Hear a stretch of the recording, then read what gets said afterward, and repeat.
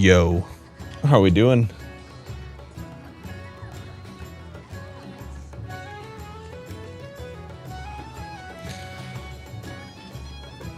All right, getting situated in the chair here.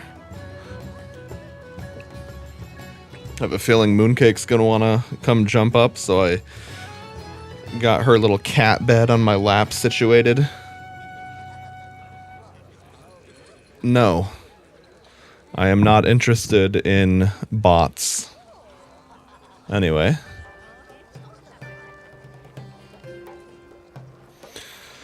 Okay.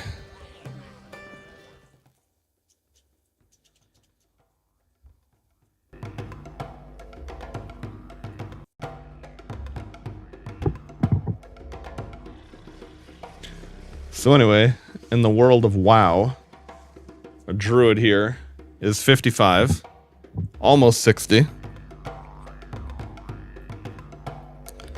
And then we're probably going to do it again with the fun of heirlooms and all that.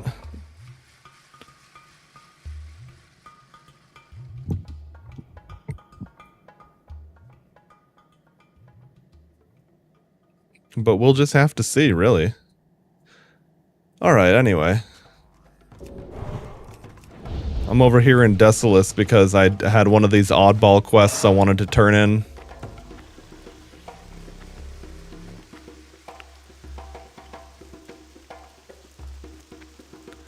And then, yeah, I guess we'll just see. I mean, I suppose maybe I saw people spamming for Grumpus in chat earlier. I guess if they're still doing that when I'm done,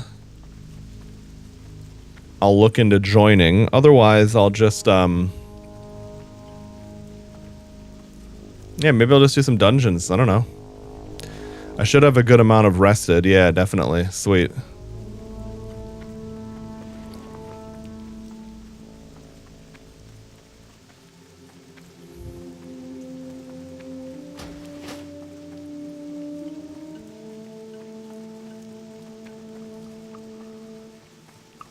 Here we go.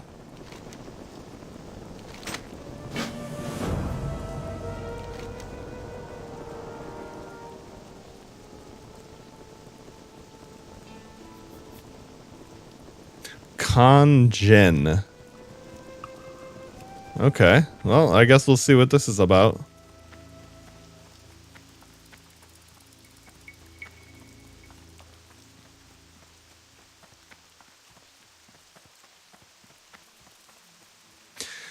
Yeah, I don't really want to fight a rogue that has over 1,000 more HP than me and 5 more levels.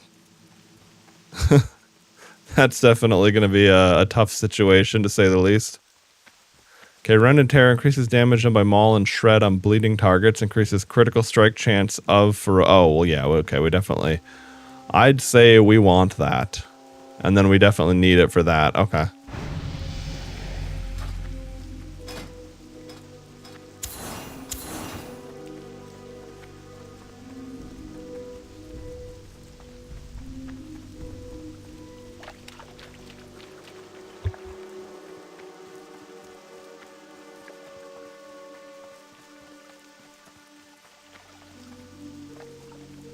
There we go, just had to adjust my headphone cable a bit.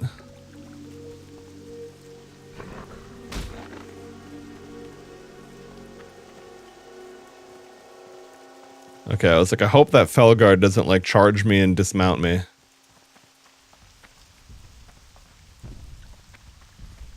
I wonder what's up with this guy.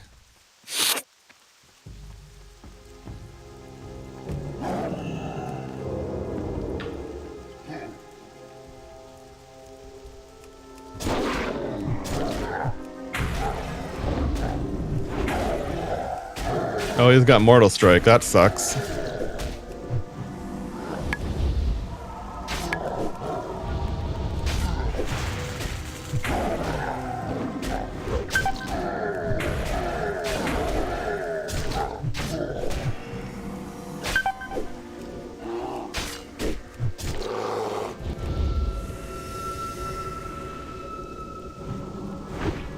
Nice, I got the heal when there was no Mortal Strike.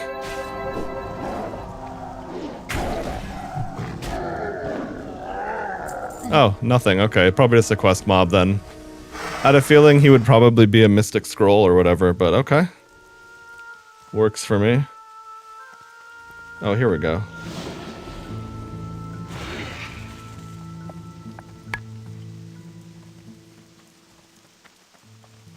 Suddenly had a much better idea for how to manage my headphone cable. I just don't want it to be dangling right in front of my cat's face. Seems like a bad idea. Okay, so this is just a regular dude, isn't it?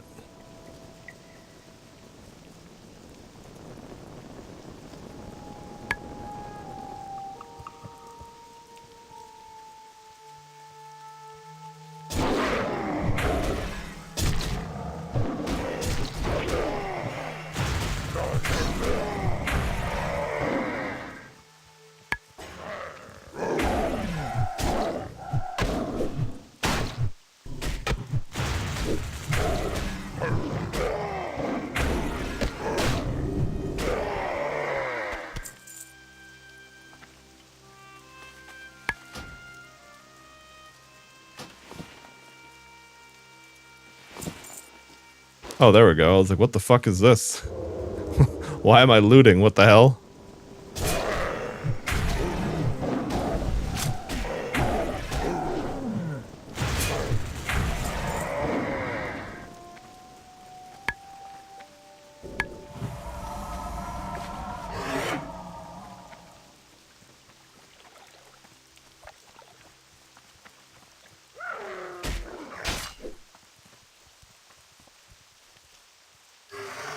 What's going on here?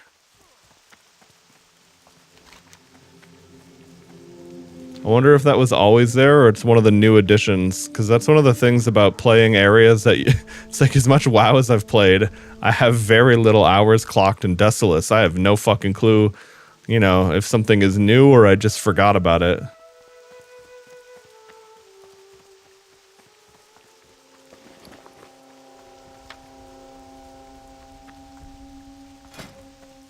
That's a cool helm. I've seen that. I'm trying to remember what the iconic piece of gear that looks like that is, but definitely not a bad little thing to add to the transmog wardrobe.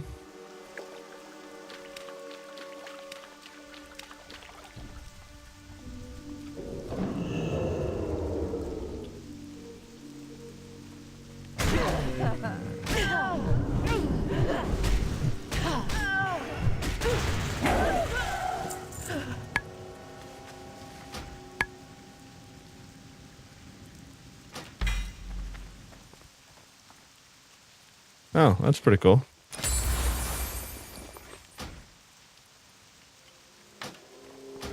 Okay. Yeah, I saw that the caster, the Shadow Raiment heirloom set, is on sale on the shop, and I was like, I guess I have to see how efficient farming them goes on Area 52. I've heard that's the way to do it, and then you just vanity sync it over. And I really like the idea of farming things, but I guess it depends how long it takes to farm the warrior stuff, or, well, could be enhancement shaman, but I'm pretty sure I'm going to play warrior for my next one. But I already have a level 10 warlock, and I really do enjoy priest as well, so I wouldn't mind caster heirlooms.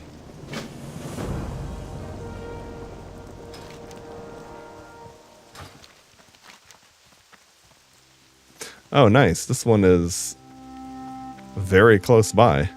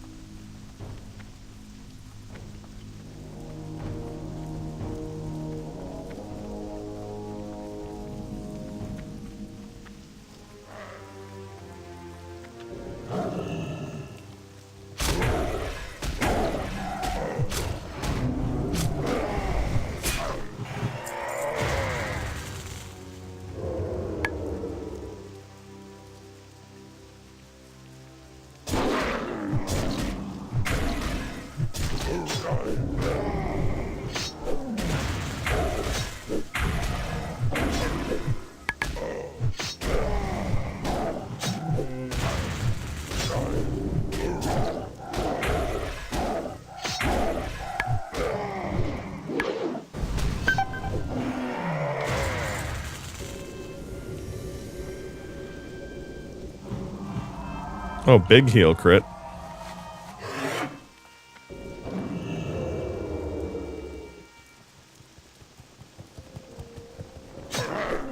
Oh, son of a bitch.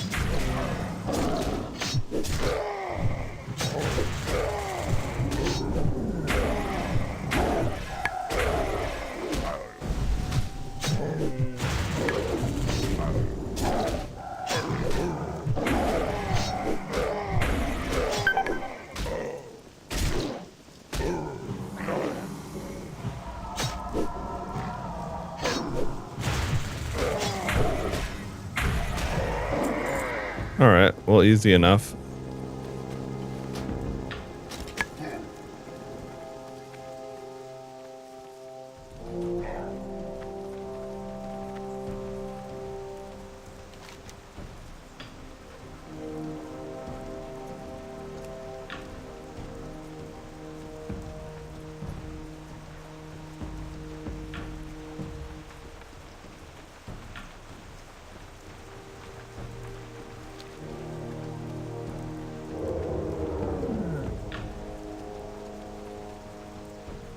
I wonder if scouts would have enhanced stealth detection.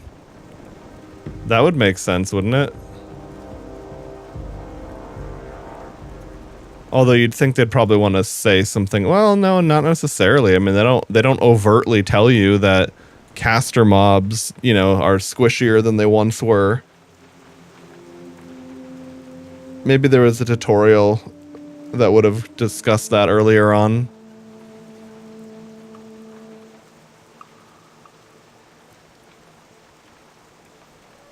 Wait, where is... Oh, that's going to be in the dungeon. I see. I'm sure that's someone in the dungeon itself.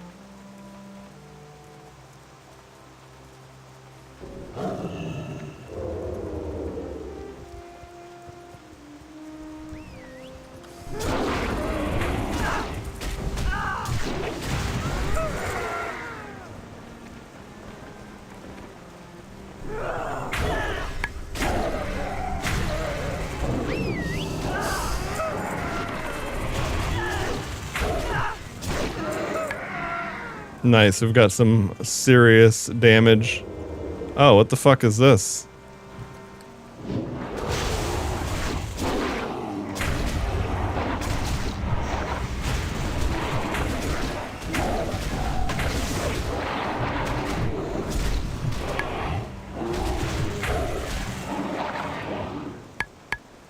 The fuck is all this?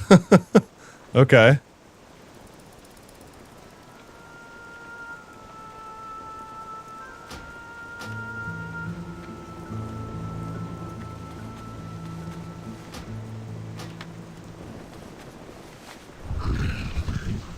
Huh.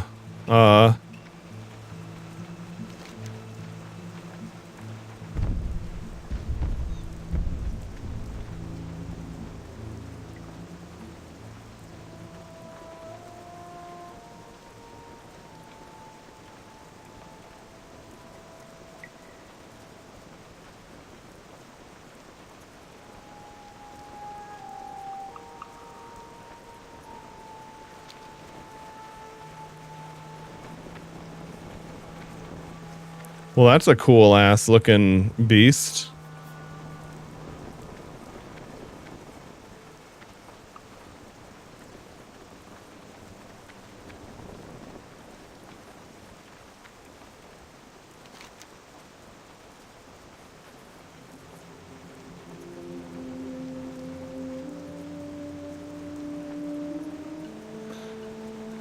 Okay, so I have a war-horn mouthpiece.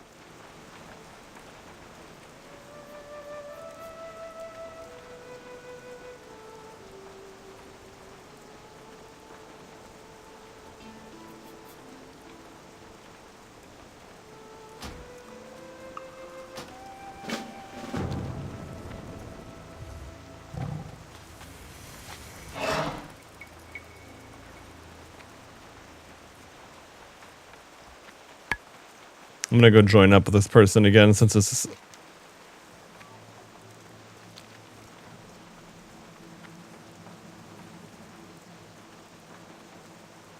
Time is money, friend.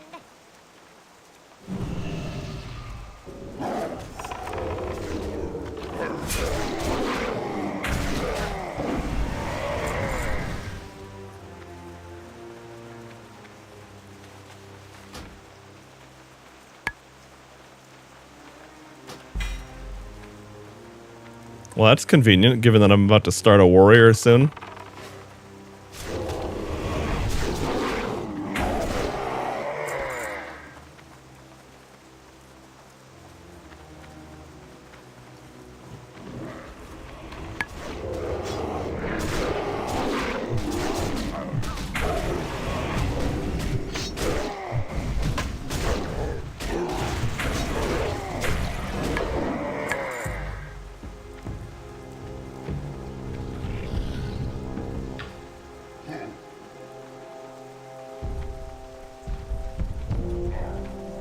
That's a crazy looking mount.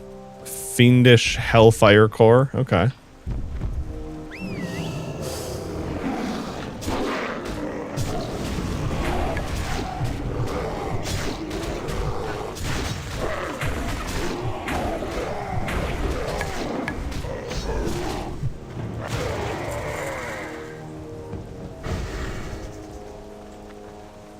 Yeah, dude's bear is absolutely tanking. I wonder what, I wonder if they're playing Beastmaster or something.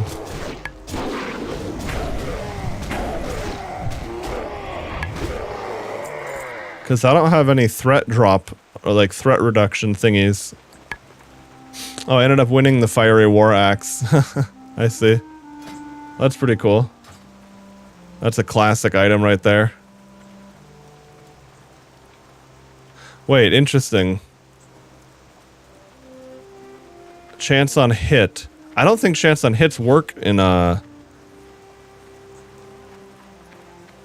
whatchamacall. Unless they change that, but I'm pretty sure you're not actually swinging with your weapon anymore.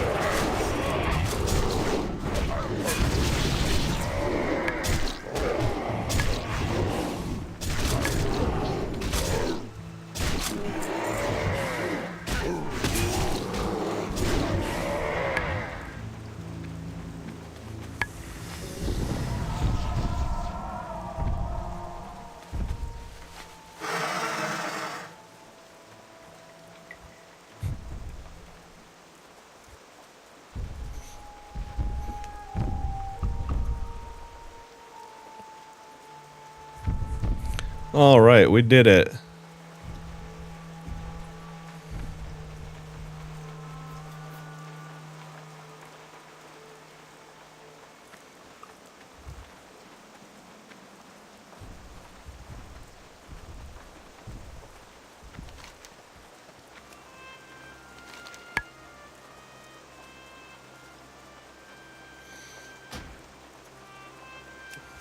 All right.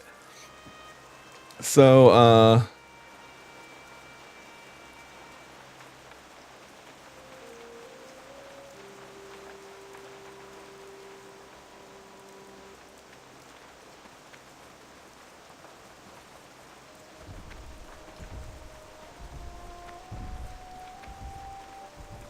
okay, got it. So I have the mouthpiece.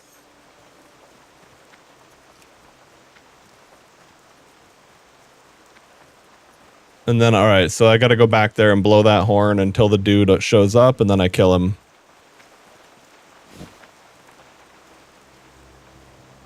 Ooh. The hell is... okay. Interesting. It's just got so much more agility and stamina that it doesn't even matter that it's like kind of like a mixed sense of things. Now the hit rating loss, I will feel that, but what is that like? Yeah,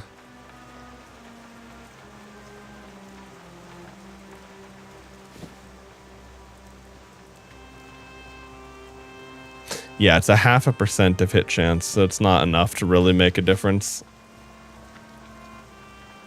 I think you need about, I don't know what percent chance you need to not miss, but I want to say it's about 5. Well, I guess it depends on what you're doing. Are you dual wielding? Are you... But I vaguely remember wanting about 5% hit back in the day. I think that might have been the soft cap for abilities and shit.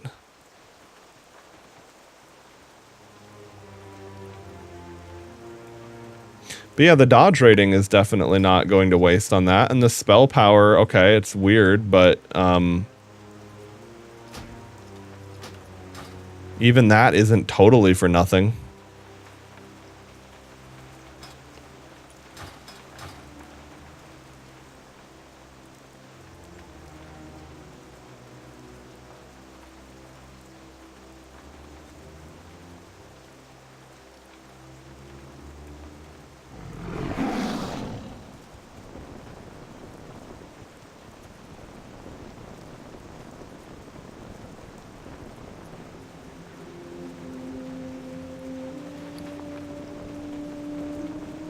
Now, I was gonna say, hopefully that fucking wolf doesn't come back. Because I don't know how easy that would be to fight.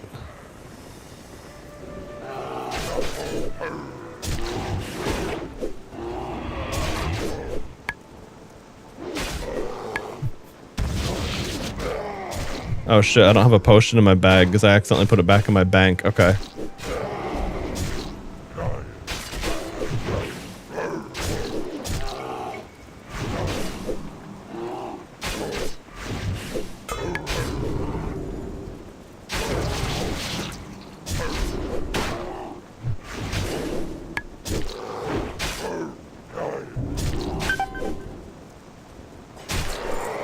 Oh fuck, that's just not gonna work. All right.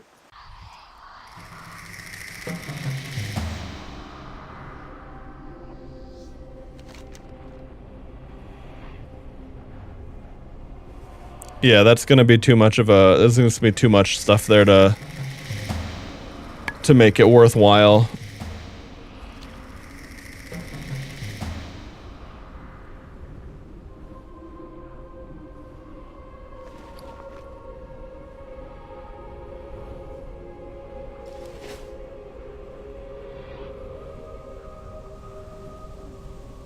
Too bad I didn't realize how this quest worked when I had that other ally up there. I think generally speaking, with at least with my current leveling setup and everything, it's like I can go bear form if I need to buy some time and survivability and everything, but yeah, realistically in that situation, I'm not going to be able to put out enough damage. I don't have, you know, I can't build into cat and bear at the same time. And even if you were fully built into bear, I don't really know.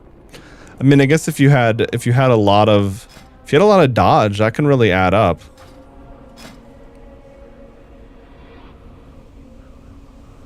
Reduces the damage you take. I also don't know what the bear mystic enchants are, but those could be pretty strong. Anyway, I will worry about that later.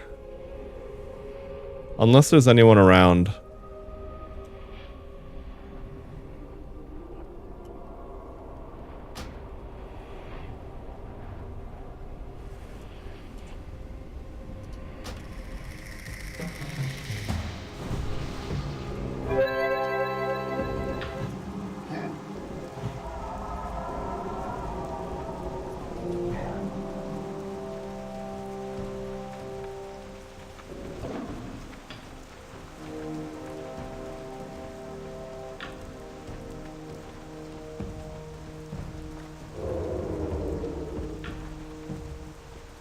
Okay, no, those allies I'm seeing are,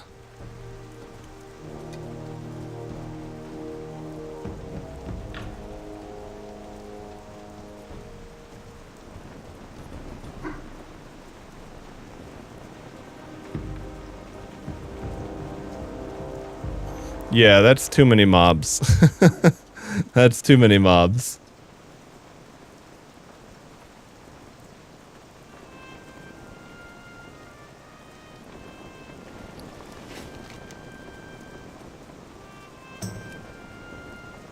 Alright, we'll just go turn this in.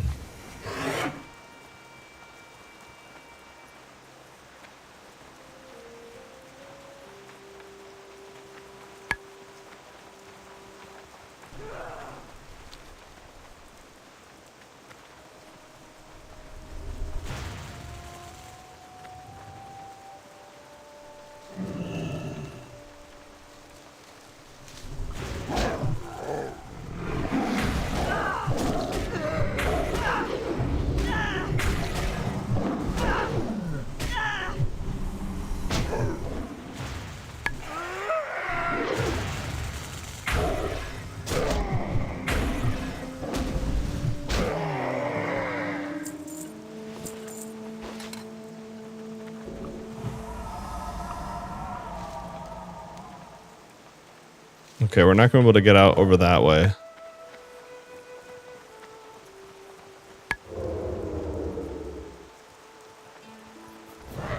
Oh, fuck. I was just thinking about that. I was like, is that gonna, am I gonna be in range of the fire? And indeed I was.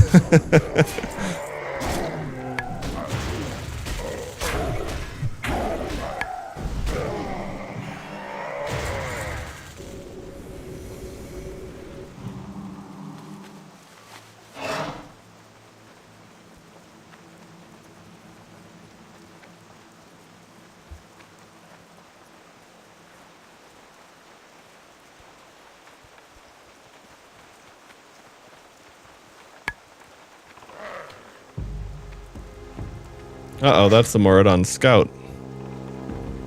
Those are the ones that hit hard.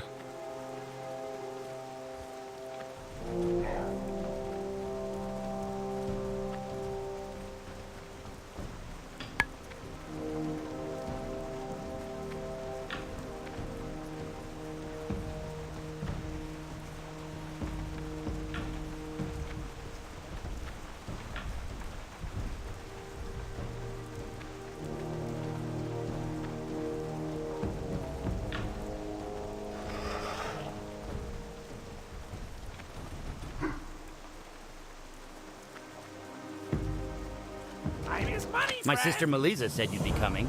Thanks a lot for getting her out of the jam she was in. It's too bad that she's already probably found herself in a new one. There's a valley to the southeast, the Valley of Bones, haunted. Okay, not gonna bother doing that. Yeah, I do need to have silk cloth on me when I go over there.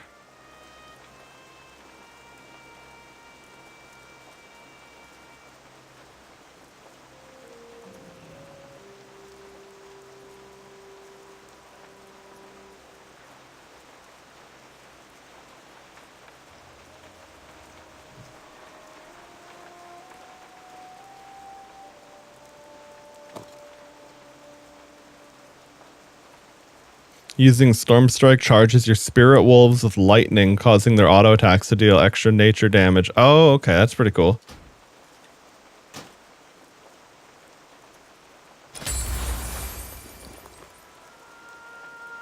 Okay, I'm gonna delete that one. I'm gonna keep the druid one because I'm just gonna equip that for the time being because I don't even have a feral ability yet. I mean, I guess I could put in solar beam, but I don't know.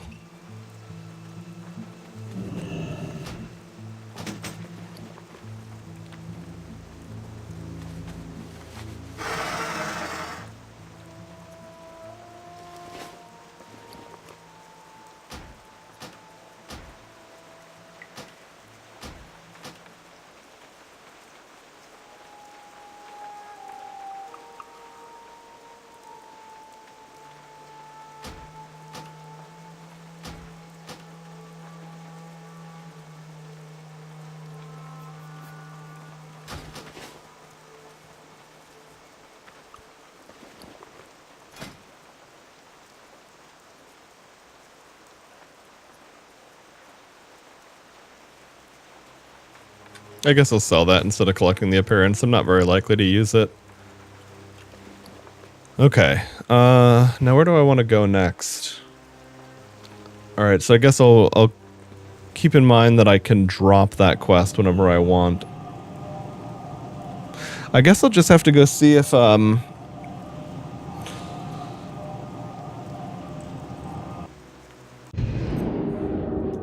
I don't know. Do I care about doing the Grumpus thing? Uh-oh. Game crashed on me. I've had that happen occasionally in Ogremar. Not often. But every now and then I've had a couple. Fortunately, again, only in Ogremar, as far as I can remember.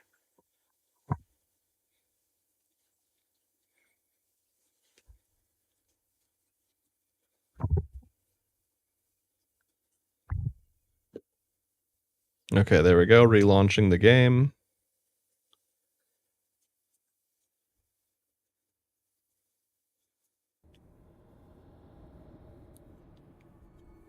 Launcher had to verify files, but honestly, not a bad thing after a crash. Make sure that you're all on the up and up.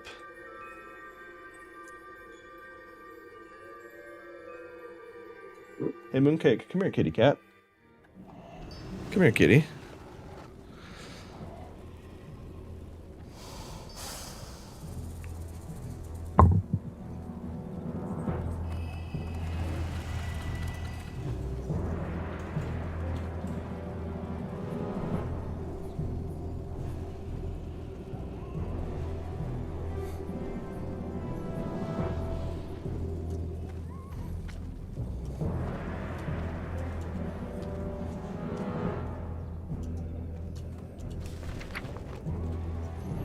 Oh, I got some shit sold. Okay.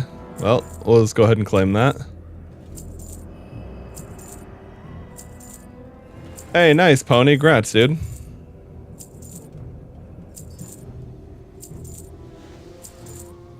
Yeah, he hits pretty damn hard. You'd need a... You'd pretty much want a... I imagine you probably want a geared tank. Like a level, well, not like super geared, but like a level 60. Maybe 58 where you've started to get that blue dungeon gear. Just for the sheer HP values alone. Yo! Heya. If you want to test your fishing skills, then I have just the place for you. This Sunday we have a fishing tournament in Stranglethorn. There's a fishing contest in Booty Bay this Sunday. Here are the rules for you.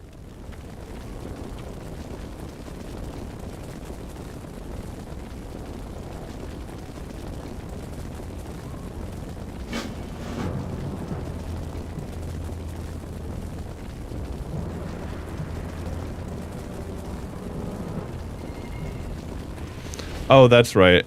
I was gonna say, where the fuck is the Grumpus quest? But that's over here. From, this lady, Rico.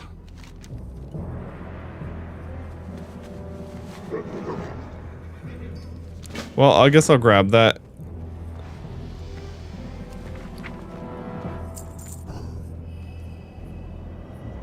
Do that one later. Okay.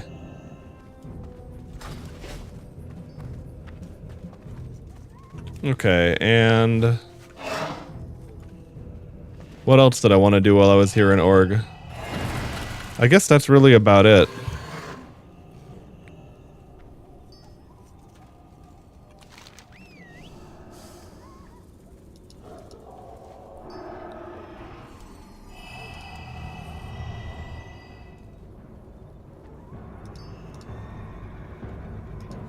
Oh yeah, I got 2 quests to go turn into that spot.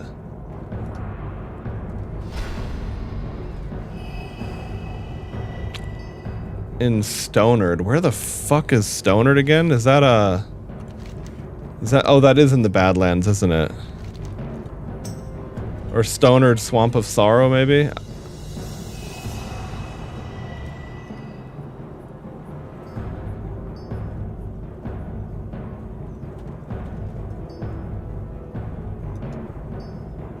Yeah, okay.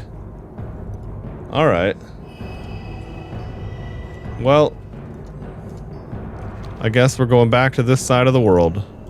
Or actually, no, I think it'll probably be faster to go to Gromgal and then... Is there a flight master at Gromgal? Let's double check.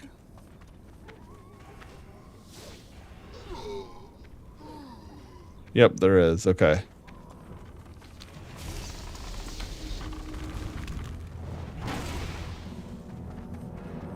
Yeah, no, that's what I noticed about doing Grumpus the other day, is that it's a fight that just kind of sucks for melee DPS because they'll just get one shot by the thunderclap over and over, basically.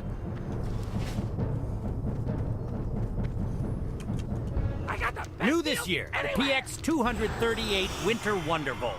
Step on up and don't be shy, and sign these forms before you try it. We're still working a few bugs out of this thing. I hear Great Father Winter, with the generous support of Smokywood Pastures, has put presents for everyone under the tree in Orgrimmar. I wish I could go, but I've got to look after the PX 238 Winter Wonderbolt. But you should definitely check it out. I'm sure Great Father Winter has some presents with your name on them. For one such as you. Thunderbluff is holding a celebration for the new year.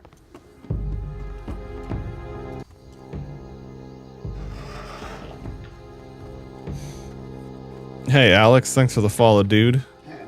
Welcome, welcome. Okay, oh, here we go.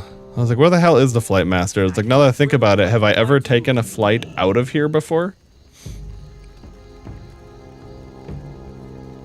Okay, well, we'll just go to Stonard first then. Works for me.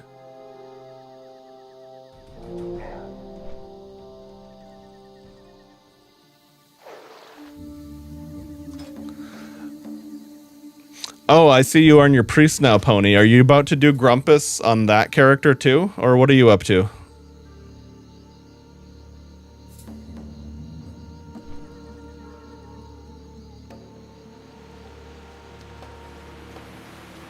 Also, yeah, dude, I respect the forming a group yourself in chat thing. That was what I did. I actually had a good raiding guild in Wrath of the Lich King, but my brother and I were younger in the guild. Most of the people in the guild were like young working professionals. So it was not a guild where people played alts and shit. So we had a group of people that did not like, they were good players. They didn't like to waste time. But yeah, for like no one was playing alts. So for other characters, I started to just become a pug raid leader, and I built a reputation for myself for just running things well. And I had an add-on to control master looting and everything, so people would actually get the gear. And this is back in the day where, you know, it's like if you ninja'd, that reputation would literally just stick with you on that server.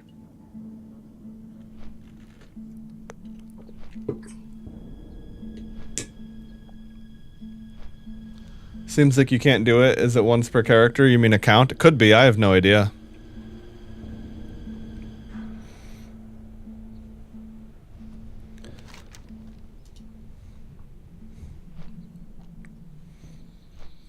Yeah, nice, dude.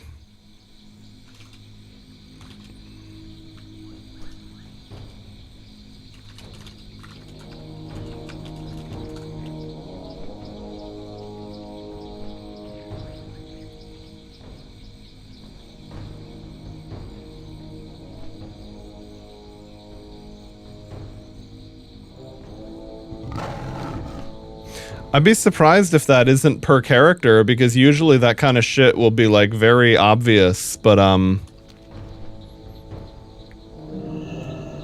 yeah, I don't know. Like, I do know, for example, that a raid lockout. Oh, wait.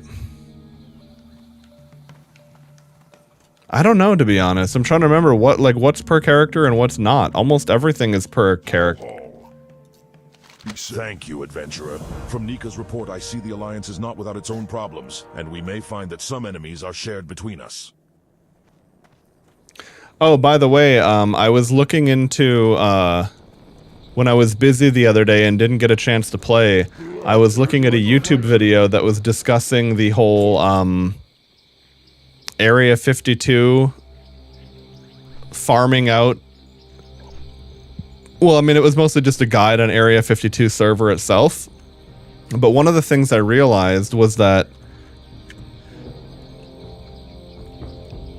if you don't want to do full free pick,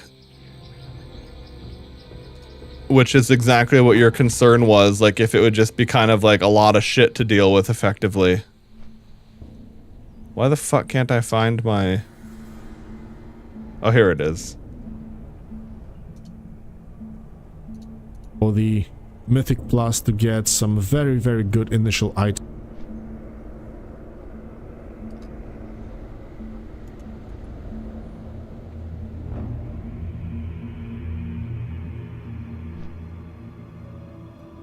Okay.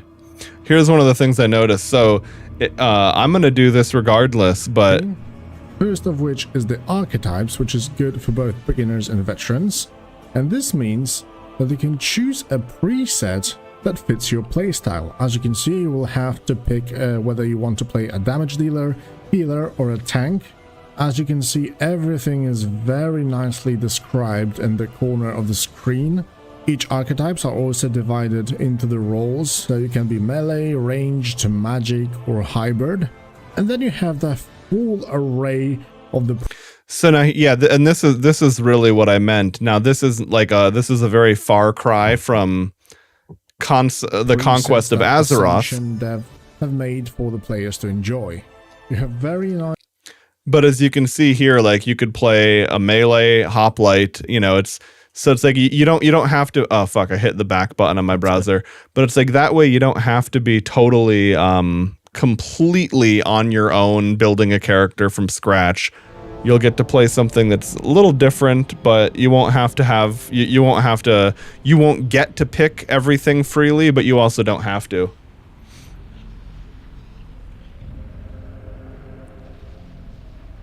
Maybe you did it on this one already, need to wait for the reset. Oh yeah, definitely in that case. I think the daily reset is about it's like in an hour from now or something. I think it's about 6 p.m. my time and it's 4:50, so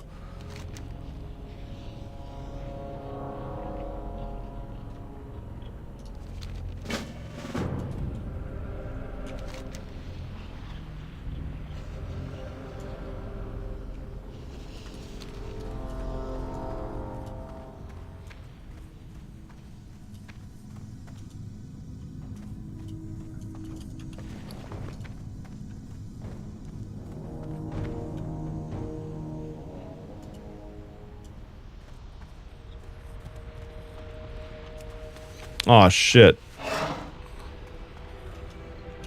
Hold on. So, where would you like to fly to? Go forth to victory.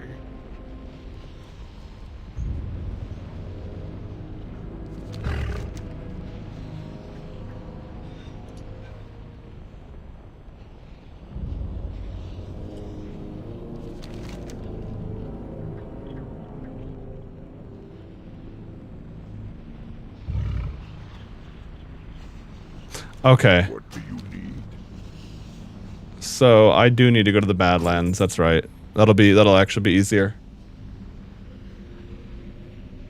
Yeah, I did a whole bunch of them yesterday. I was grouped up with a random bro. Oh yeah, this guy over here is already level 58. Bro's flying. But yeah, we were banging out a bunch of quests, got into some world PvP with a couple of dickhead paladins. Had a good time.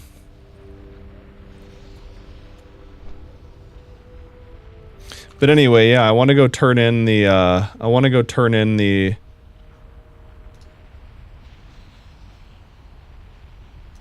the key to freedom.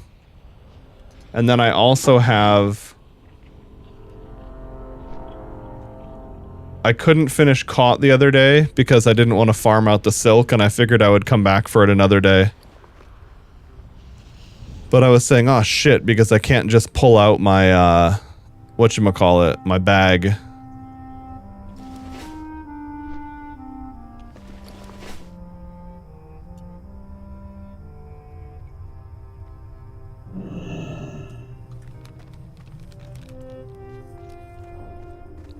Can only pull out the personal bank in a rested area or a dungeon, for better and worse. Okay.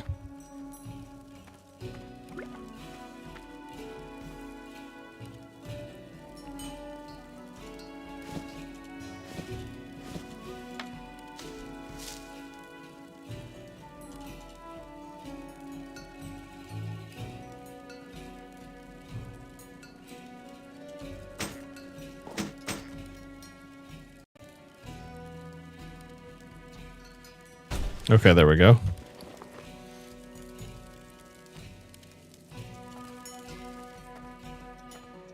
Loktar. If we are to make these new lands ours, then we must have places to rest our battle-weary bodies. Lay your axe by the fire and share the stories of your mighty battles. Down.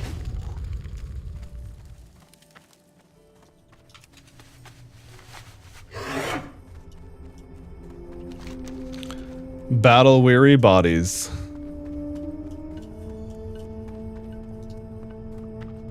Okay, now, how the fuck? Oh. It's right here, isn't it? Yeah, okay. It look like I always get thrown off by that. This sitting is wearing me down. Oh, sure. You as the human.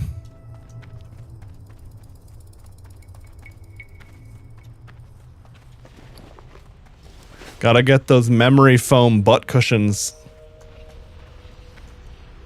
I'm a big fan of having the right support.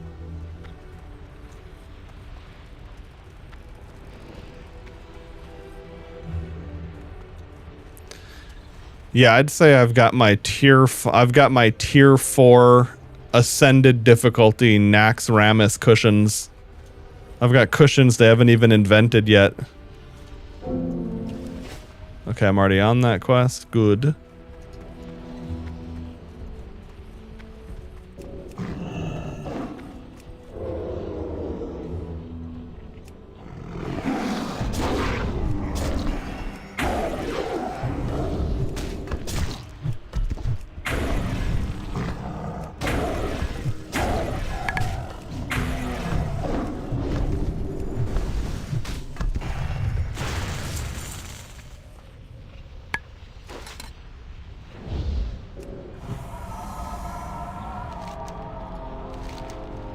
There we go, we gave him the silk cloth to wipe his ass, and now we're gonna set him free.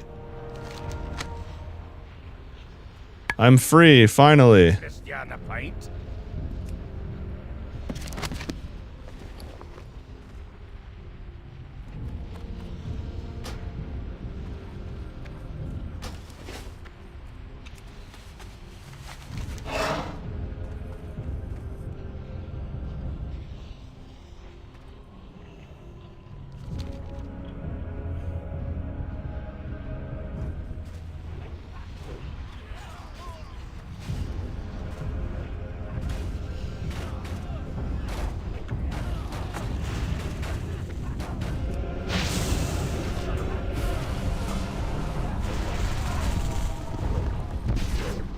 I can't help you.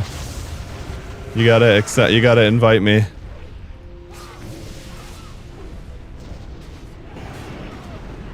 Okay, they're doing their things. I'm not worried about it.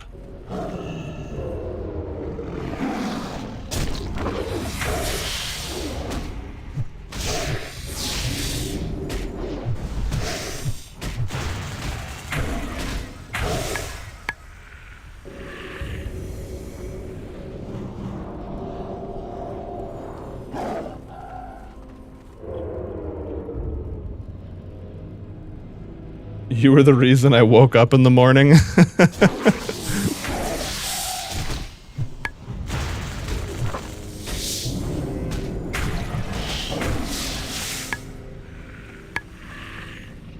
Nah, I'm all set and still some time before work. Nice.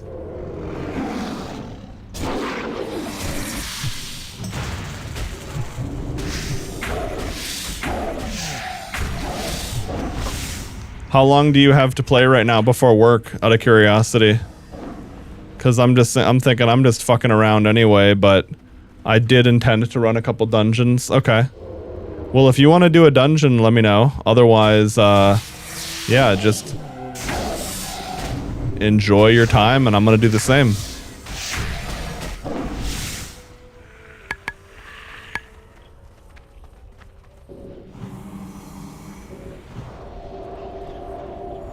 Okay, sure. Yeah, let me know what's up with Grumpus, because I could make it over there quickly, given that my hearth is still Terran Mill. Is this person gonna aggro me, I wonder? No, okay. I'm gonna steal your book then, bitch.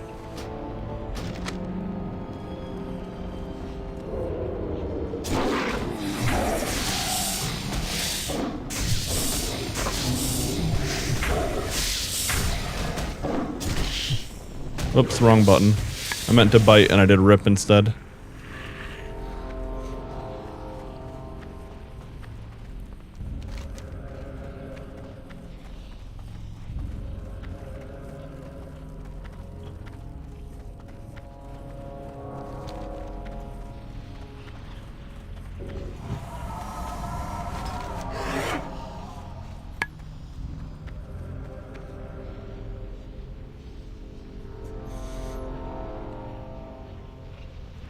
Okay.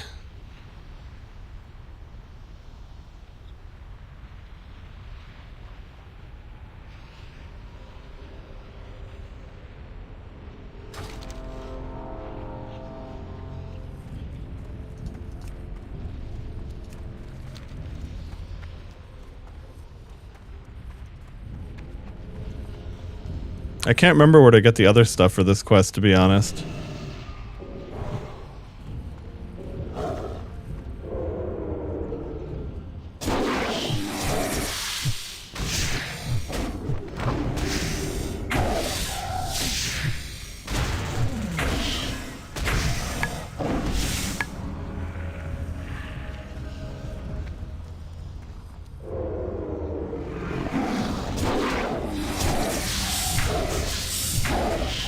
Oh, there's a cool-ass rare elite over here.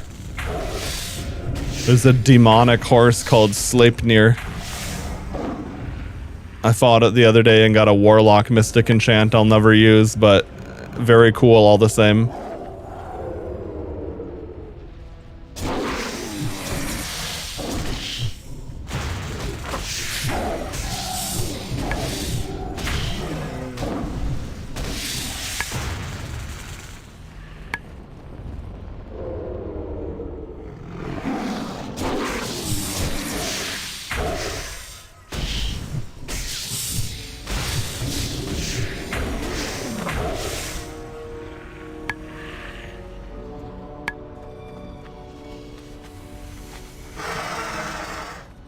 Okay, those golems don't count for the ones I need for the quest.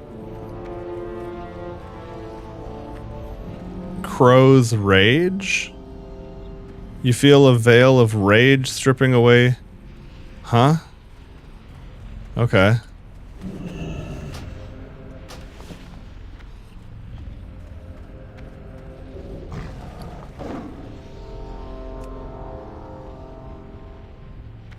Oh, nice. Stamina, intellect, crit. That might actually be an upgrade from my Resta set.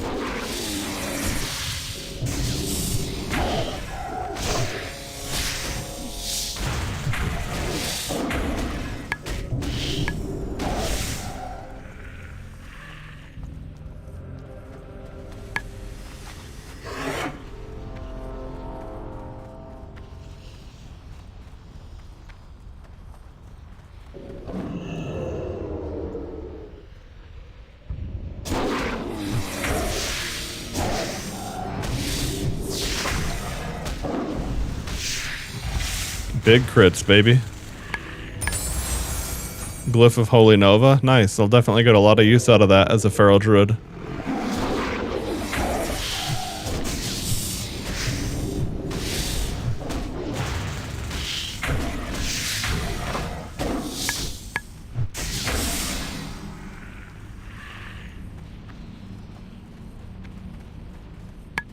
Okay, sweet. We got all the legs we needed from that.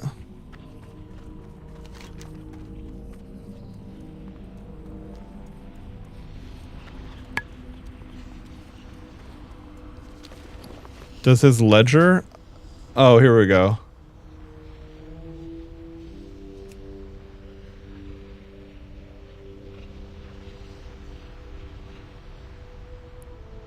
Dustwallow Marsh.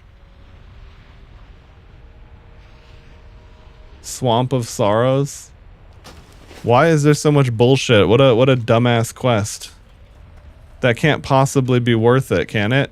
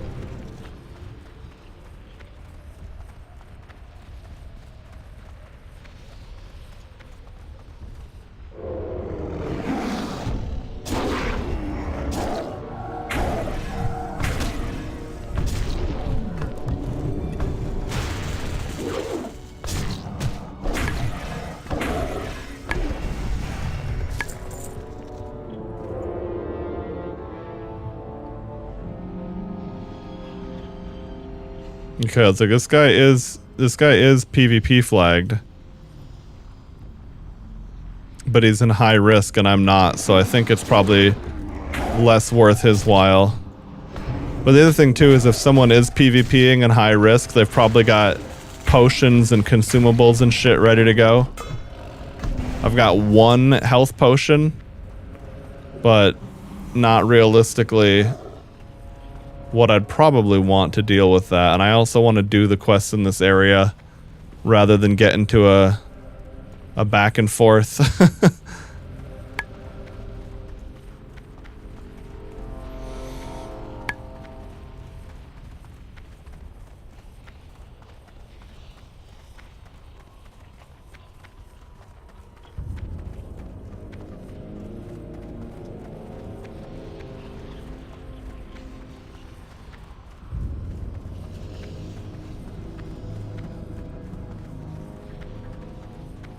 Oh, what the fuck? Bro's on that stage of the quest.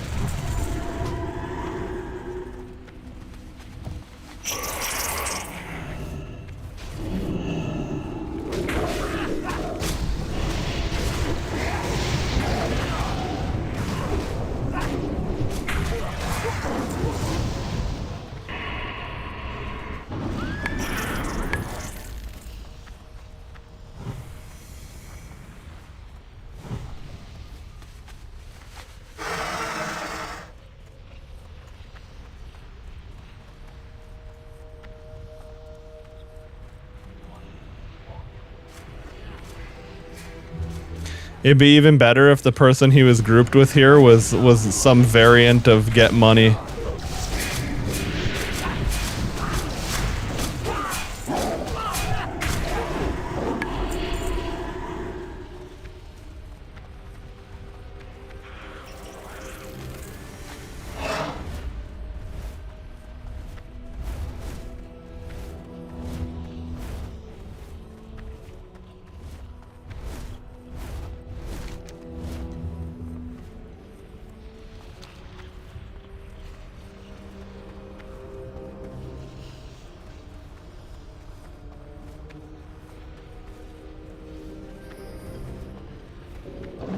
Oh, that's right. I forgot about pinging the map temporarily.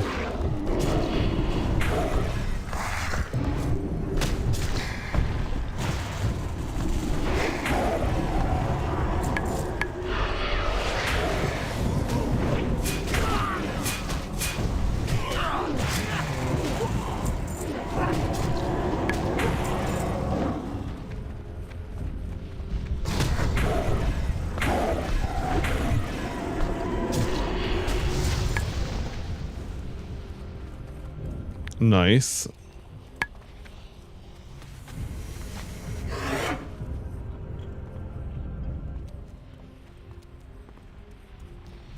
Here we go.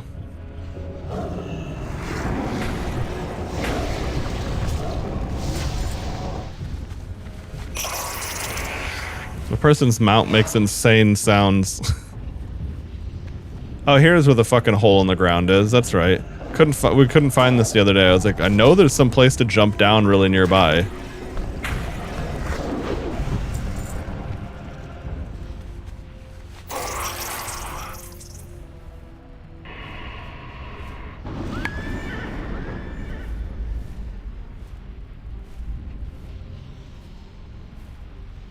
Wait, Overseer Malfory, do I have this?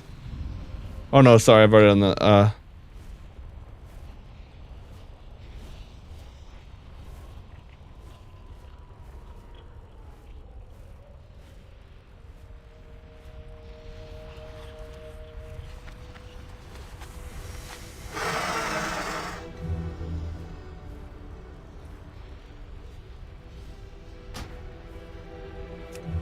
Alright.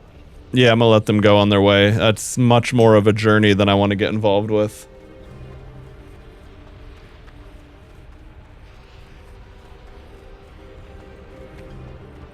I already did my spelunking in the Searing Gorge yesterday.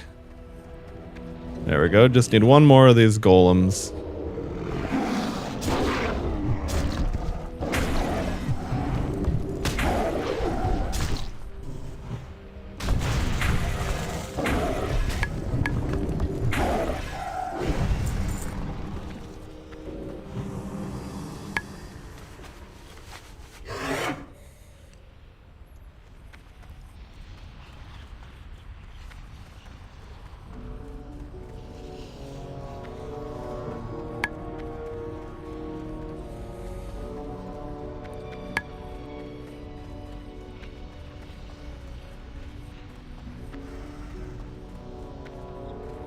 I know there's a way to get up here, but I always forget which way it is. No, that's not it. Anyway, whatever.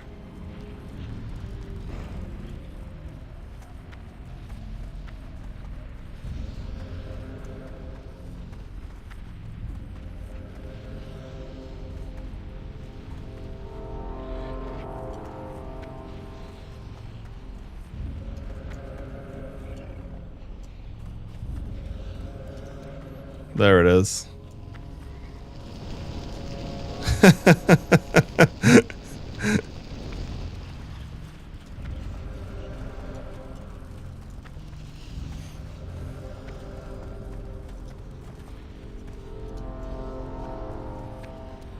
You got my attention. When Lolo doesn't want to spill any of his precious ale or get his little dress dirty, I'm called in.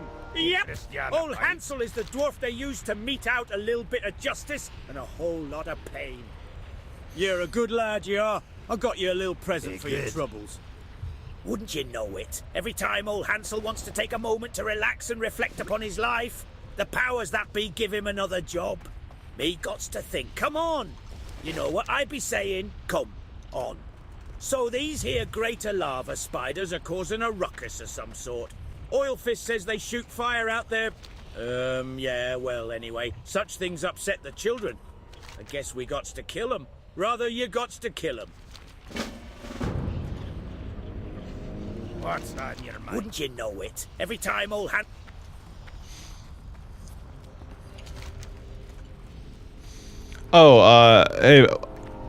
I'd be down to do a dungeon if you want. I'm just kind of fucking around, just taking whatever pops up my direction, but yeah, I definitely would be down for a dungeon. Let me Oh, that's funny. The Alliance chests look different. I guess why not? Burninate's the Let me just name. vendor some shit real My quick. game.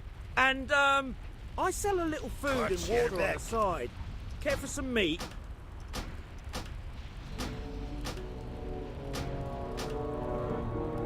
All right.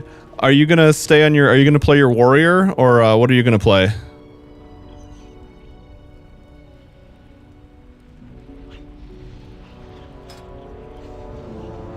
Okay. Sounds good. Let me just double check. Intellect, spirit, stamina, intellect. Oh man, I don't want to give up more spirit is a problem. That's okay. It's really old though. This is better.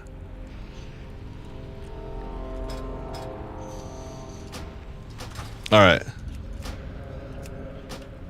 Do I have my quest? Daily dungeon diving? Yes, I do. Okay. All right.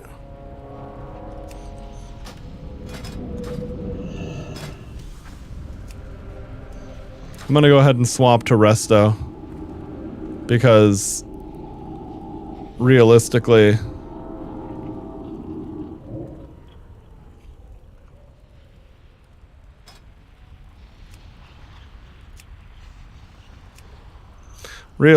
we're not going to have a queue time.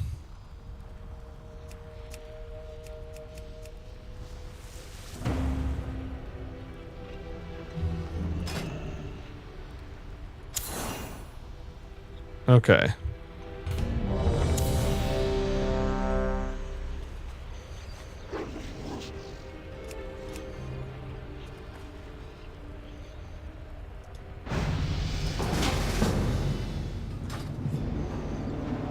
Oh, the dead mines. No Marine has fallen under the control of those dastardly trolls. The situation is grave, but perhaps you can help, adventurer. Deep in the dead mines is a functional goblin shredder. Find that shredder and bring back the intact power supply. With the shredder's power supply, we can give our gyro drill-matic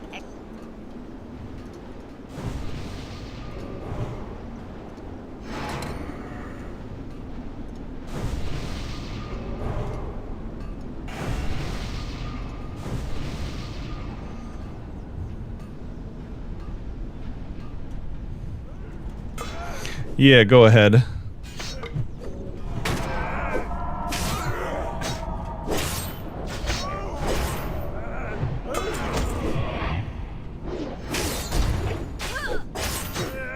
Yeah, you'll want to grab a lot of mobs. And basically just make sure that you don't end up with your back faced to them is all. Because then you won't be blocking or dodging or parrying anything if they're hitting you from behind.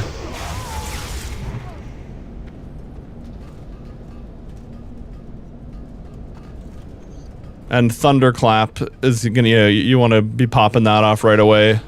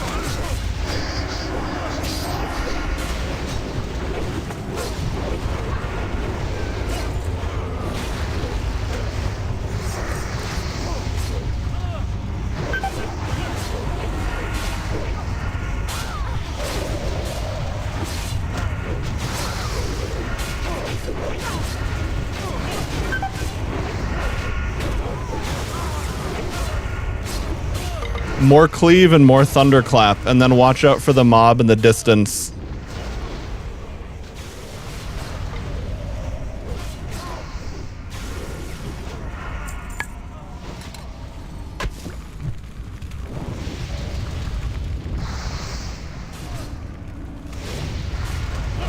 There we go.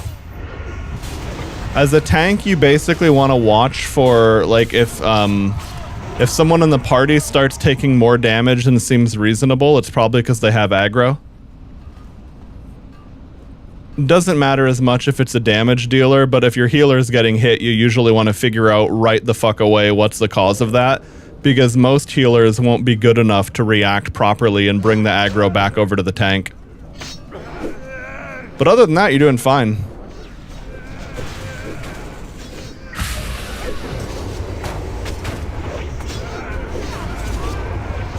But I am pulling healer aggro very, very quickly and easily, so I don't know if you need... I don't know what you do or don't need. But if you didn't pick AoE options, then you definitely want to change that later, because every tank needs AoE effectively. Especially with dungeons and the way that people play them these days.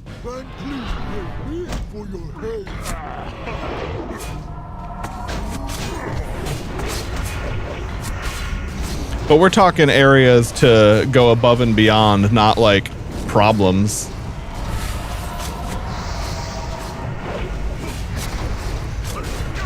But yeah, like you'll want to go grab this mob because this is a ranged mob that I can't do anything about. There we go. I moved him over.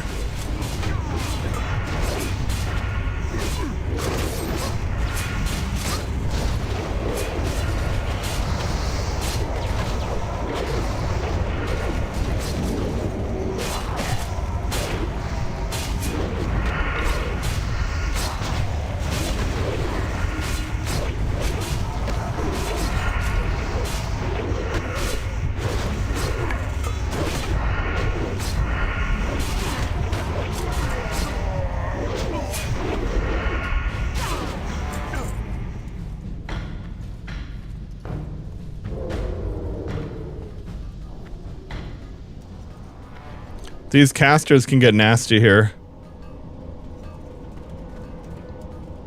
But anyway, yeah, you should pull as the tank so you get initial aggro.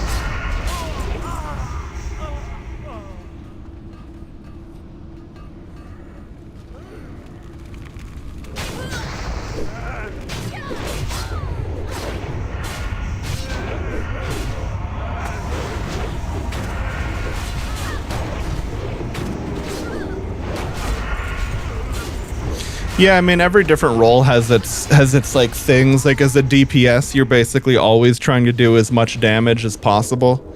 As a healer, you know, you want to, as a healer, you're keeping people alive, which is oftentimes not that much, but then it can get pretty severe as things start to fall off the rails.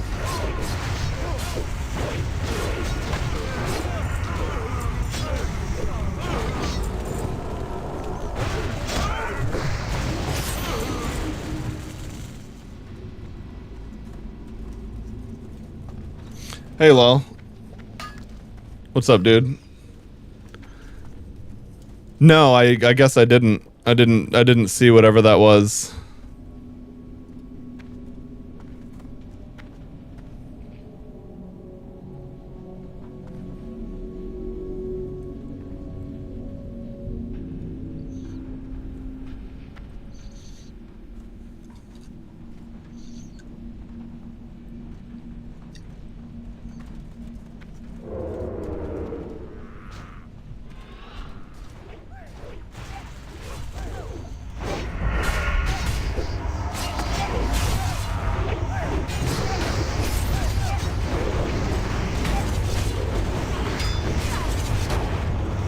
How are you doing though, dude?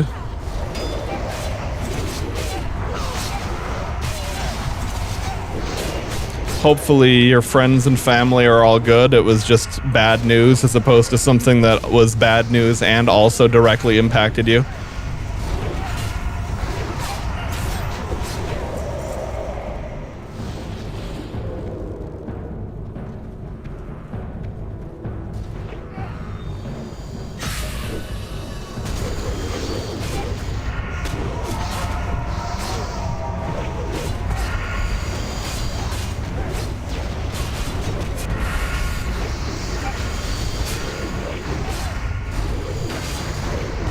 There we go. Another thing that also might really help you is like a target of target macro kind of thing.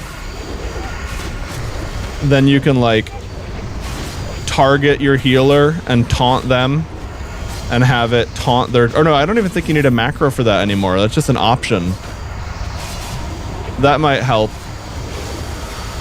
I'm trying to remember what I used to have you set up UI-wise when I used to tank. But then I ended up playing more DPS and healer.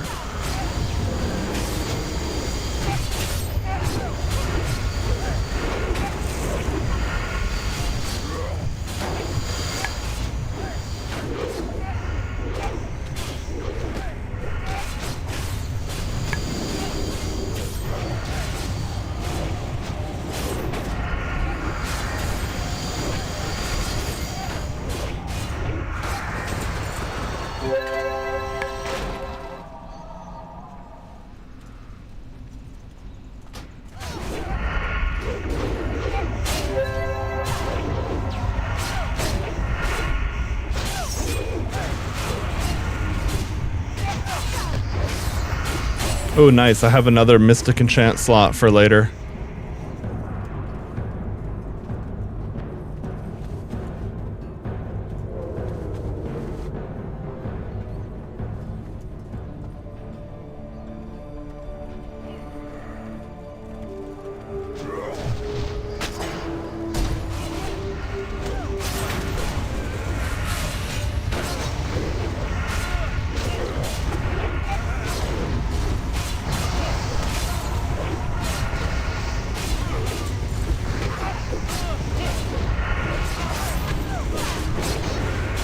Oh yeah, but in situations like that, you need to react very, very quickly as a tank, because when extra mobs run up, the healer will have aggro if you don't do anything, especially as a druid, because my heal over times keep rolling. I can't shut them off.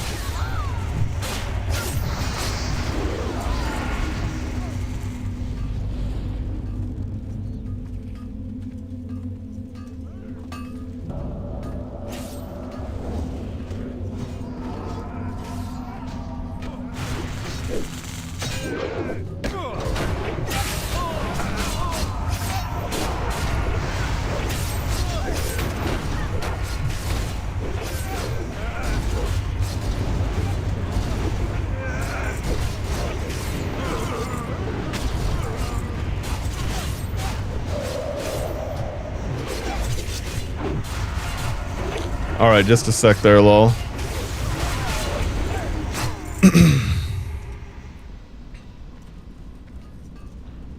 Yesterday at 5 p.m. at Taipei train station, there's a psychopath throwing smoke bombs, and then he went to MRT Zhongshan station holding a machete, caused 2 deaths, 7 injured, and then he jumped off a building. Holy shit.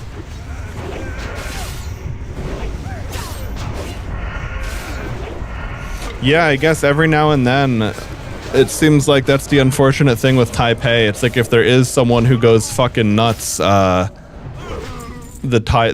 train stations, the MRT stations, they're like an obvious choice for anyone fucking crazy to just, you know, have an easy place to target people.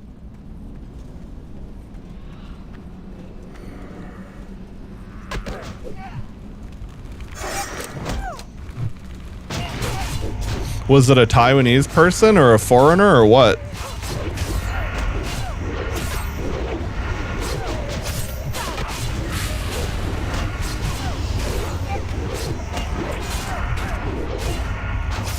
Taiwanese, okay.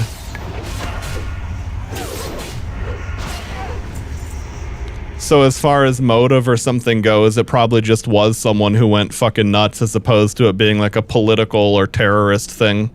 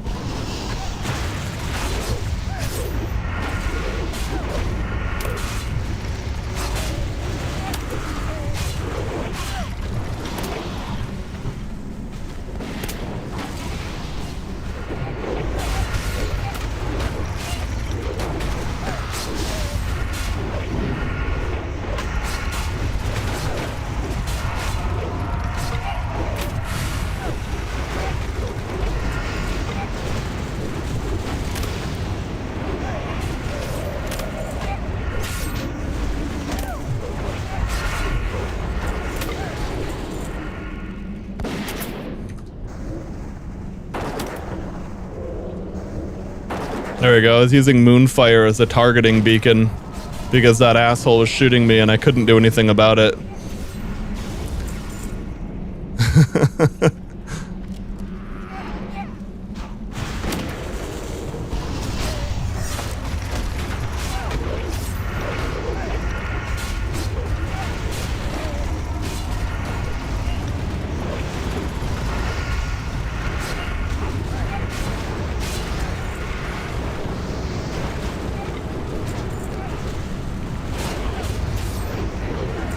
Using clear casting on Hurricane actually feels pretty fucking good.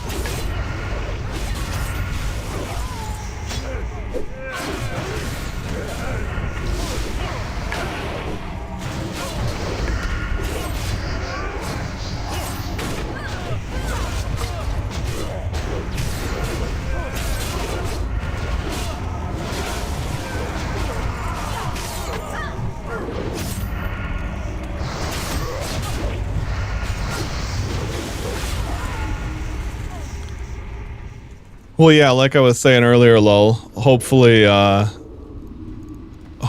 least the silver lining can be that you know, it didn't impact you or anyone you know personally.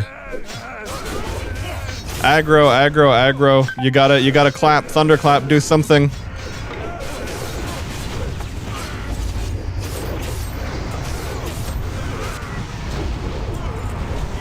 Fuck. That's alright, just play it out, I'll run back.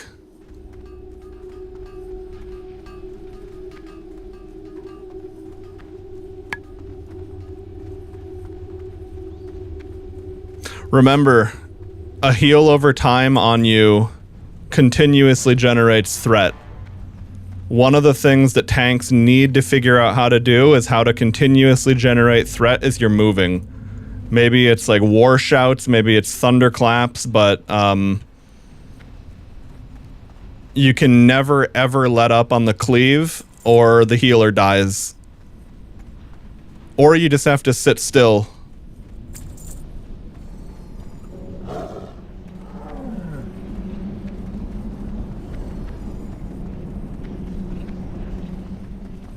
But as soon as you ran off there, every single mob immediately just went directly to me.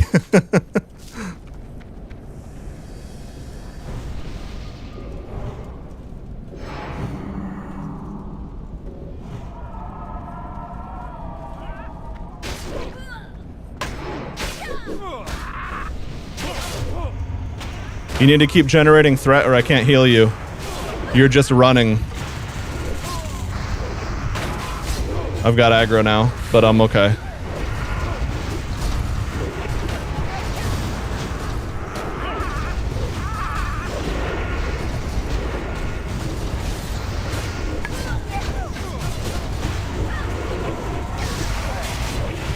Oh shit, that mage got insane threat.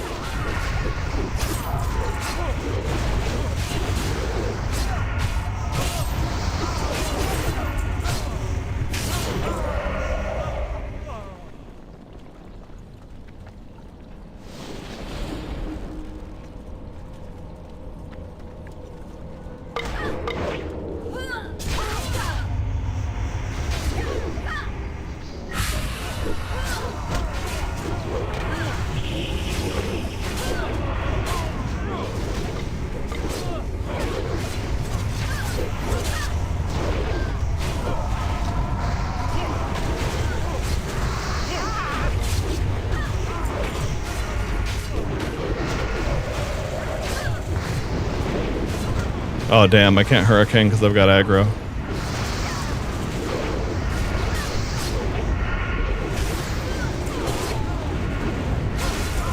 There we go.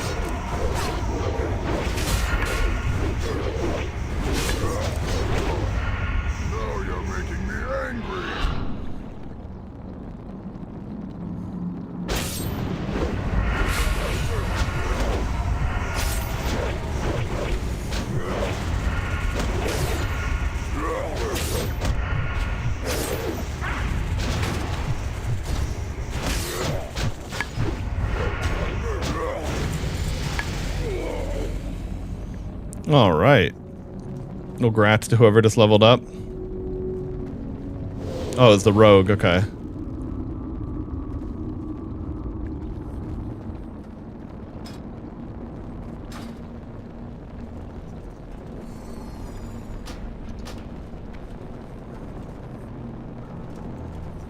Yeah, you'll want to go first. You're not going to want us to get aggro.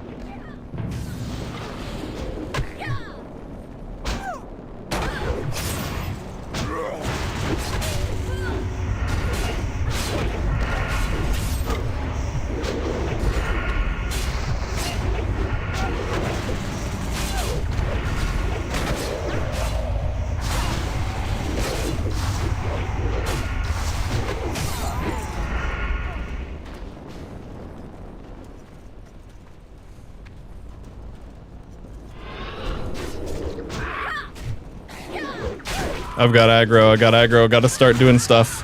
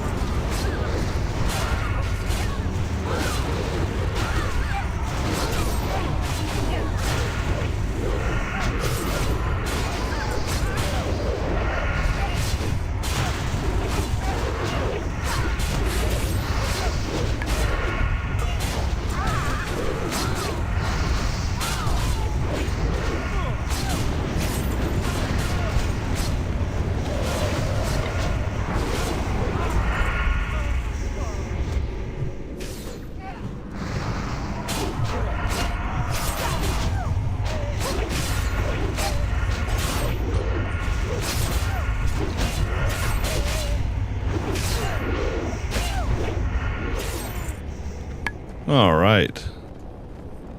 We survived.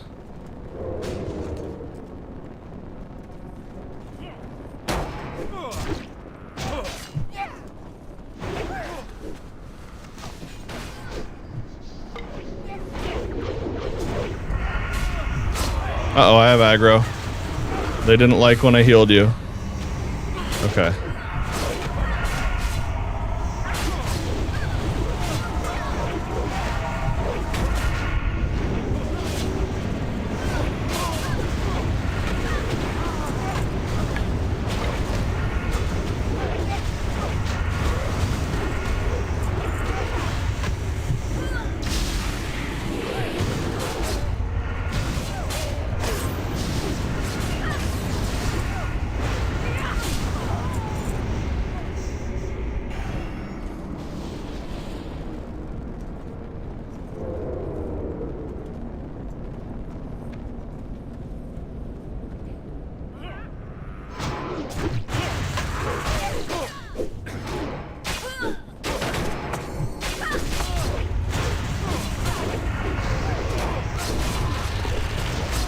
We're probably gonna get mobs patrolling.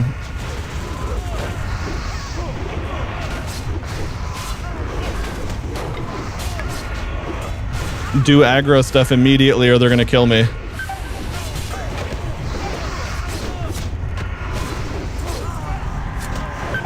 Immediately, you gotta do more. Do something. I'm popping all my CDs.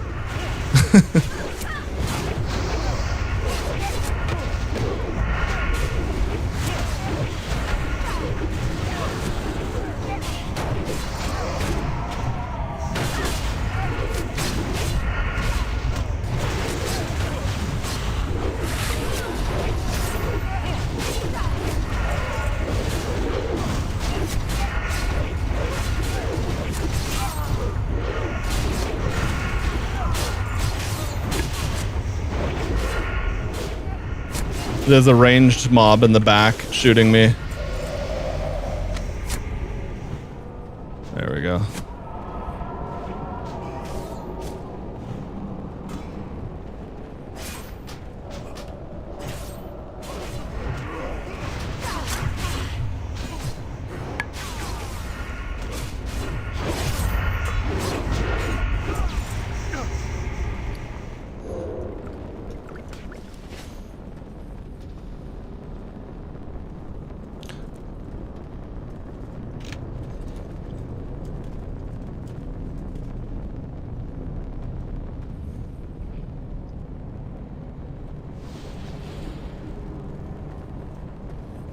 None may challenge the Brotherhood.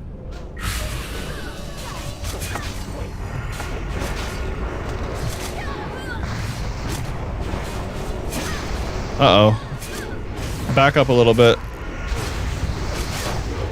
There we go. Trying to make sure I don't have aggro.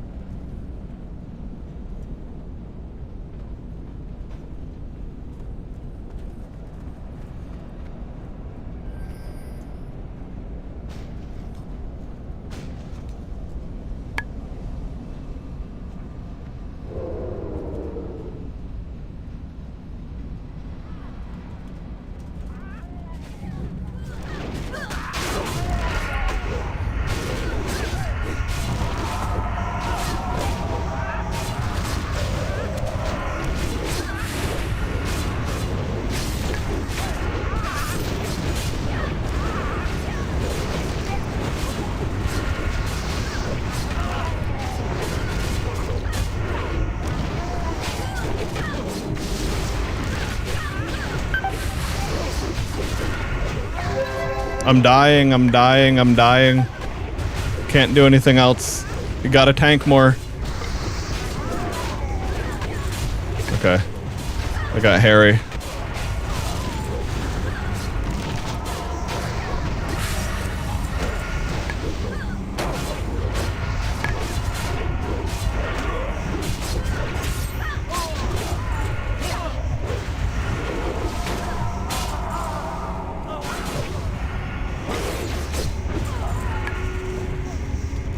All right. We did it. All right. That's it. I mean, I think that's basically it.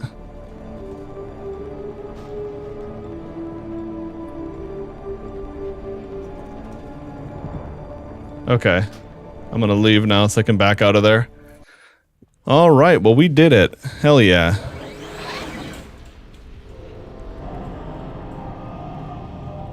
I guess I'll go back to org to turn that all in.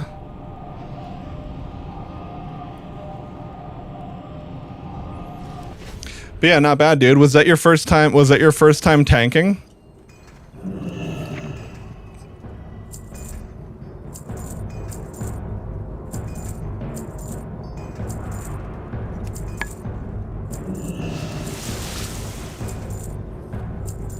Ah, yeah. So my advice, don't be afraid to dip your toes in and then wait all the way till you're almost max level to start learning a new role. I've seen people do that before, and it's literally always self-sabotage. Like, you're gonna, you get to, you're like, oh shit, I'm kind of nervous about tanking or healing. It feels like too much pressure and I'm unfamiliar with it. But then instead of learning it at like level 15 as you go, you're like, all right, well, I'm almost level 60, time to jump in. And people are going to look at your level and go, what the fuck? Have they never tanked before? But no, honestly, some of the stuff you're doing is totally fine. But then there were just a few situations where I think it probably threw people off because they're like, wait, this guy's never tanked before.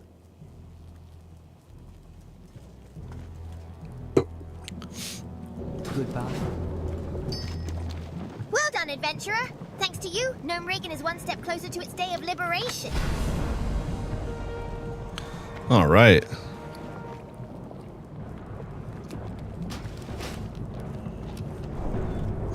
Yeah, no, intervene is, that's, you're kind of overcomplicating it, I would say. Like, it's a good thing to have that kind of stuff in mind, but that's a little bit different. That's kind of more like, you know, you've got range DPS way in the back somewhere, and then they get aggro pulled to them. But I mean, honestly, everything you were doing was fine. It just mostly seemed like it was the kind of slowness and tunnel vision that comes with not being used to something, I would say. Like, you know, you're not reacting instinctually. You're like looking at a new scenario and going, okay, I have to solve this problem, rather than immediately knowing the reflex. The only thing I would say that you'd want to maybe look into in general is, it looked to me as if you were keyboard turning like this. I'm using my left and right arrow right now because it's not even bound.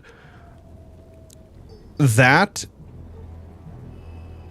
is basically something that no one should ever be allowed to do ever in WoW, no matter what role you're playing, no matter if you're PvE only. You know, it's like you kind of have to bind A and D to strafe and get used to right-clicking and turning the camera like this, because keyboard turning is just super detrimental. It's borderline non-viable.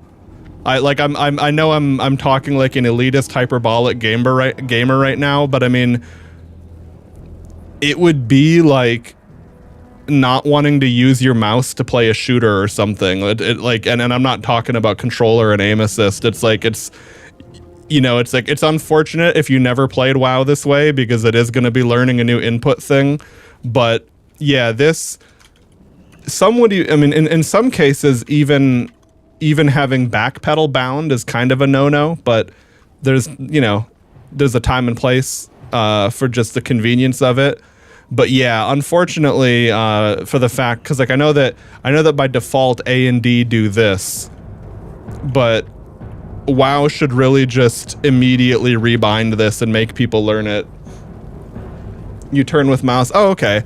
Maybe it was just network stuff then, but because it looked to me, when I was looking at you play and just trying to observe and think, okay, what would I do? It looked like your character was turning slowly here and there, but it could have just been the way that, like, the network, you know, interprets it and all that, of course. Yeah, no, all good, dude. All good. I mean, hey, it could have gone... There was one death I had that could have easily been avoided, sure. But the whole experience could have gone a lot worse. So, you know, definitely don't feel bad. That went fine.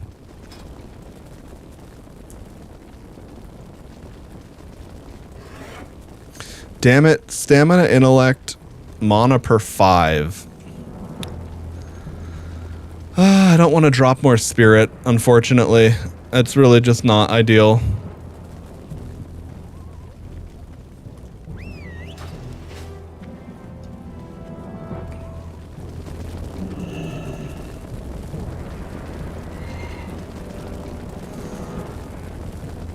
Oh yeah, no, that's why you'll see,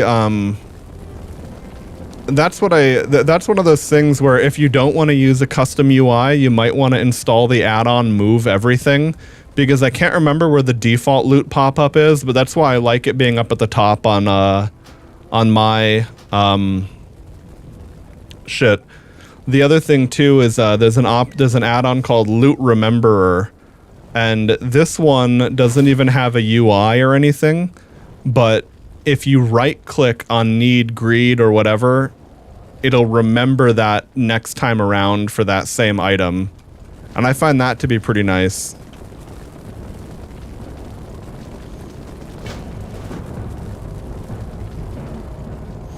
But yeah, no, don't let it... I mean, the very first dungeon I was playing, where I was bitching about it because I had a group that just didn't fucking make sense and they were playing in a way that felt like, okay, I was like, I have one button to heal and it's not fast enough for this shaman tank that's not really a tank and takes way too much damage. But yeah, don't let it like turn you off from trying again, because if you think back to that was my first dungeon in Ascension. I went and installed some add-ons to change my UI because I realized that the default UI was just going to be a big detriment for me trying to heal. And after that, I've been having a great time with it all again.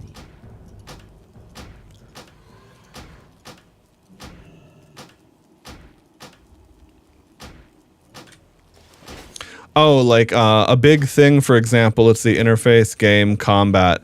So here is what I was talking about. Might not have been able to really take this in, but there's auto assist cast, and what this would do is, if enabled, your offensive spell cast will automatically target friendly targets, or assist friendly targets casting on their target.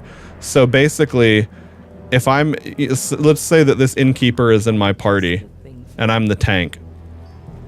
If something's hitting them and I want to taunt whatever it is, if they are targeting it, then you just or like the other thing too is if the other way this works is if an enemy is targeting your party member, you can just target the enemy, and basically it's like you're using targetive targeting functionality. It's just a thing that's built into WoW. Like if I target myself here, this is my target, this is my target's target. Okay. Yeah, and that kind of stuff isn't really objective in the same way that some other things are. Like basically just whatever is comfortable for you and what you're used to. The only thing I would say is that, like, there's kind of a soft objective nature to it. Like if someone was tanking perfectly, but they were manually targeting everything by clicking on it and then clicking on their ability, even though they're playing perfectly, it's like, okay, well, you could really improve the fuck out of that if you just used key bindings. But yeah, it's kind of soft objective in the sense that if they're doing what they need to do, then hey, that's, you know, ultimately all it really is.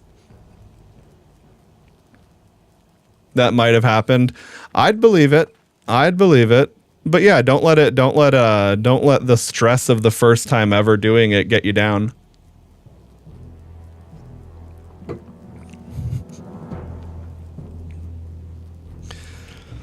The other thing too is oftentimes tanking a boss in a raid is actually easier in the sense that you're only really doing the raid boss mechanic. Now maybe there's going to be a thing where, like, you know, if it's a big dragon like Onyxia, okay, don't accidentally turn her around and have her tail fucking kill the entire raid. You know, that would be a big tank fuck up. But like having to manage all of the mob aggro in dungeon in like a casual dungeon, it's kind of more like it's more of like a mental swarm and like so many things going off at once than an actual big boss fight would be.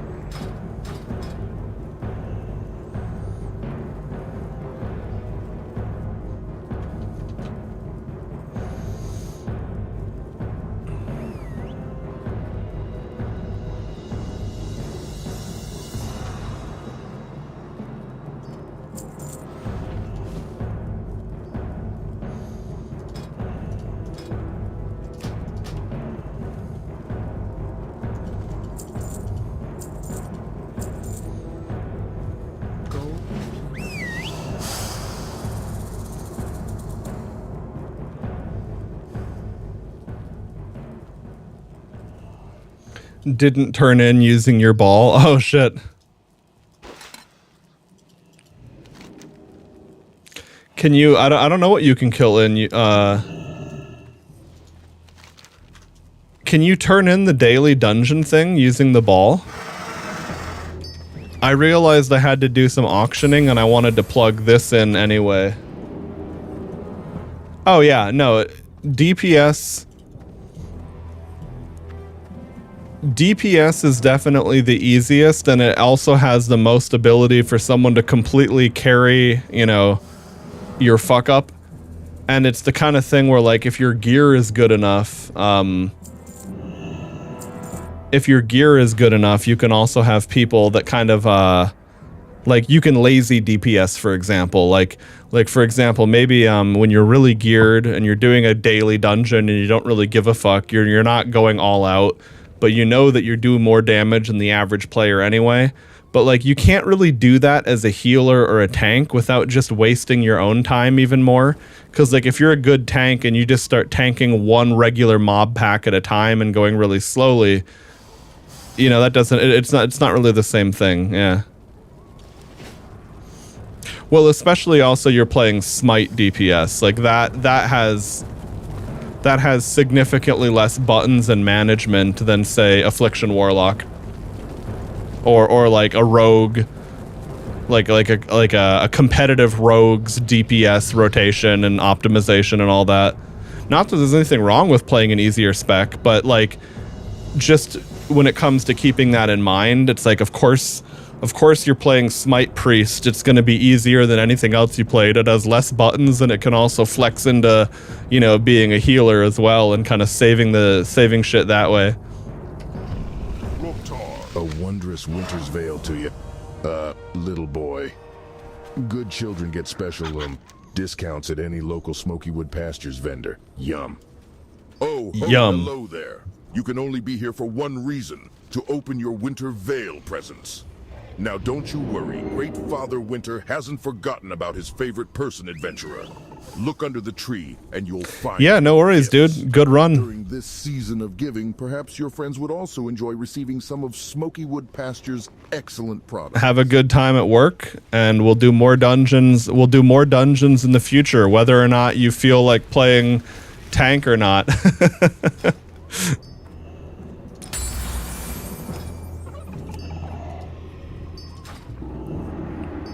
But yeah, I would say give it a go. It was totally fine. Like, if I didn't know you, I wouldn't be like, holy shit, this tank is amazing. I need to add them as a friend. But, like, you certainly would not be a tank where I'm annoyed to be in the group with them and I'm eager to leave. So, yeah. Just go for it, man.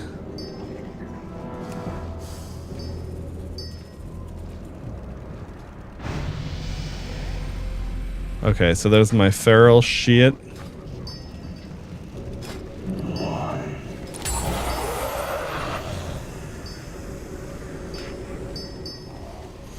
There we go. Now I have mass entanglement. It's an instant cast, can be used while shapeshifted too.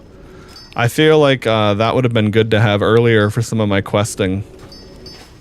Oh yeah, and then where's my fucking book?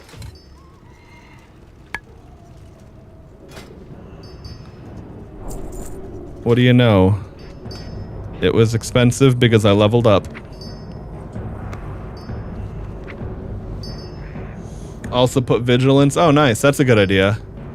Yeah, I would say, what does vigilance do again? Is that the one that lets you intervene to the target?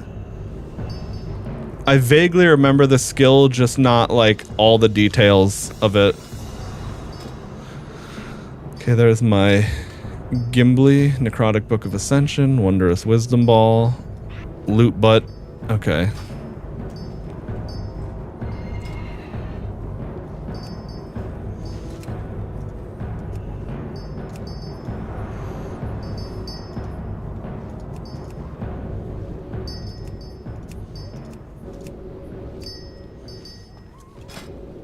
Okay, so now the question is, what do I want to do for a new one of these blue bad boys?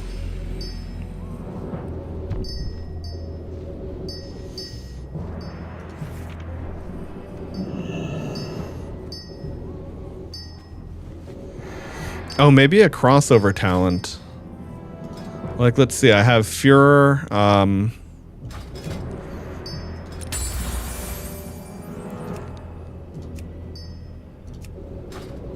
fuck, I keep hitting the wrong button there. Actually, hang on, you know what? I gotta pee real quick. Let me do that, and then I can not have my brain sending constant urgent signals to me to distract me. Collect more money. Hell yeah. Okay, BRB gotta pee. Oh, fuck. My stream deck isn't working. Little piece of shit. I don't know why that started happening. I don't know if it's the software or just the fact that I'm running it on an ancient piece of shit phone that's probably not up to date.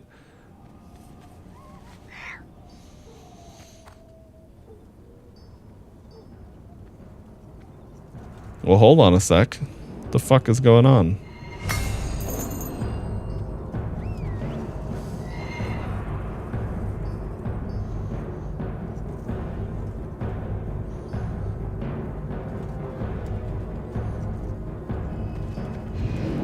Yeah, this is certainly new.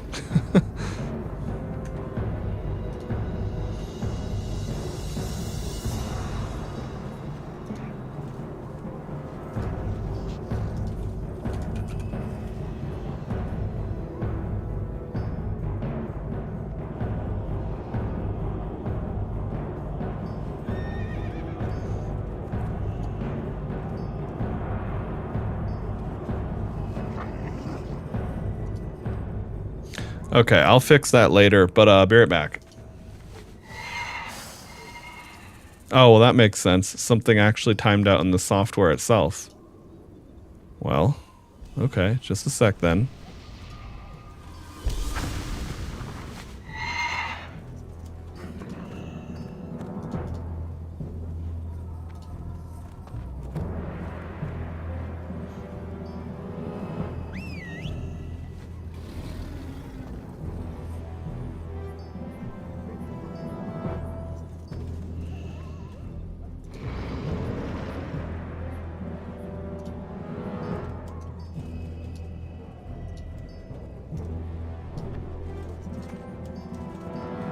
Okay, let's see if it works now.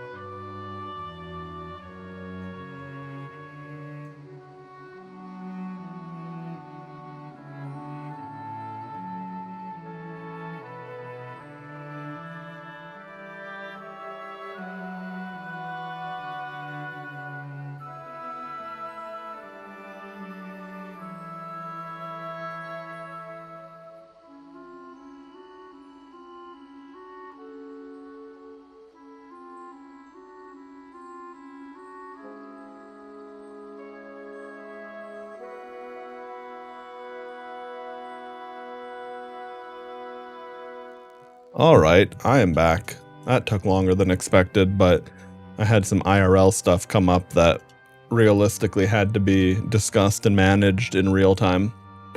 But, without any further ado,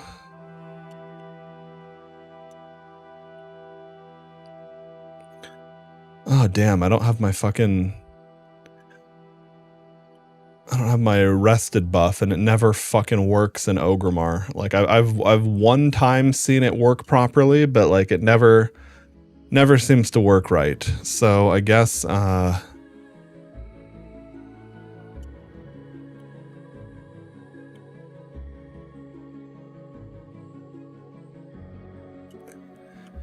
yeah, that's a little bit of a fuck, isn't it? It'd have been nice if I had Hearth right before I went AFK, but I also wouldn't have expected that to take so long either. Oh well. I guess let me just do this right away, get this squared out. Oh, do I have the Grumpus shit? I do. Maybe I'll go do that. Oh, what's the daily reset timer? Okay, it just reset. It reset an hour and a half ago. Okay, so it resets at 5 my time, not 6.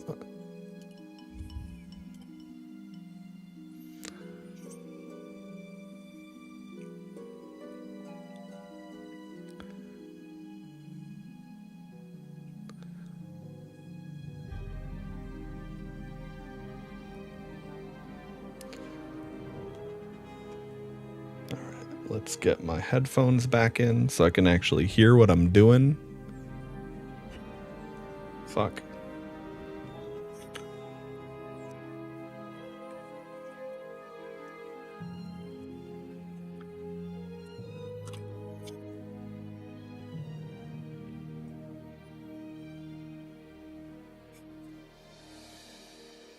I can't tell if this person's name, Grey Fog, is supposed to be a play on Gay Frog.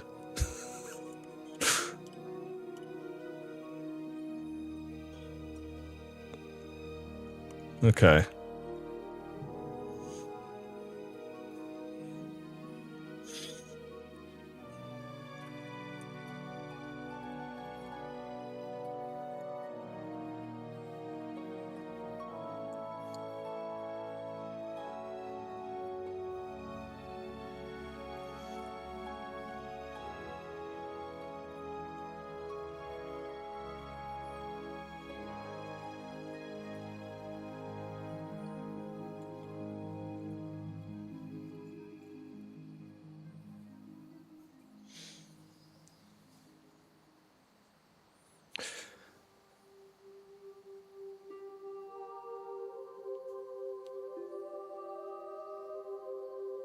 Yeah, I played my Warlock from level 1 to 10 in adventure mode, and it was definitely not easy.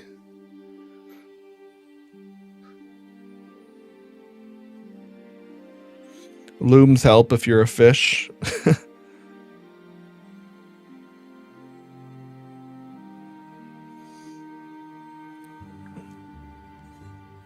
Oh, fuck. Hang on a sec, I left my watch somewhere, and that's kind of important.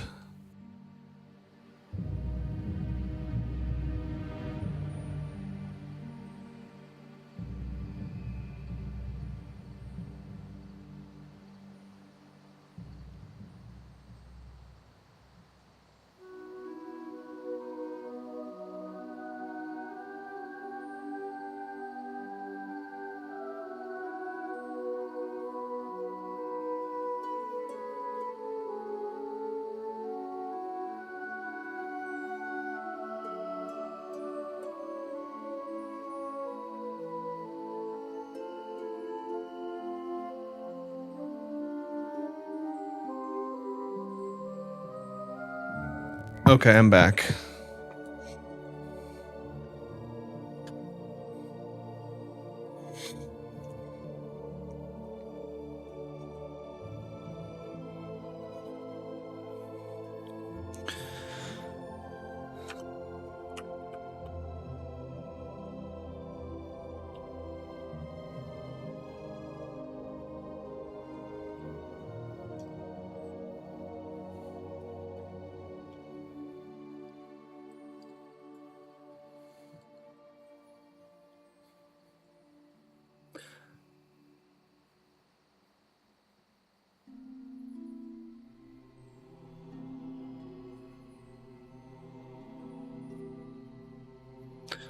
Okay.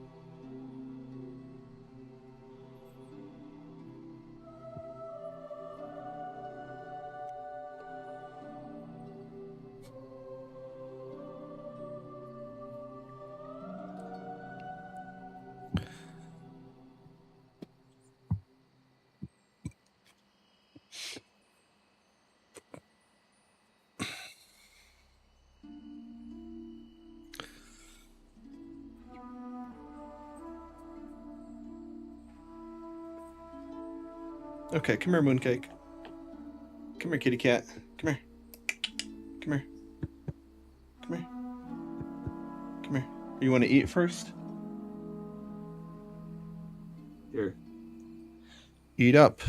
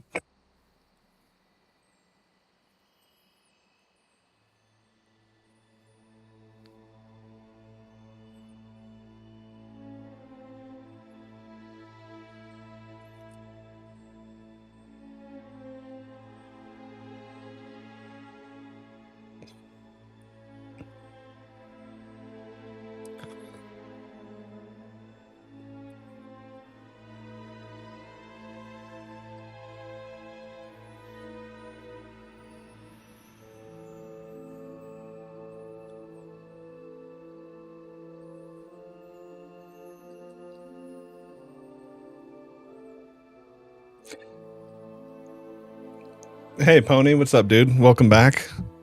I'm just hanging out in a newcomer chat for another couple of minutes while I get my rested buff. Chat's currently talking about shoving weed up their ass.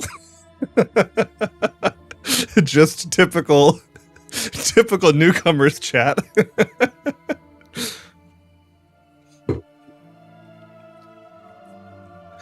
here, Mooncake. Come here, honey. Come on, you want to jump? Come here.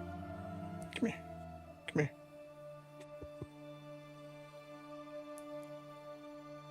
Come here, Mooncake. Come on.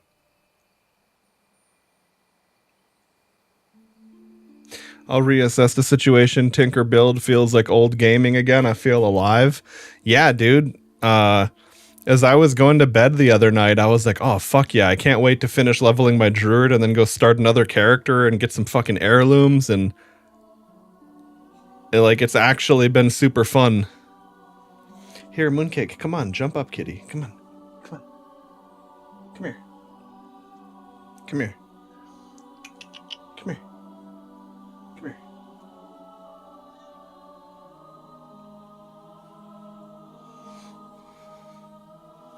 Okay.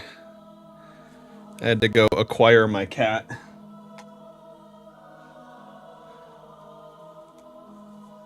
There we go. Cat acquired.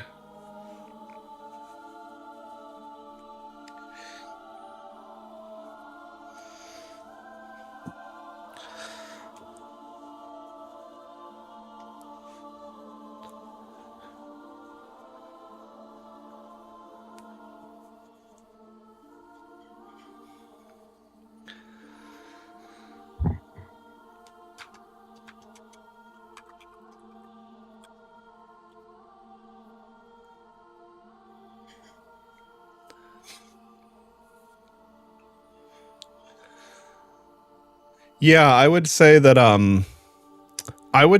keeping aggro and watching for either stray ranged mobs that are not currently, like, you're not going to be able to cleave them. It's like, for example, there was a time where there was a mob over here, like, pretend this guy's a mob, he's shooting me, and pretend, and like this book is you tanking. Well, because I know how the game works, I can do this and then make that mob run this way. So it's like, and that's really like, you're not supposed to have to do everything entirely manually yourself as the tank, but at the same time, in the same way that, like, as a healer, I know that I can't necessarily rely on another tank to click something the right way. You know, or like, you can't rely. It's like sometimes you do have to be. So it's like, you know, because I do this, then you just thunderclap and cleave, and you're all good. But if not, you might have to taunt this mob, you know, target it and taunt it, or go ahead and you know, possibly even charge or intercept over to it. I don't know. Oh, well, see, the other thing though is, you don't want to let your healer you don't want to let people being hit though, because it's like, healers are all casters, but you know, it's like, then every heal gets pushed back. It's just something you have to learn to do. It might be annoying. Could be one of those situations on Warrior where you have to stance dance more than you wish you did, but just is what it is until you get, unless you have heroic throw, but I don't know if that's in the game or not yet. And if you do have heroic throw, or like a cooldown based ranged attack, definitely save those. Like, you know, your thunderclap, your general cleave, you kind of have to be spamming in a sense to keep up with the aggro that the party is generating, but as a warrior, you don't want to waste that cooldown too lightly.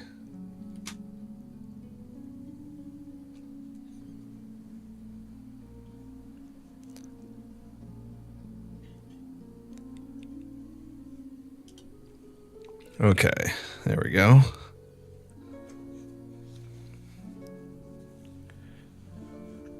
Come here, Mooncake. I'm just trying to get you situated so I can... There we go.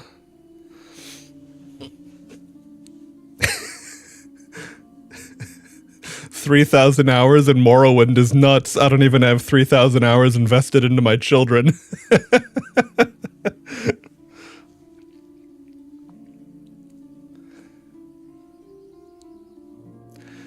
Yeah, no, that makes sense. I mean, there's a certain element of it just being new that makes it, you know, you'll tank 10 more dungeons, and any element of like discomfort or stress you're feeling now will be, you know, funny.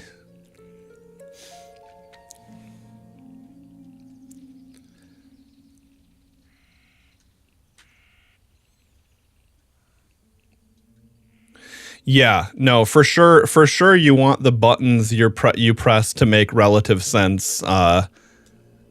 You know, it's like, if you don't necessarily have to have your skills go 1, 2, 3, 4, but like, you shouldn't have like 6 Control Shift R Alt mouse button 7. Like, there should be a sense of flow between your things.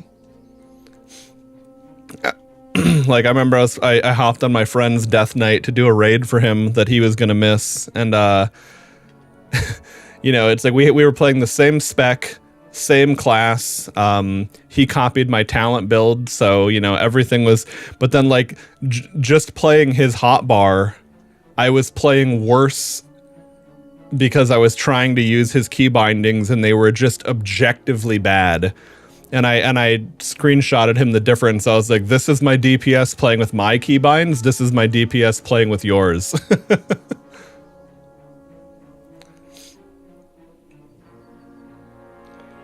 Sounds like a lot of pro Warcraft players using OG hotkeys instead of grid keys. What are grid keys?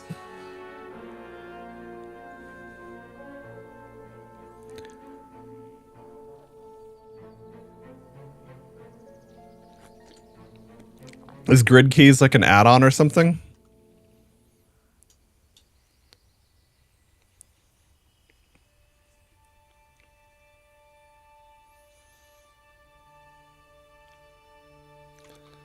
Okay, 10 seconds, baby.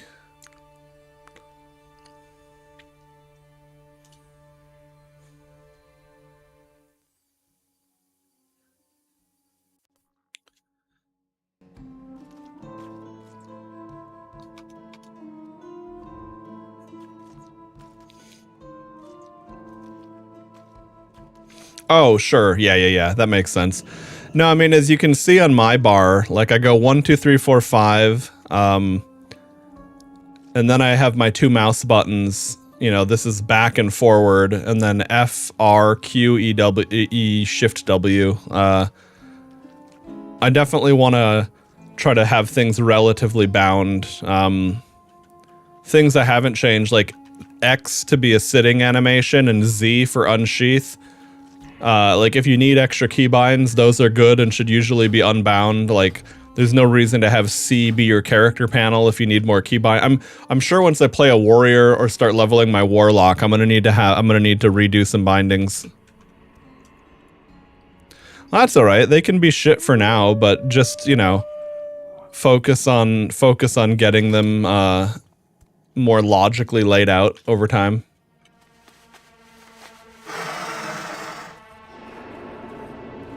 That's the other reason why it can be a really good idea to do some battlegrounds while you're leveling up, because once you start fighting other players, you'll really notice like, oh shit, this changes stuff. Like I need to have this binding here. Like I was one of the things doing some of that world PvP with that random shaman I grouped up with, had some real value in it.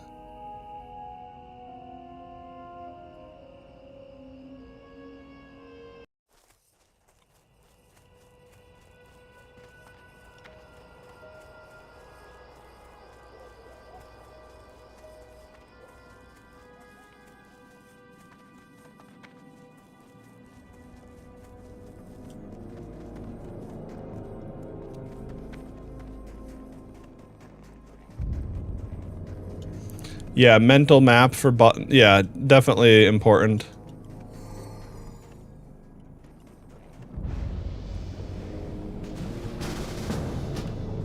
There we go.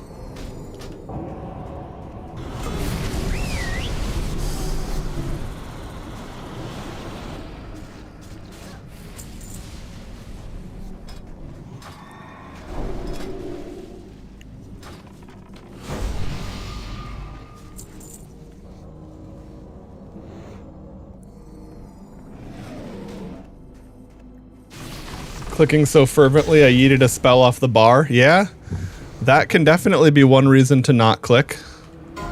Oh, shit. All right.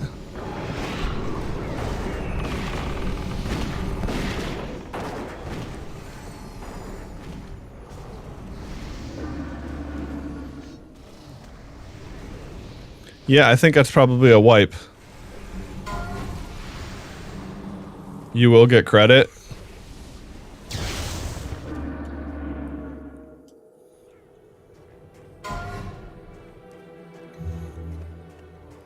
The fuck? That was weird. My movement was like go in the other direction.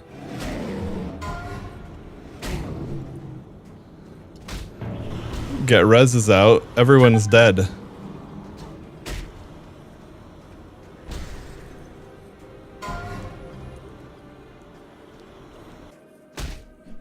Kill me, Grumpus. Okay, there we go.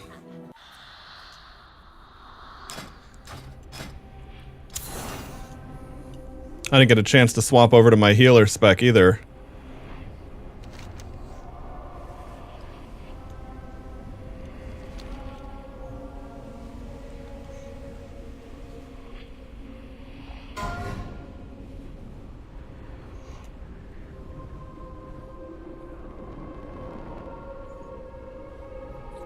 No, I think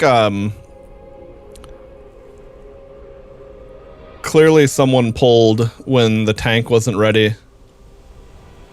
We have a pretty small raid, but depending on what people's level and gears are, it should be doable.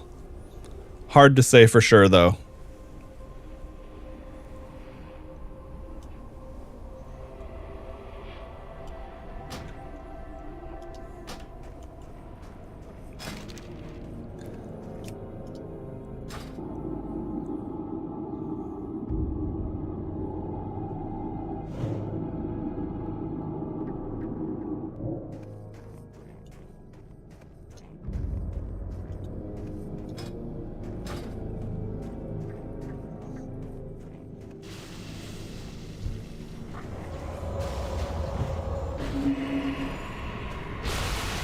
Don't waste my time, creature.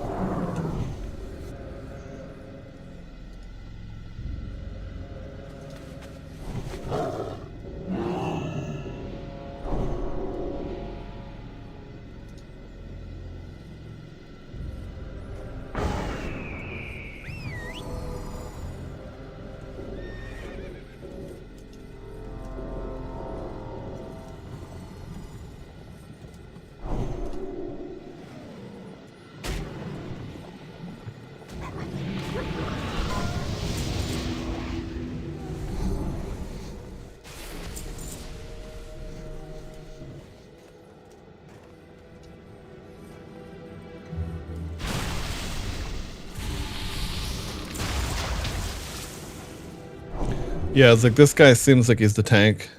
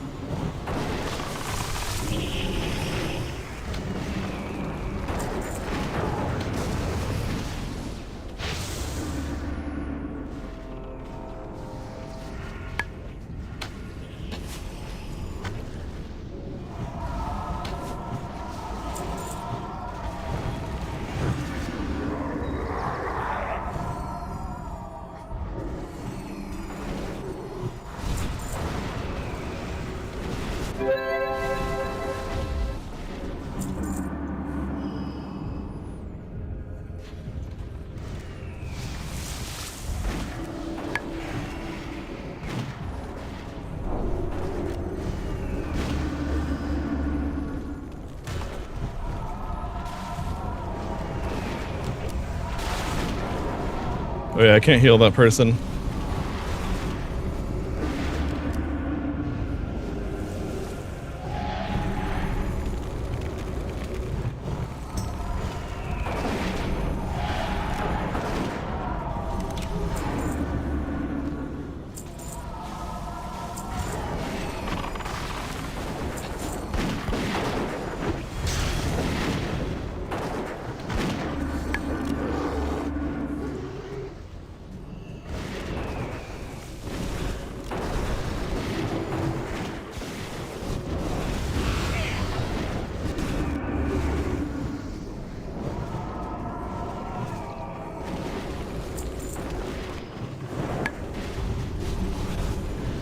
This would be a great situation to be an atonement priest, because all you'd need to do is keep putting Prayer of Mending and Shield on the tank, smite the boss constantly, and just let your smite atonement healing do the lifting. Oh shit.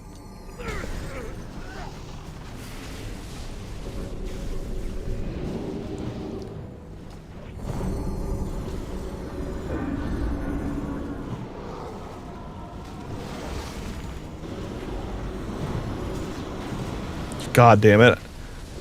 I think too many other healers died.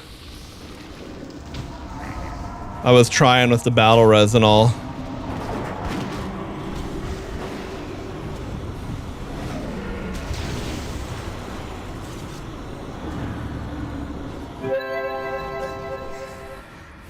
No, is Grumpus going for me? He is.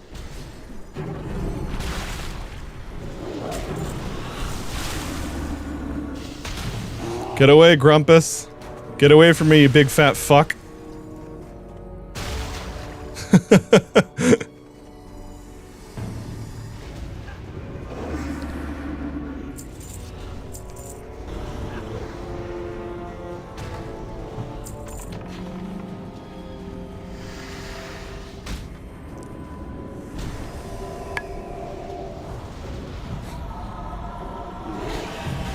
There we go. Hell yeah. I was just gonna run him around at that point.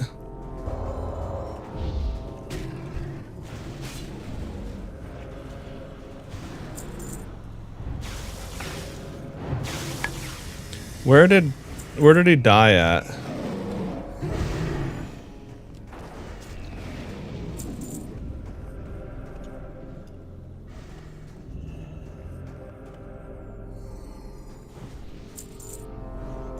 Yeah, I guess I can't see where his corpse is.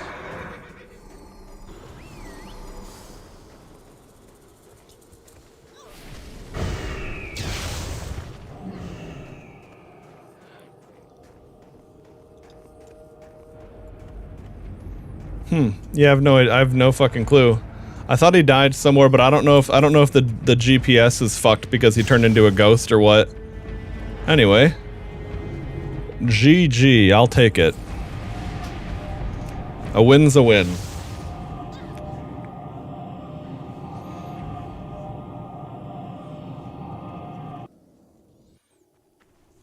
All right.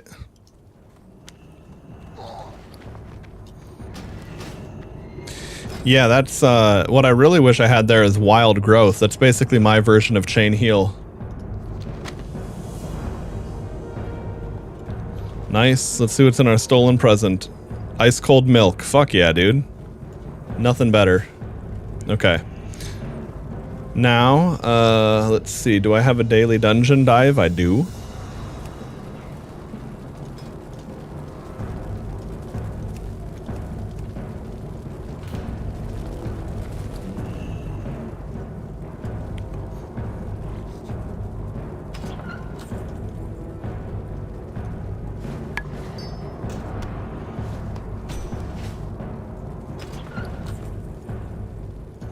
Wrong button.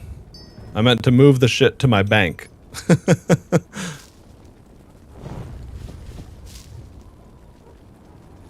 Okay.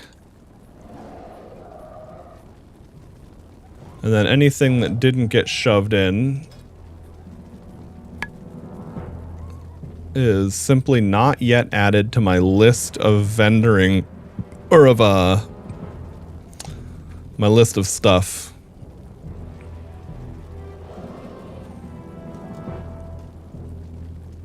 I think those should all probably be sold as stacks. Yeah, okay.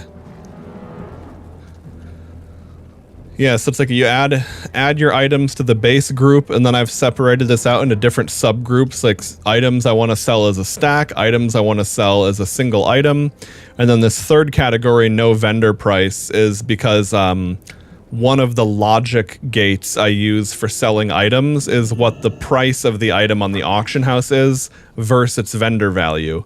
Items that have no vendor value have to be categorized differently because they just don't work with that setup is all. No, and in fact, most people don't. Like, the reason priests have the fade ability or whatever is because they don't have any mobility or any CC really even other than fear, and fear isn't something you can even use in a lot of dungeons without making the problem even worse by having mobs run fucking everywhere. Yeah. Technically, I could turn into a cat. After I get enough energy, after I wait for 20 energy, I could then cower, which is a lesser form of fade, but like it's not even worth the globals. Like if a druid's in a situation where they have to do that, something's already gone so horribly wrong. Yeah.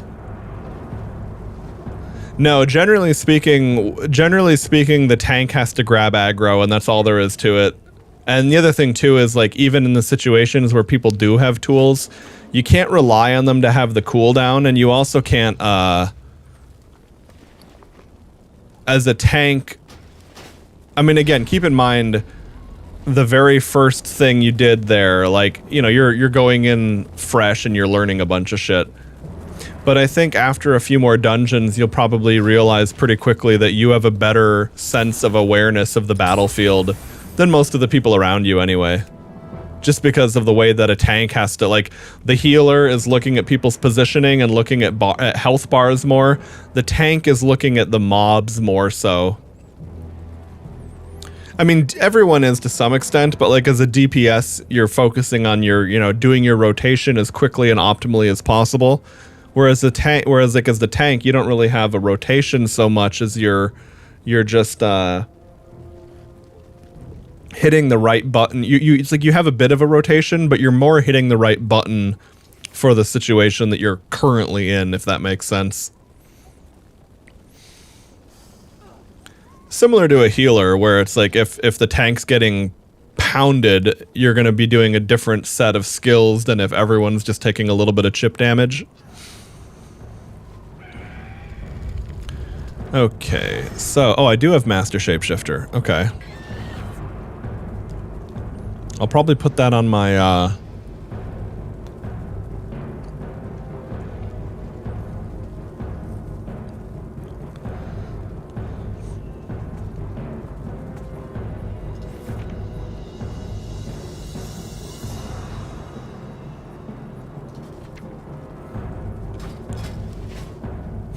okay.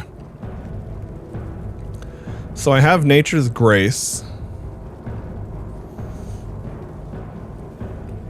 Increases the duration of your moonfire. Okay, that's not bad.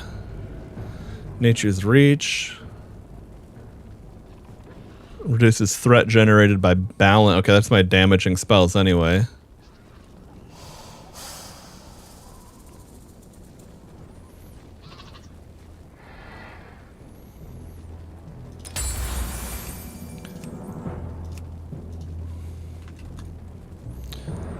Celestial Focus. Okay, so that's just 3% spell haste. That's an option. I wasn't sure if that would be a crossover or not.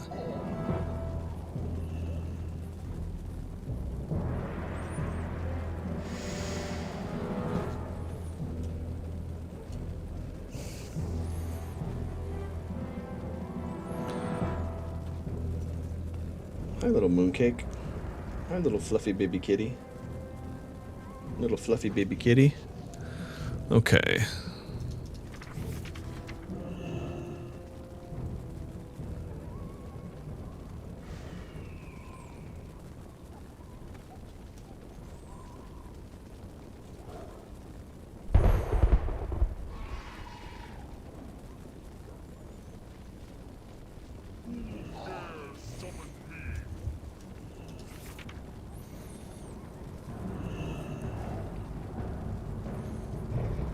All right, Mooncake.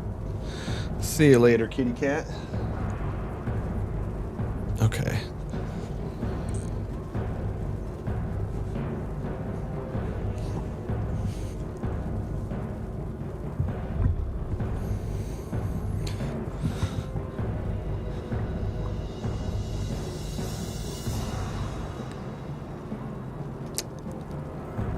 I guess I'll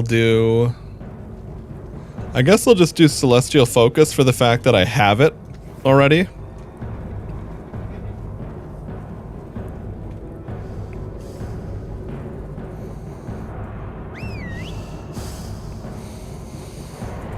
Your Swiftman ability no longer consumes a rejuve or regrowth from the target. I guess that's kind of nice, but I don't know.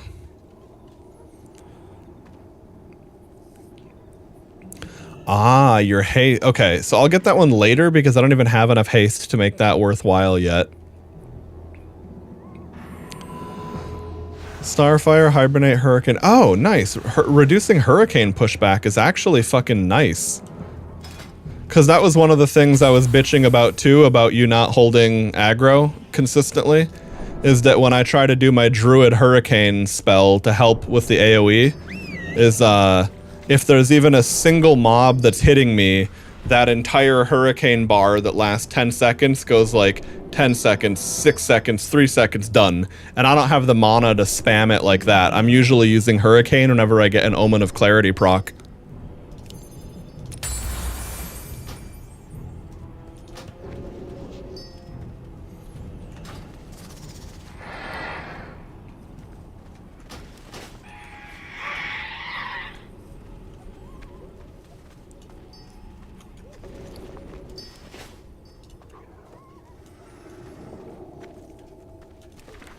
And of course, as the tank, your incentive for that is then things die faster. Okay.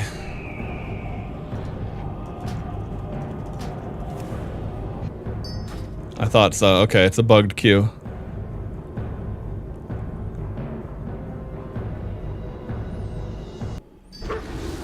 If you leave and it doesn't work to leave the queue, you know that you have to reload your UI.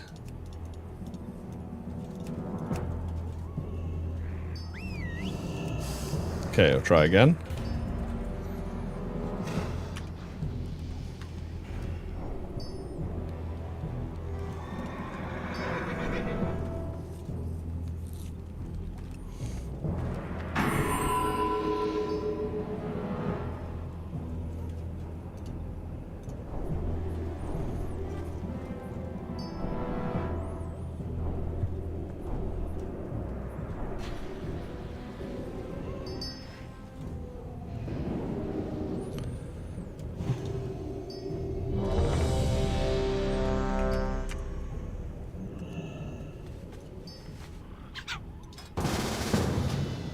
Dead mines again, alright.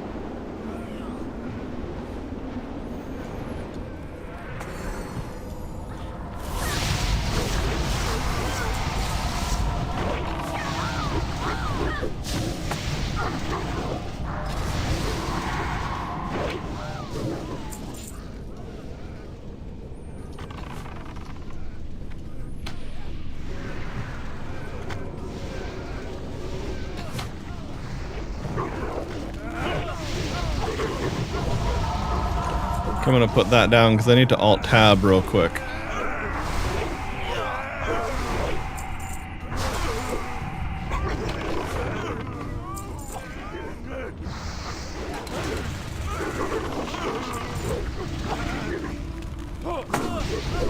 Ah, taunt CD. Okay. Yeah. That makes a lot of sense. That's a really good idea, because then even if, like, for example, in that situation with the ranged mob, you could always at least,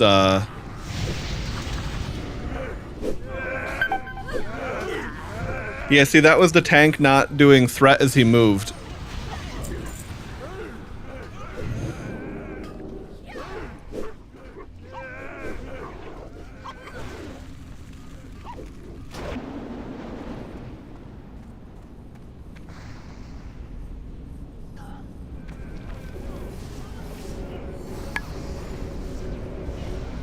Ah, damn, he was line of sighted.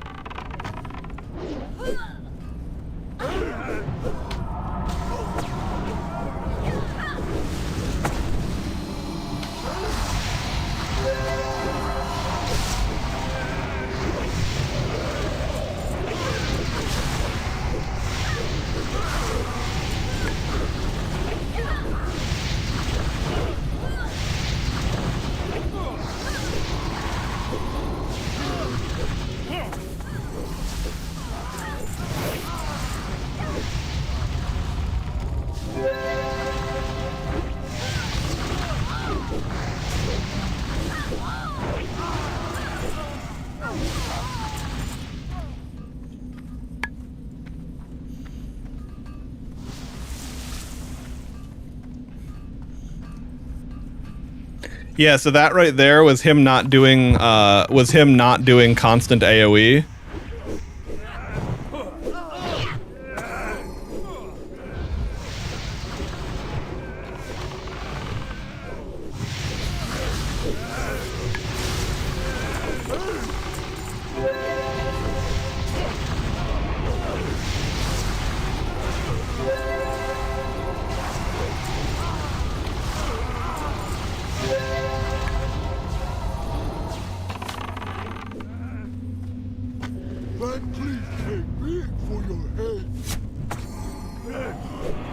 Nice. Yeah, having reliable AoE as a tank is probably the most, like, everyday important thing, effectively. Now, one thing I will say is this tank takes a shitload more damage than you were taking.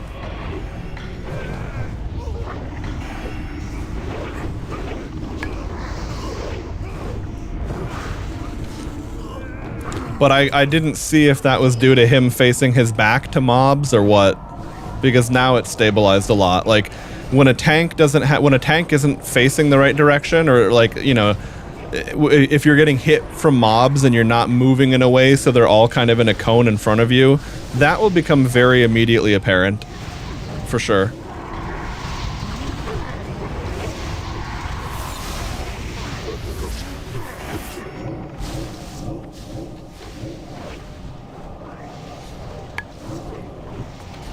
He's level 46, but it's more so with shamans and druids and stuff like that. It's like, it would be like if I swapped into bear form to get a faster Q. I would be a very shitty, oh boy, what the fuck, bruh. Bruh. Bruh.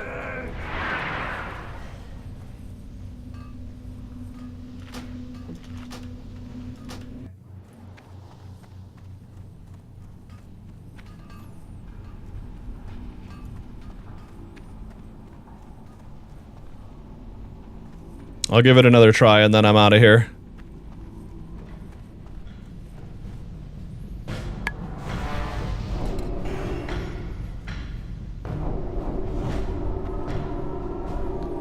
That being said, he is at least going very fast.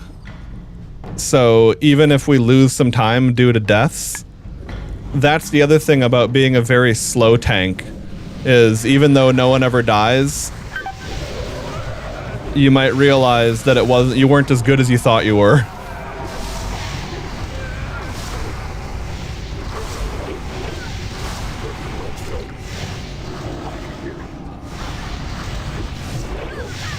But yeah, at the same time though, you know,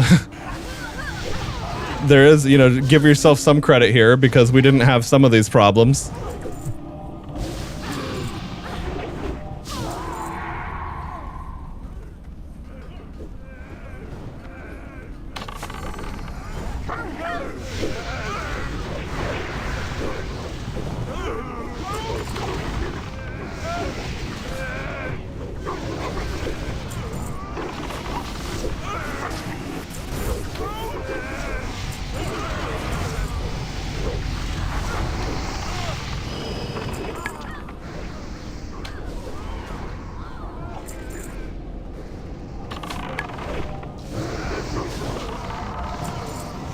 Yeah, no, some of that definitely makes sense.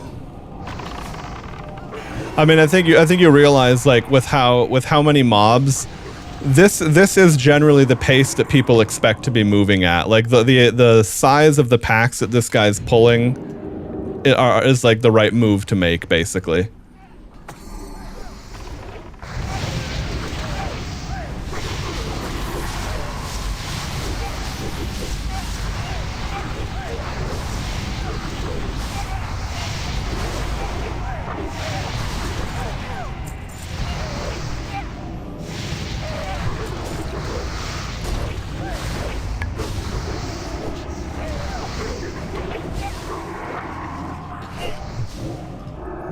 Yeah, as long as you're not losing aggro and having mobs going all the fuck over the place, you can, and you know, you can pretty much go as quick as the group's healing will let you allow, more or less.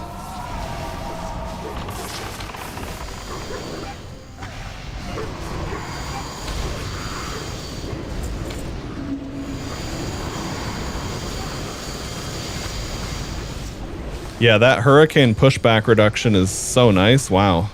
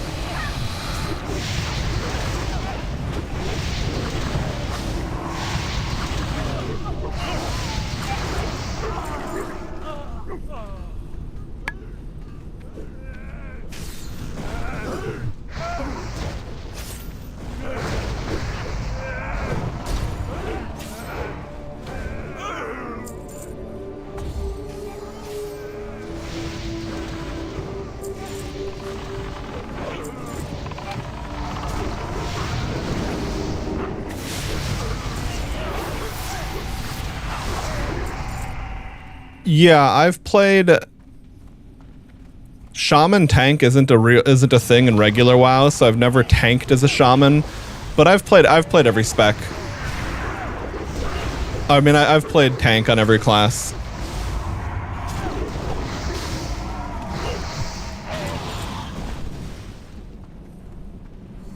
I don't play it as often as healer or DPS, but I've definitely experienced it.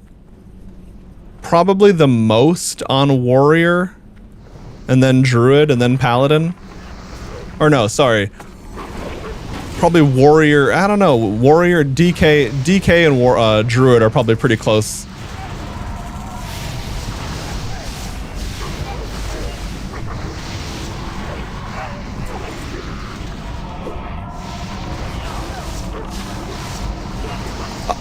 I've had really, really good shaman tanks. I think it's probably the fact that shamans that don't really spec into it properly and really build their enchants around it are probably just shit.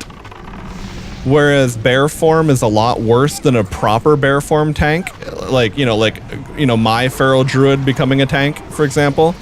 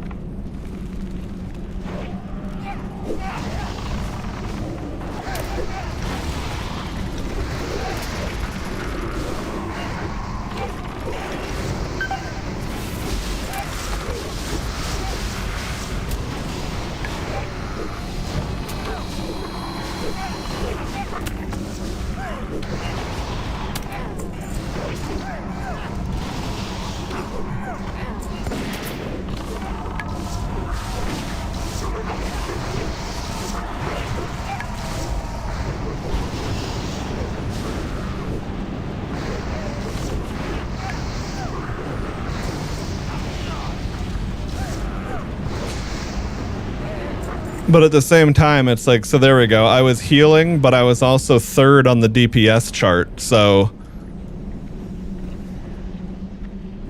it's like, as much as DPS has less of a, like, they're less obviously problematic if the tank, as opposed to tank and healer. Once you start seeing that, you can go like, wait a second, why the fuck are you even here?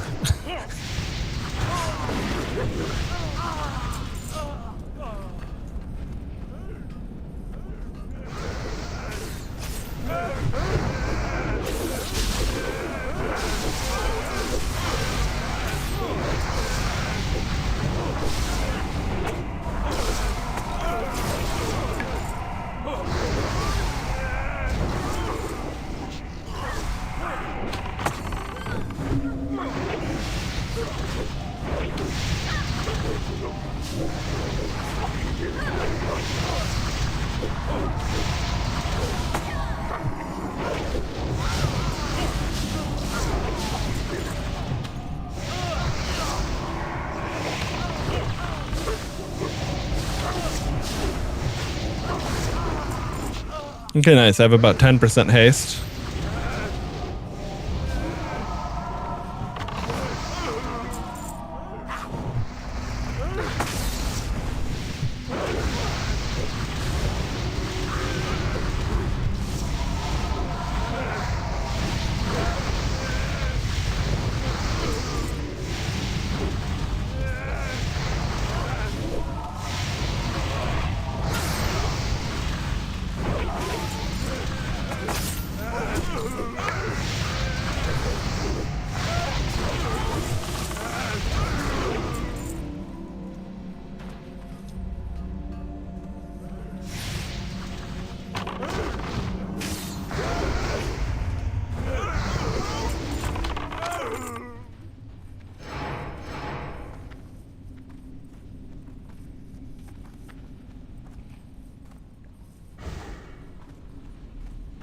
Oh, okay, they didn't. There we go. Usually the tank grabs that because it'll start this little...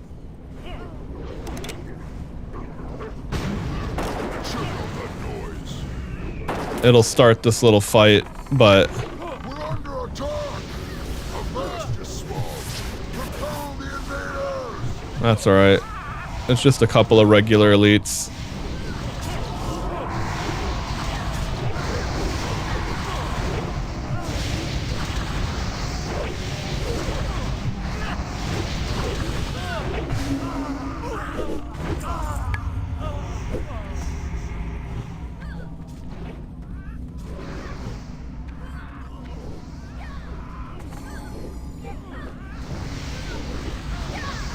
Holy fuck.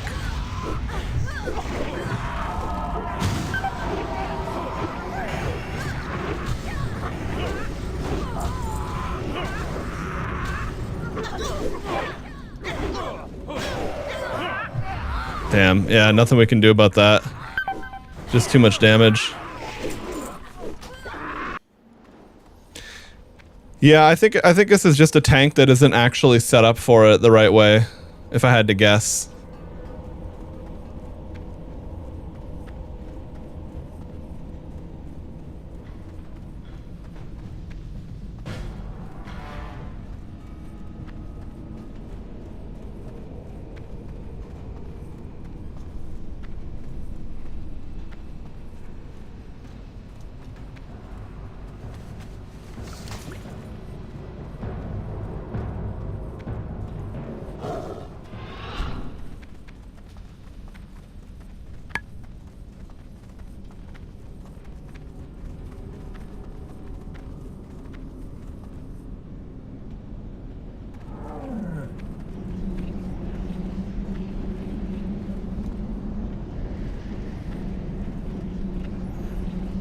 Wait, what is he fighting? Oh.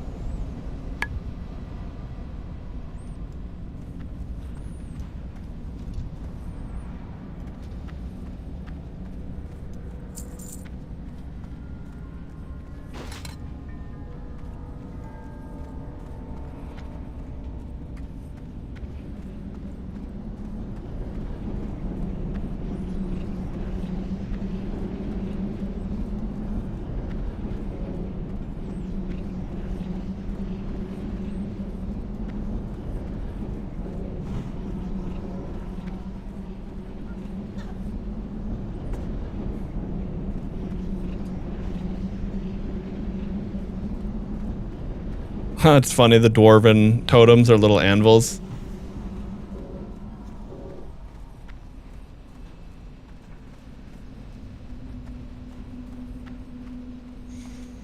I can't remember. I would have to look up exactly what I would be doing with the Ascension changes and everything. Oh, okay. You're just going right in. Good thing I was actually ready to go. Or we'd have a repeat of what happened last time.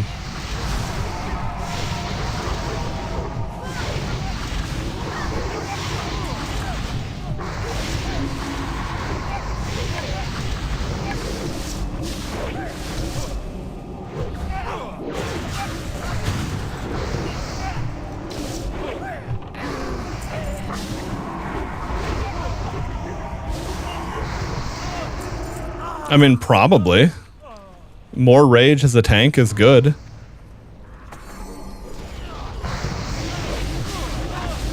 I don't know what it's competing with, to be honest.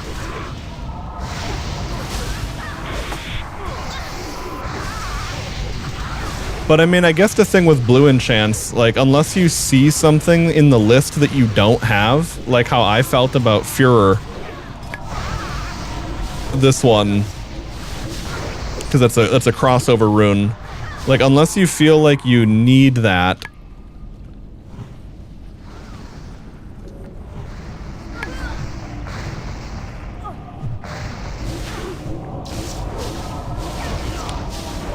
like I'm not worrying about buying every rune I don't have. I'm just using what I do have, unless it's like an absolutely like, holy shit, I need that.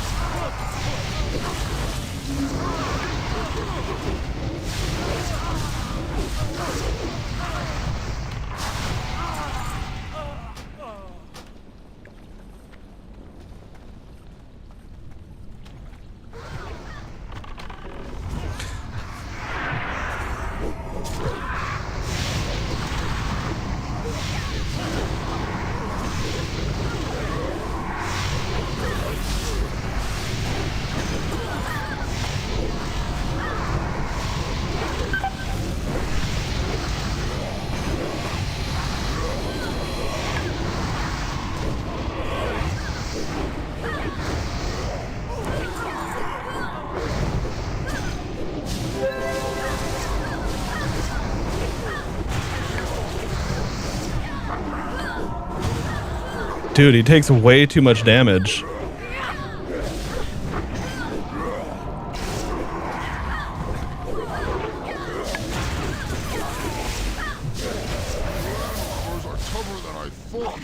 I'll have to improvise.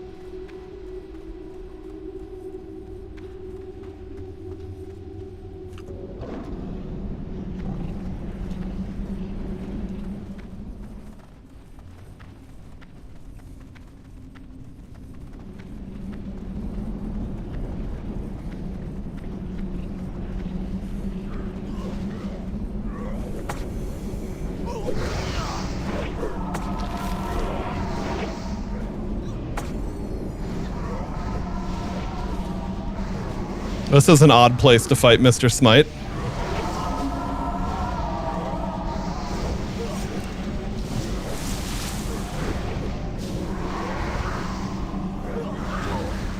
Now you're making me angry.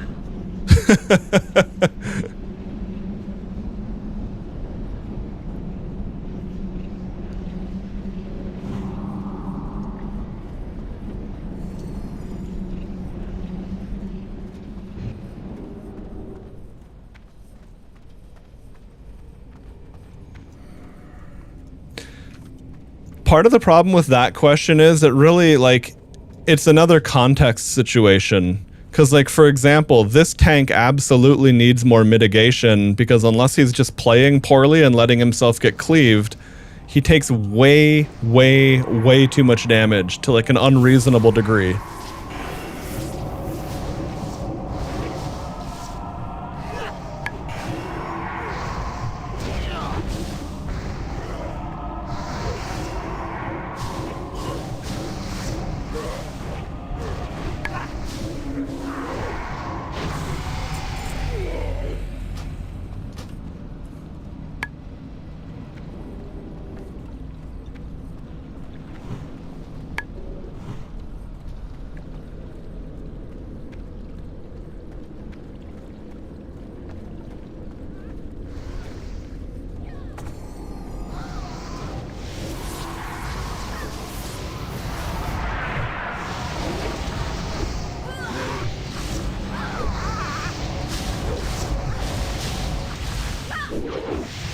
Like, I would say that, like, playing with your warrior tank, you didn't feel like you were set up like it felt like your character was set up well. It's more just going to come down to having familiarity with fulfilling that role and you know, just playing the tank role in general.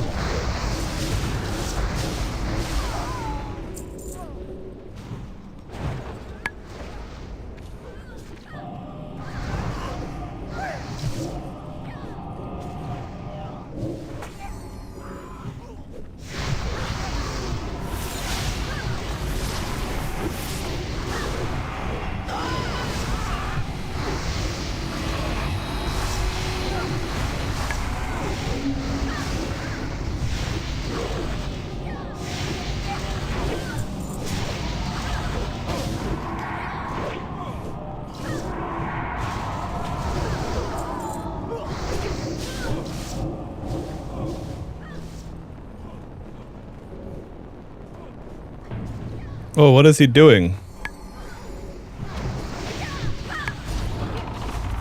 Bro, what on earth?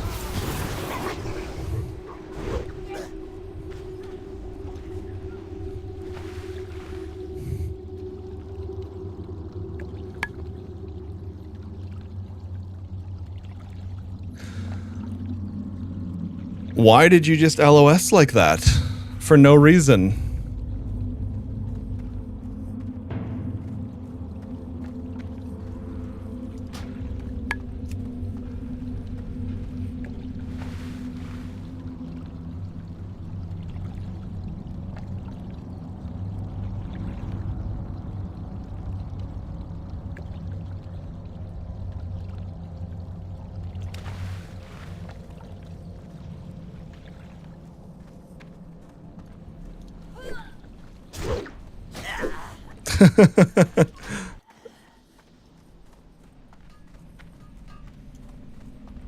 Yeah, unfortunately, these got half of this party is all in a group together.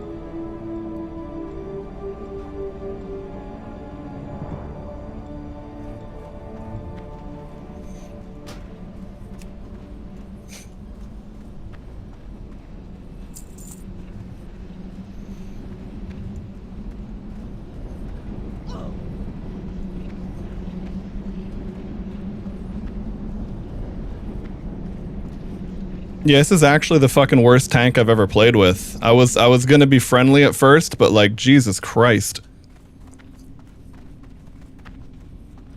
Dude is an absolute shitbag.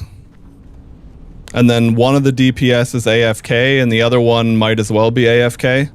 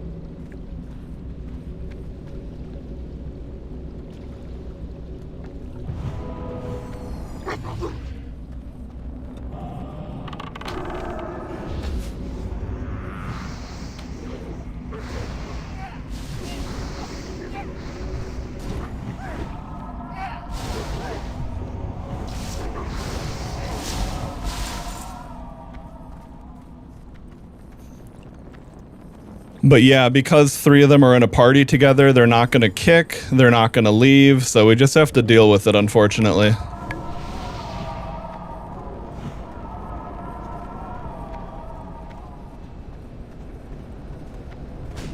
Accurate guild name, though.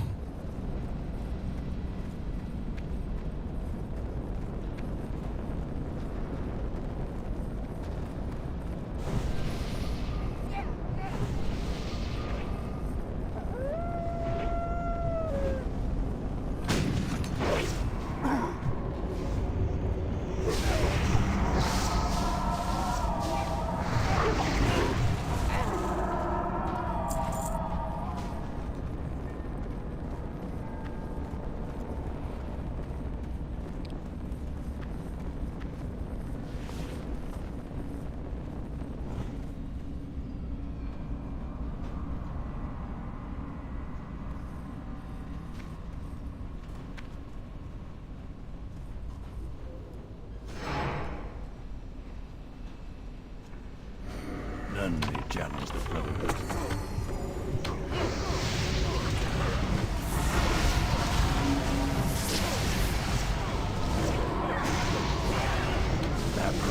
All of it.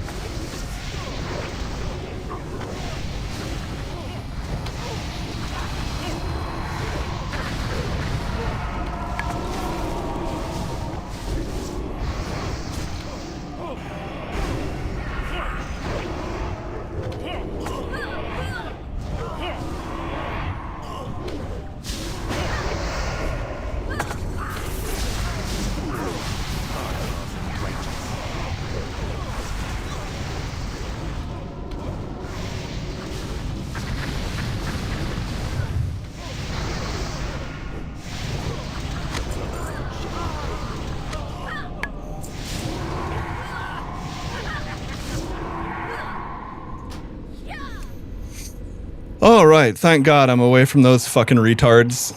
Literal trash bags.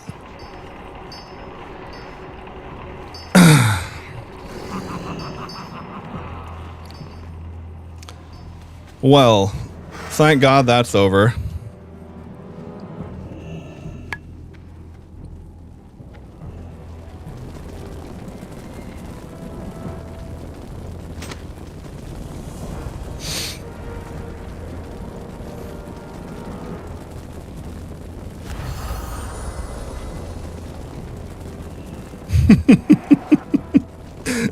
Dude is an officer of his guild too, which is insane.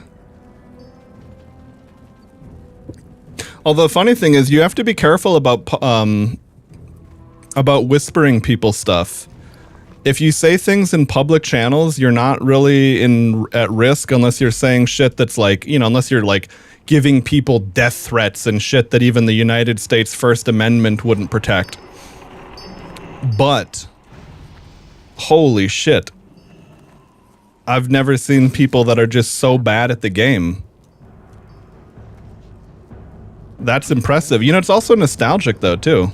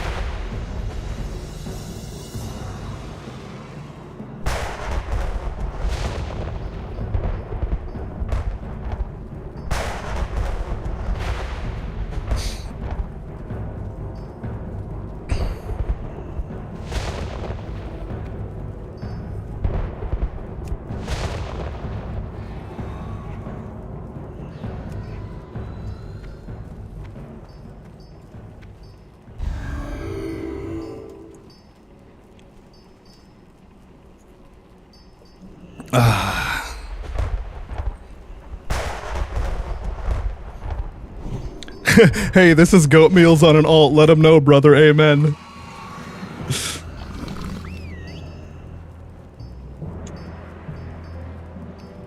Oh, man. I love the community over here, though. And see, that's the other thing. All these little sensitive and bad players, all they can really do is just sit there silently.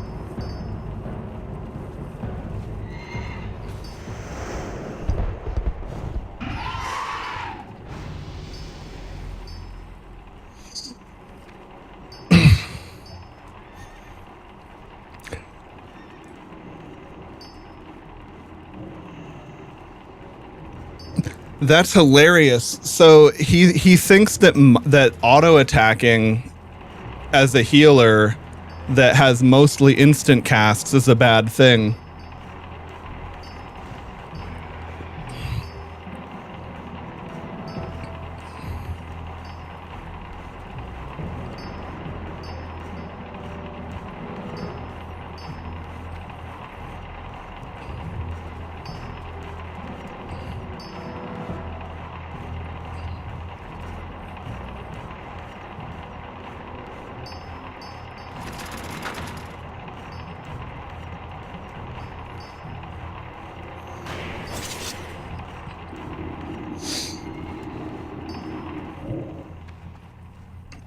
That's so funny how mad they all get.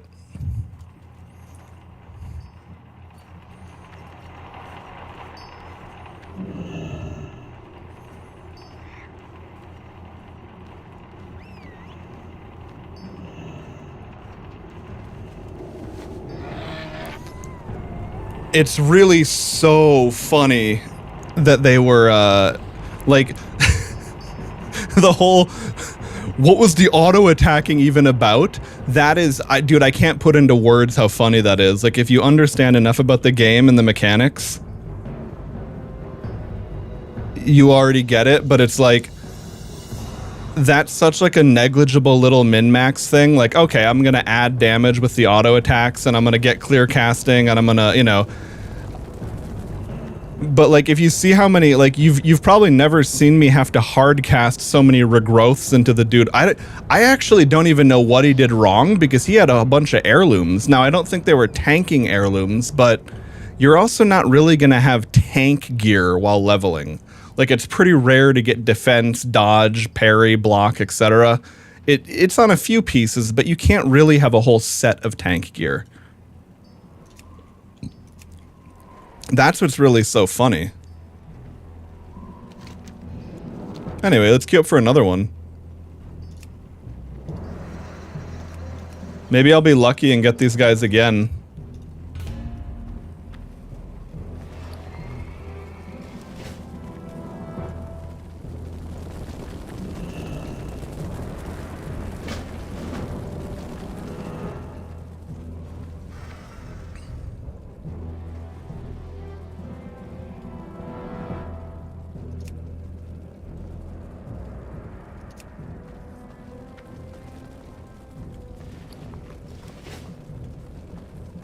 All right.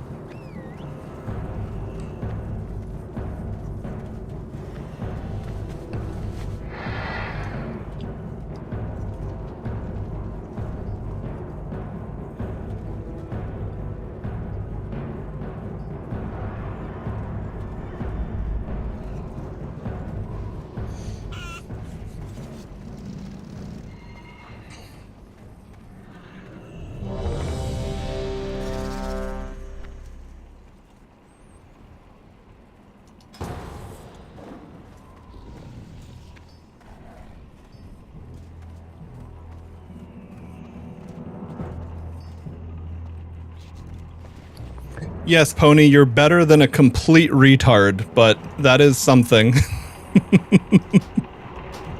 Congratulations, dude.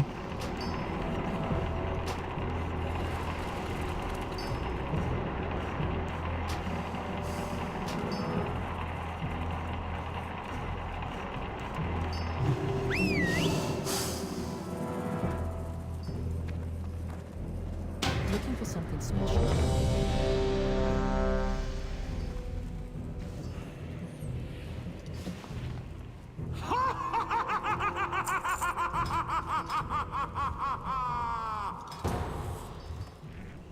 May the eternal sun shine upon thee. Greetings, traveler.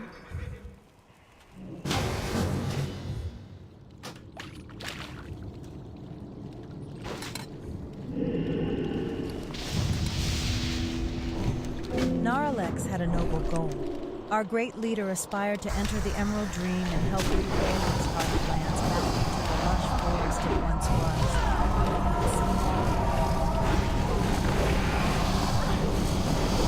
The Druid.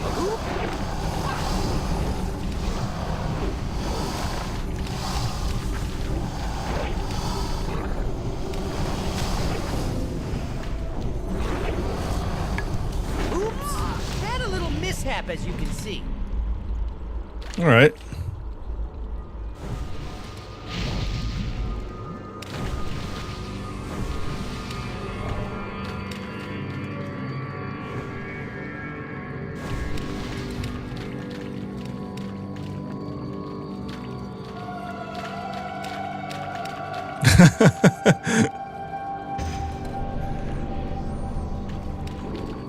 That's not a bad idea, although you really don't have to feel that much level of like of stress. I mean, if you want to tell someone you've never done this dungeon before, especially in random dungeon finder, like that's honestly for the best. Like, you're probably better off doing that than trying to pretend that you definitely have been there before and know what you're doing.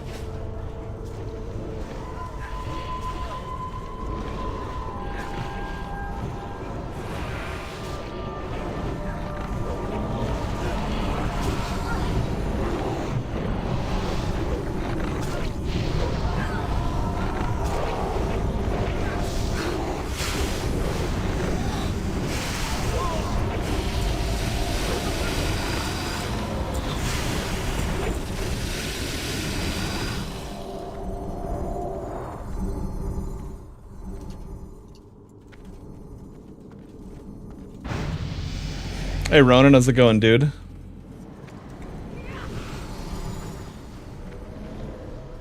It never should have worked, but it did, and they fixed it now.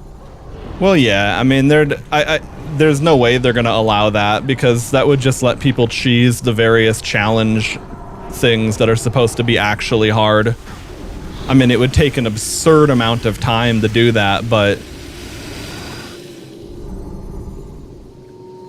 I can understand where the cheese would come from in such a situation.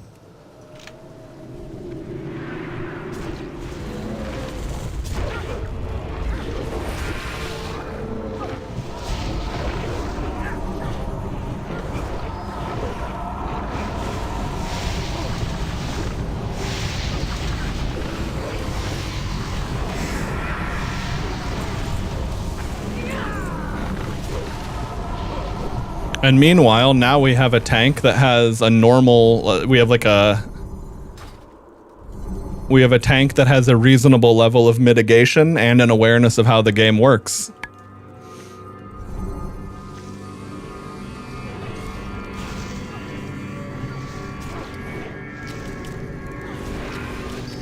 Yeah, no, definitely. I mean, it's like,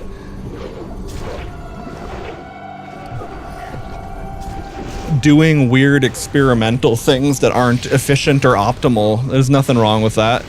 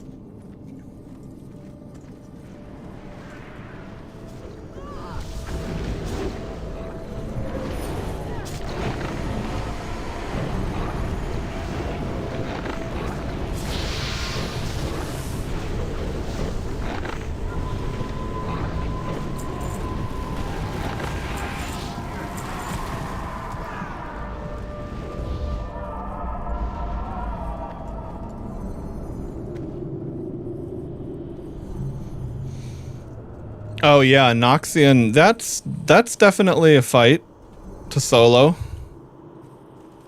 Yeah. Yeah, no, I remember that fight. I did that pretty recently, actually.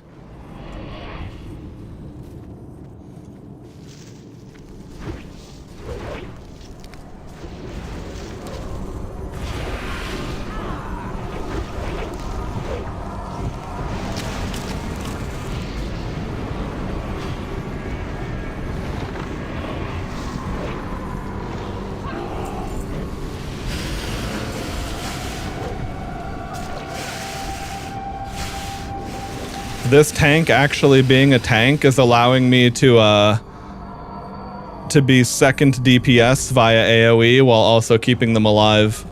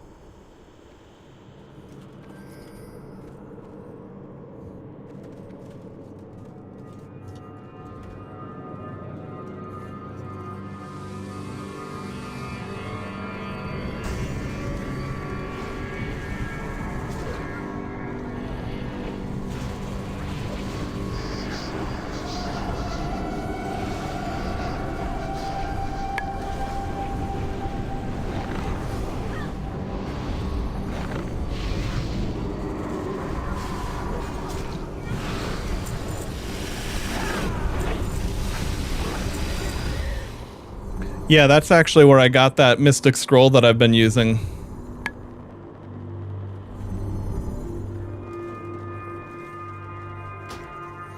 After I DC'd from the lag that night in Wailing Caverns, I logged in the next day in Wailing Caverns and level scaling was disabled, so I was like, oh. Okay, well, I'll just walk around, and I was like, oh, Brightwing, what the fuck? And then, yeah, Brightwing dropped the Fairy Fire Scroll.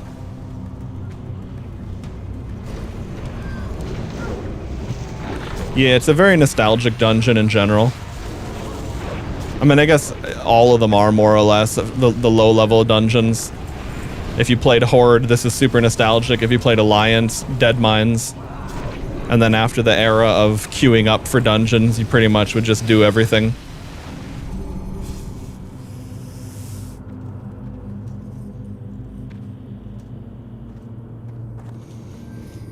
Yeah, I actually don't know if Brightwing was in WoW as an actual named entity, or if that's something that Ascension added.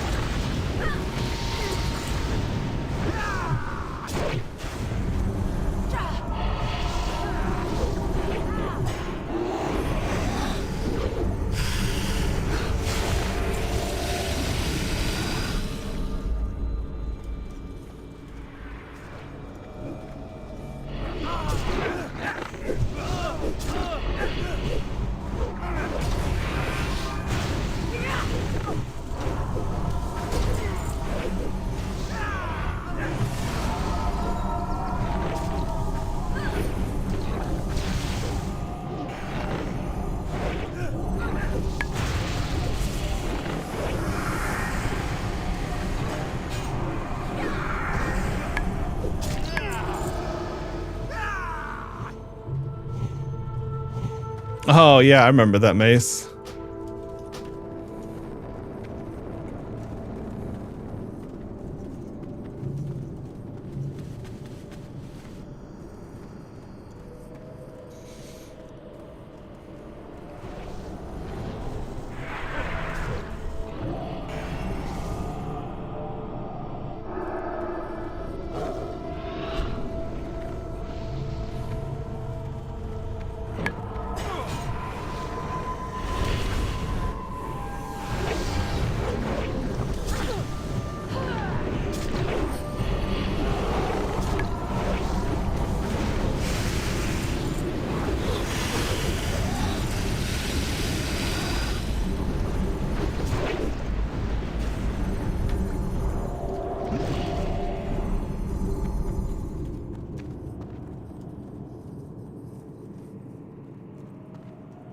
Is the tank changing form from defensive stance? No, the paladin's a tank. But I mean, even though changing stance has a rage penalty, sometimes you just have to do it. It just is what it is. Even though it feels bad to dump rage on that, it's like, sometimes you just need to swap to Berserker for a quick intercept or whatever.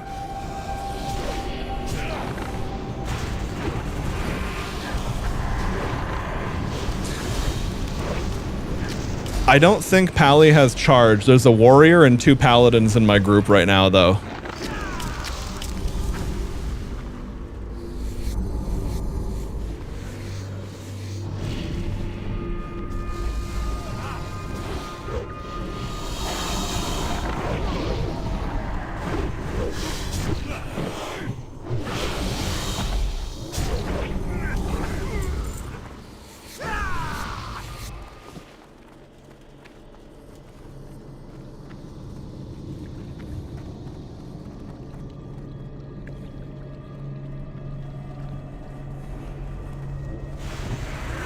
Yeah, they got hit by 3 lightning spells at the same time, and that's all the damage they took.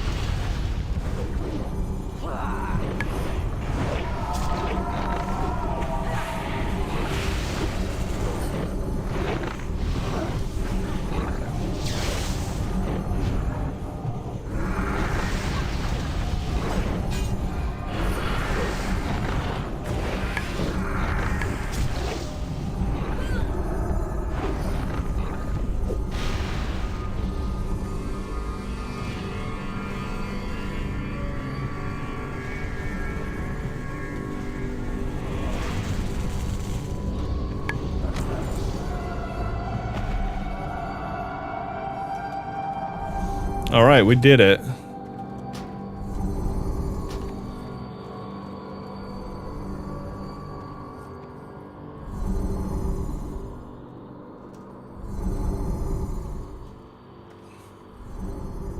Uh-oh. Okay, that's the end of their patrol. I was like, yo, we might have to keep an eye on them. All right, is that it then?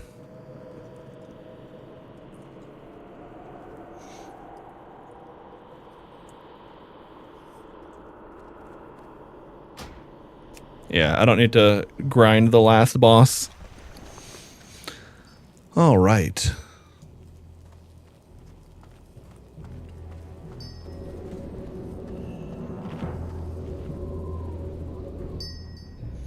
Ooh.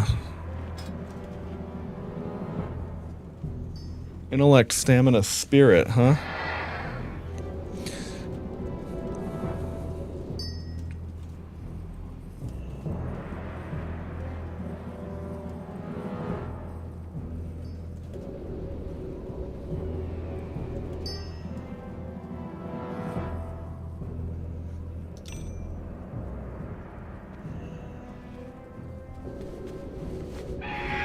Okay, I'll wear that.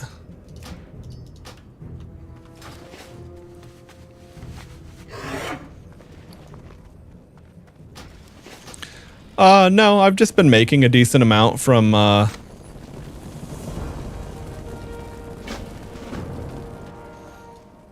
selling off everything I don't need.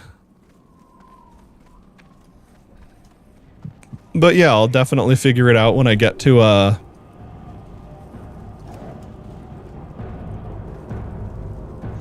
higher level, or when I get to level 60 and see what I need to start pumping gold into for upgrades and such.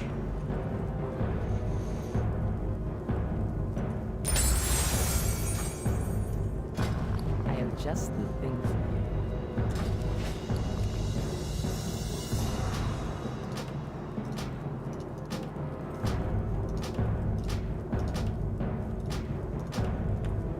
you. Well met.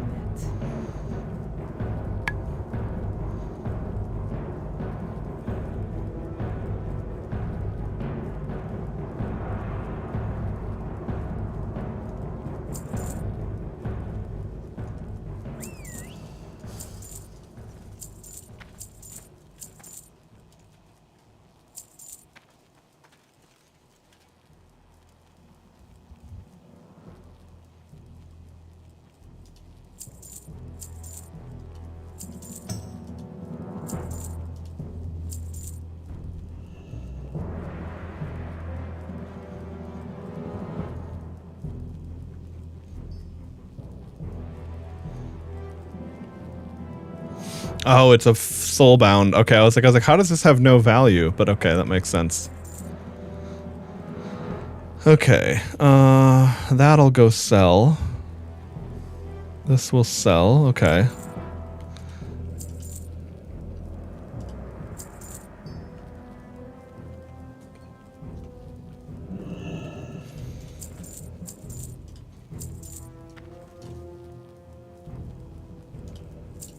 Actually, wait, these cheap scrolls often do... Well, okay, maybe not the armor one, but, the strength one should sell. Because people will want that just for extra starting attack power and all that, for people that are, like, turbo leveling.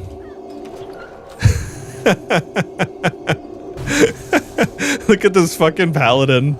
This blood elf male paladin.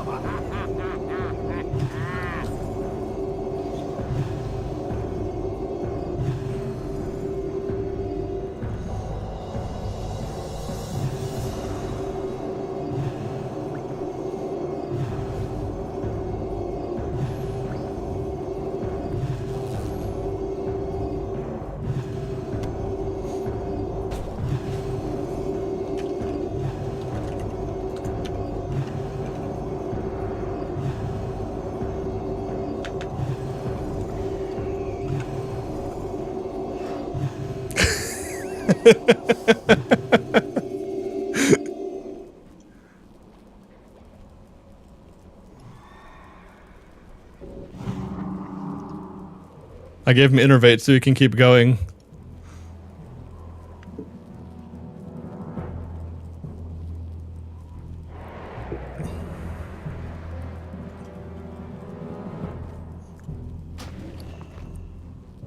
Oh, nice. He's got the bank. He's got the realm bank, the personal bank. He's got all the banks. Holy shit.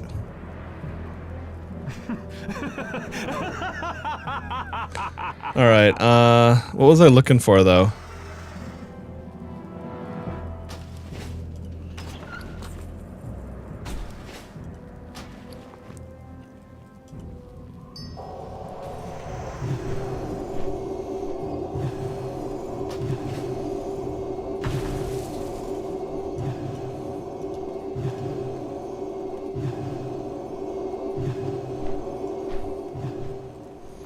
All right, anyway.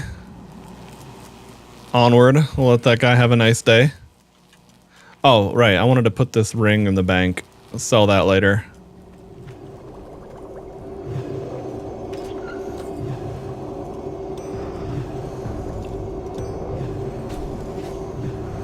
Bro is indeed aura farming. Like, just straight up. Hard aura farming.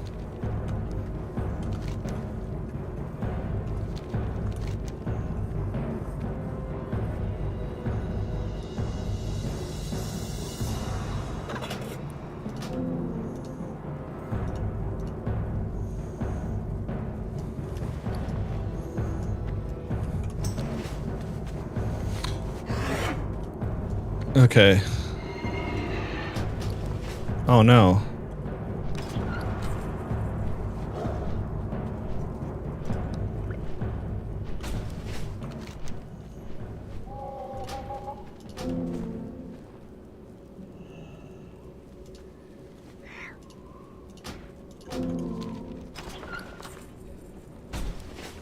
Yep.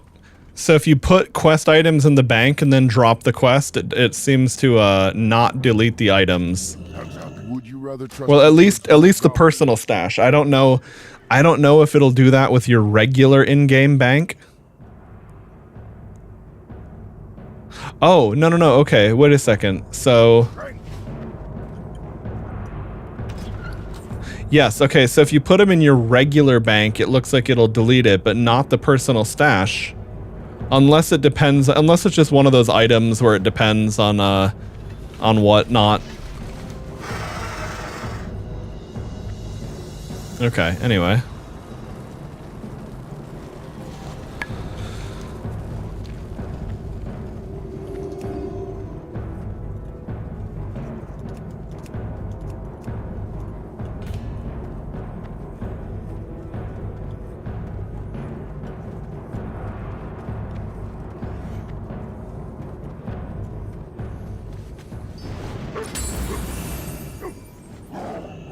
While I'm in queue, let me look at what options I have for blue glyphs.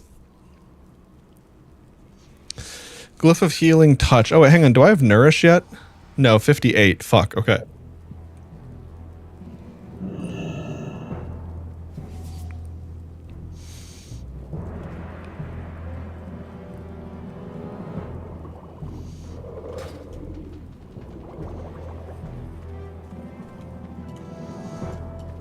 Yeah, that makes sense. Alright. What? Wait, shit. Did I ever fix this or not? Okay. Hopefully we get a group that moves quickly. That would be ideal.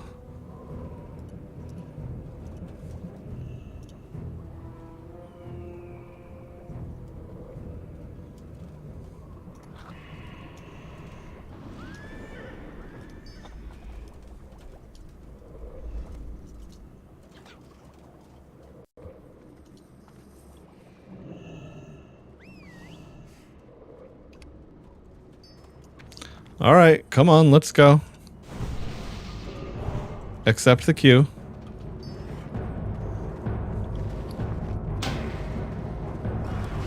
Of course, some DPS loser missed his spot. What the fuck mount is this?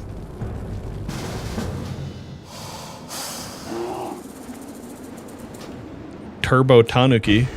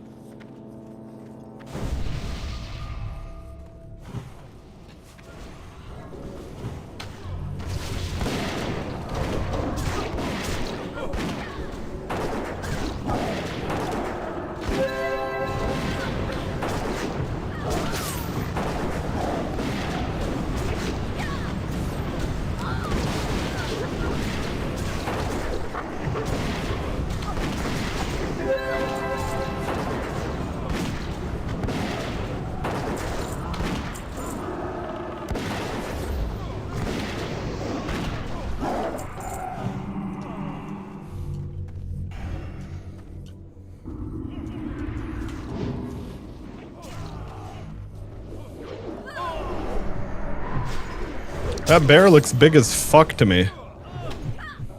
He must have something on the... He must have some size increase buff, because I was going to say, why is that bear so goddamn big? Hey, at least it's not another... At least I haven't done it yet today.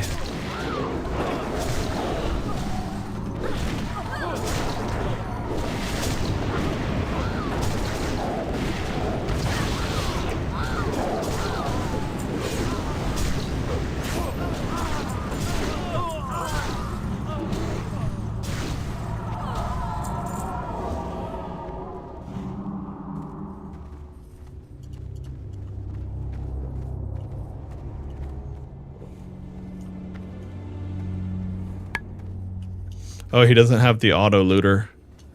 Yeah, that's the other thing. Getting a loot bot as a tank or a healer is very important in my opinion. As a healer, you literally can't fucking expect people to wait for you to pay attention or not if you're done looting. And as a tank, you'll just make people super pissed off if you take too long between pulls.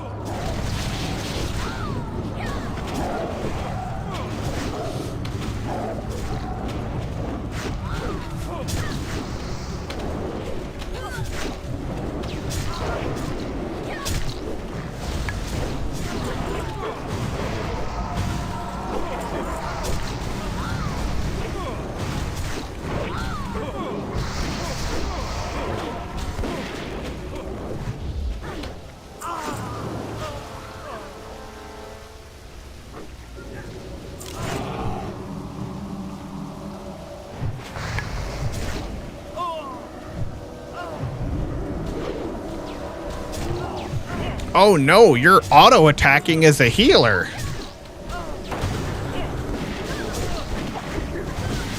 That is still so funny to me. That was how they were trying to defend. That's what they were trying to use to say that I was playing wrong and it wasn't their shit tank guildmate. It's like, dude, you guys don't have any idea how funny that is. Like you have no idea how funny it is to be that fucking wrong. Well, a lot of that's just like mental bandwidth. When you think about it, like when you're stressed out and panicking, you're very bad at taking in new details and like awareness of your surroundings and all that. And then combine that with the fact that you're learning new things. It's understandable.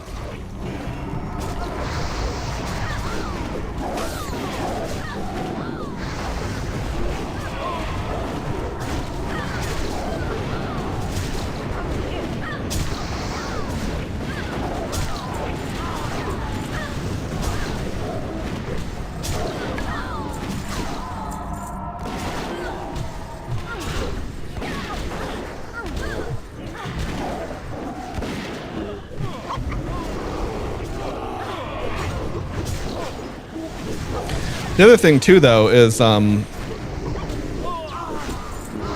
it's not a bad idea as a healer to get used to staying as close to the tank as you can if the fight doesn't not allow it.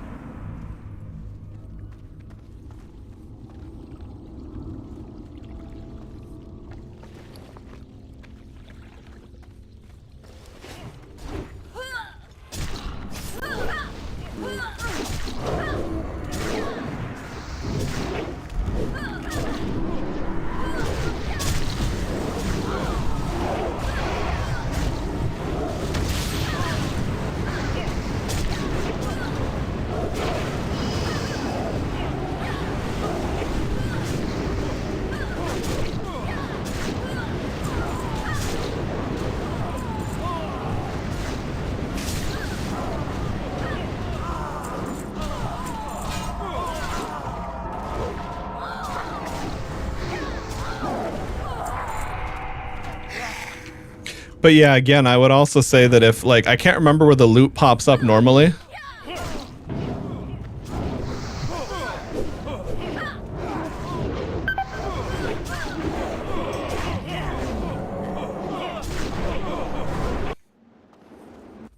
Fuck.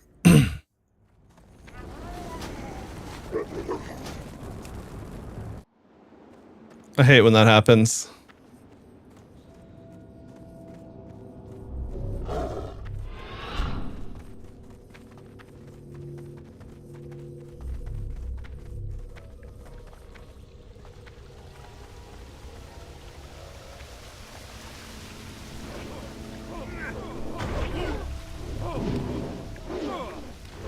Yeah, that's way too many mobs. Okay.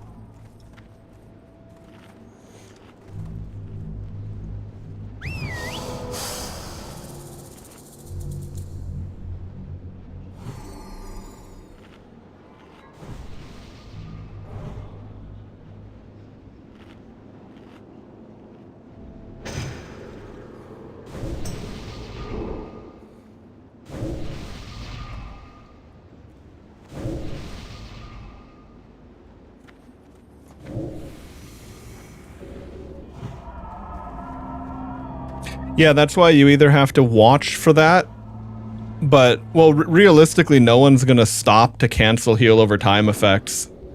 It's just that you have to be aware of that and be spamming, like you can't just aggro a mob with your body, you have to hit it with something.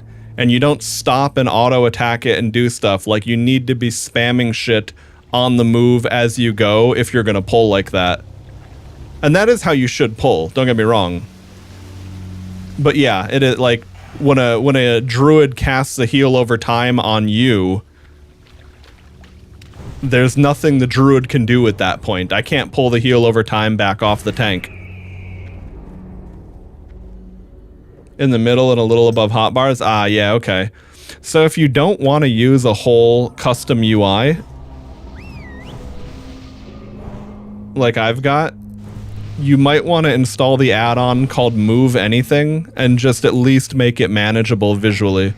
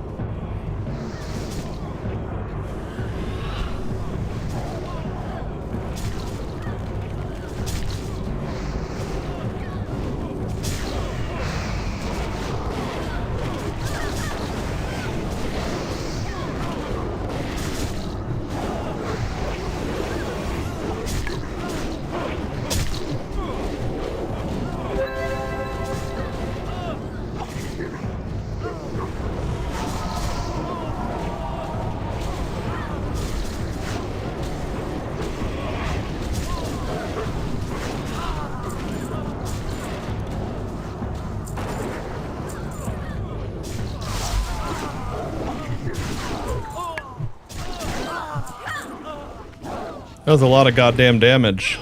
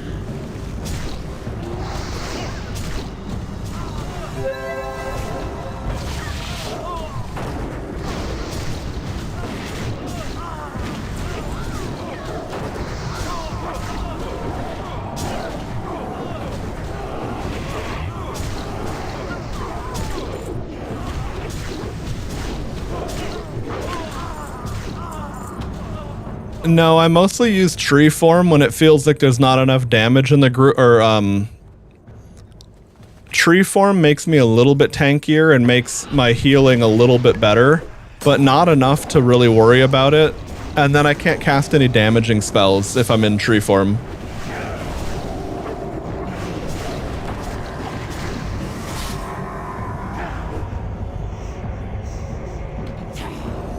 And it's not really worth the mana if you have to constantly shapeshift too much.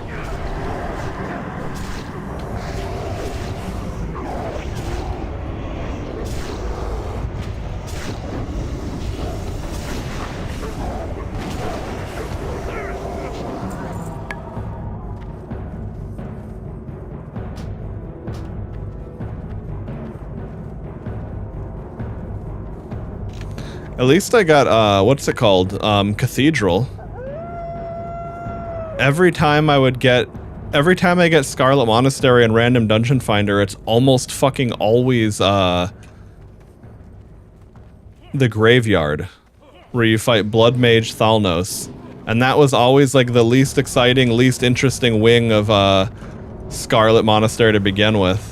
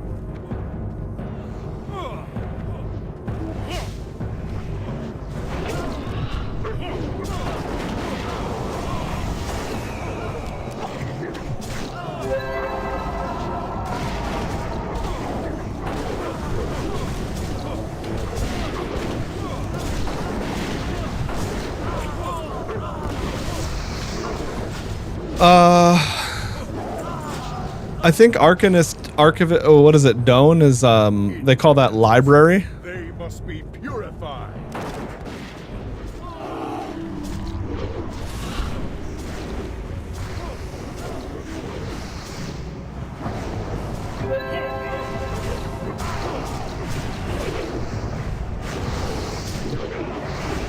Oh, I've got aggro. I've got aggro.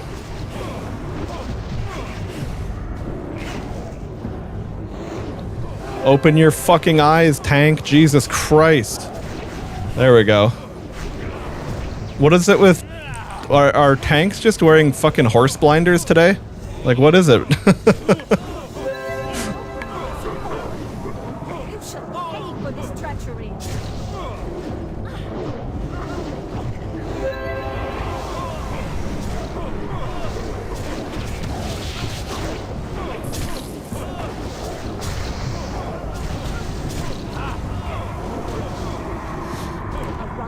Today's the first day in all of my time back to WoW via Ascension where I've actually had to, like, jump up and down and, like, be like, help, I have aggro, tank, hello, hello, tank, eyes, do you have eyes?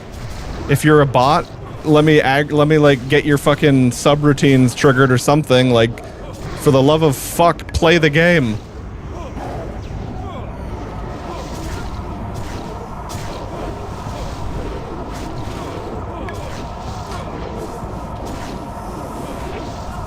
But what's weird here, though, is that this tank has actually been a good tank in general. But it was just wild that he had such a little... Like, these monks are still up at the end of the fight, basically.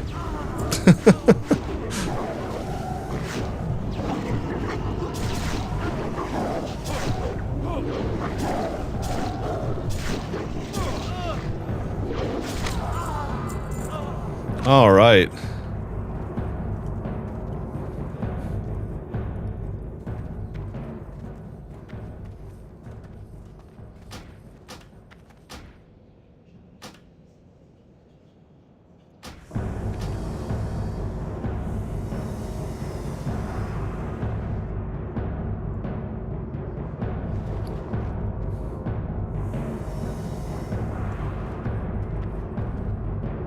What does this even do?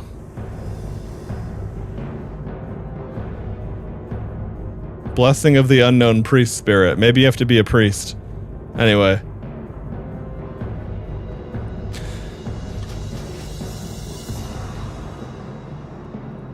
It's extremely, like, the thing is, even the default UI should show you pretty fucking clearly if there's a mob not aggroed on you. If you're playing without nameplates, those little floating health bars that show over the mobs, definitely need to change that. Generally speaking, as a tank, you want that up. Those nameplates will also help show who has target on them. But the other thing too is, like, I mean, again, like, you're not watching the health bars like a healer. But I had, because, like, you know, it's like if your healer gets hit once or twice, okay, maybe you're not going to be quick enough to notice the mob or shifted aggro before they hit the person. But once the person has the aggro, like, when your healer is getting hit for a solid 8 seconds and they have to type to you while jumping back and forth over your head, like, you have long since fucked up as a tank. Long since. Like, maybe noticing it before any damage is dealt is going above and beyond. Kind of, but it's also just kind of doing your job in general.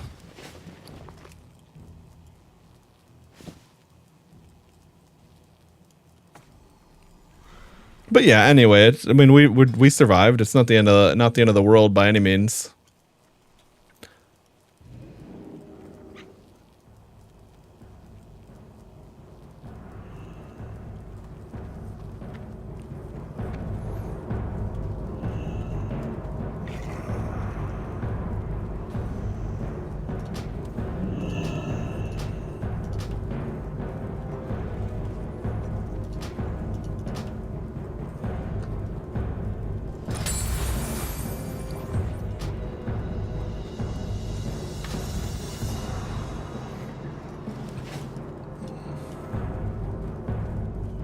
Oh yeah, no, for sure. Like when I'm saying that as harshly as I was there, that was more about the tank I was just playing with, because he was clearly a geared tank that knew what he was doing. He was playing really well.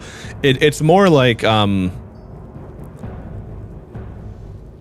if Gordon Ramsay cooks you a dish, but then he fucks up on something you should have learned as like a part-time cook at like a Denny's or like a cheap diner. It just doesn't make sense, you know? It's like maybe if they were actually at that skill level of the cheap diner cook, you'd say, okay, fair enough. But it's like, I've seen you go above and beyond this. You should not make errors at this level anymore.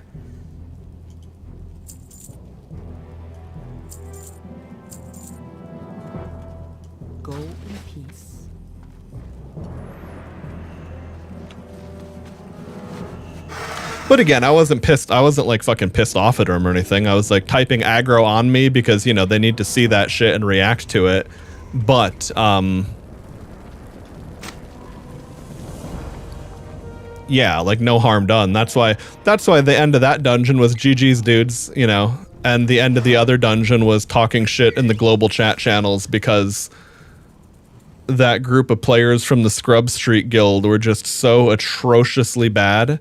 They deserve the shit talking and then some.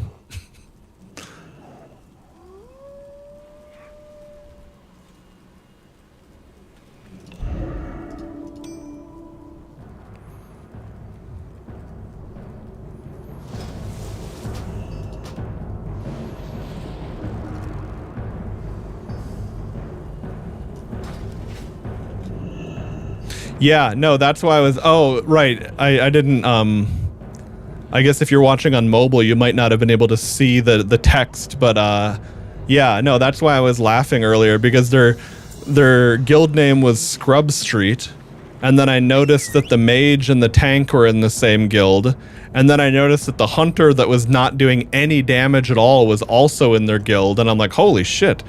These are just a group of actual retards grouping up and, you know, 3 men deep in their guild to do a leveling dungeon.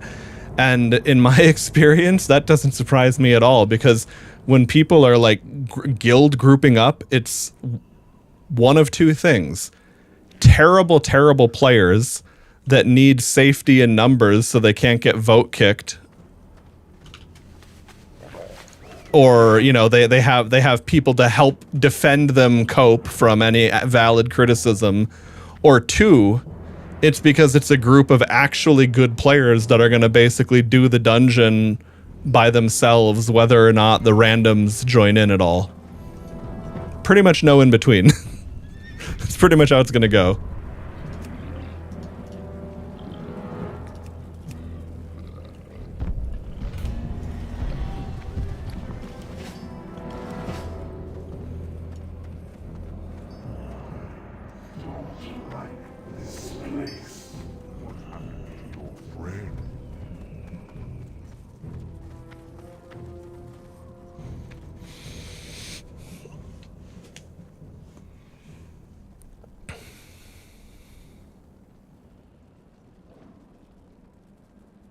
Low battery? Ooh, rip. Well, if you gotta bounce, take it easy, man.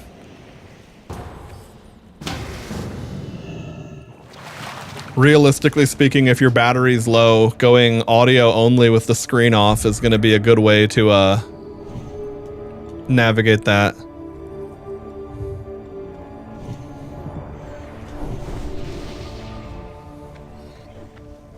All right, well, we'll see how long that takes then.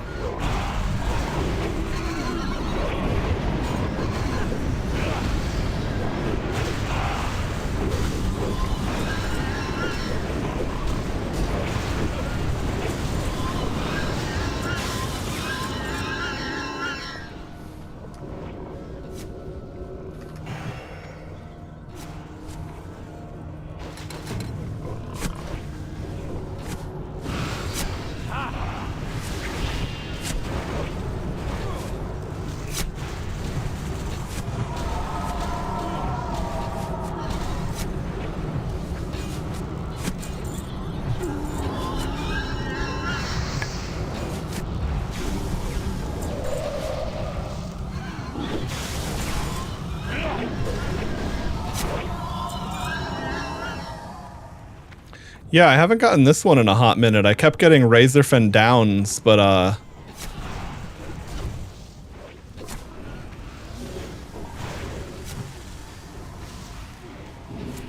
picking some flowers in the middle of a fight, just tree things, really.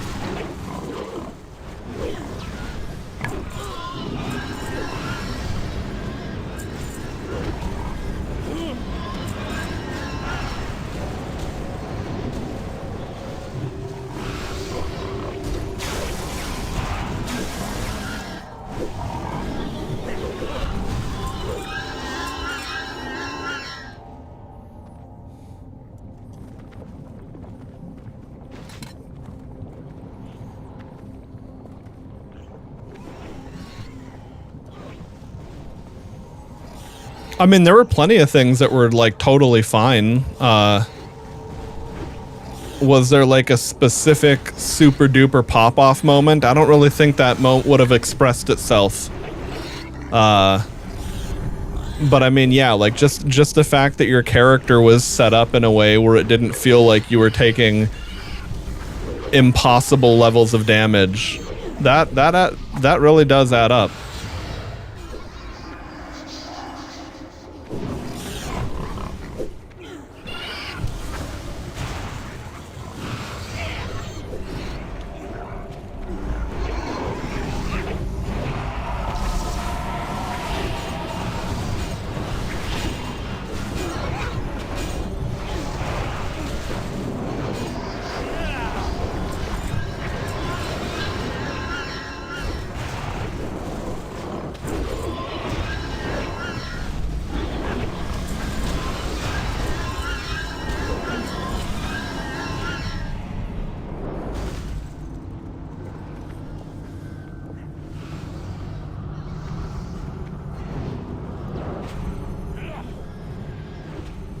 Oh no, yeah.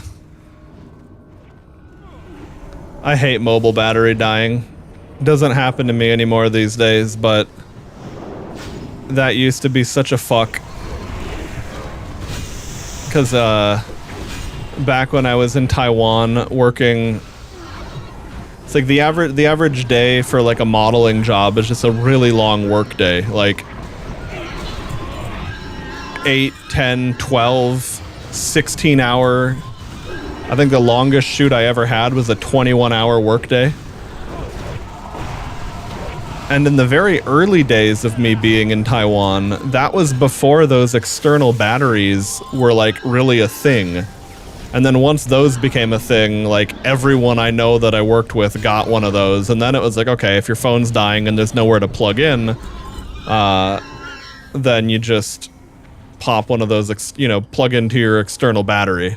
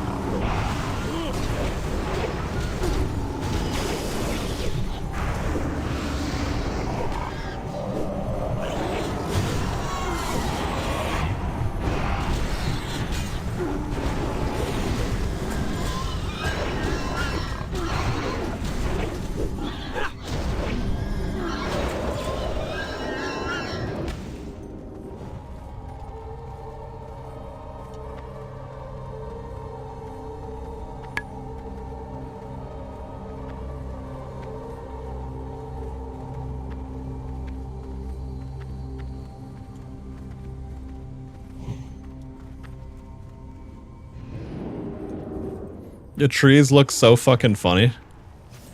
Especially when they cast and stuff.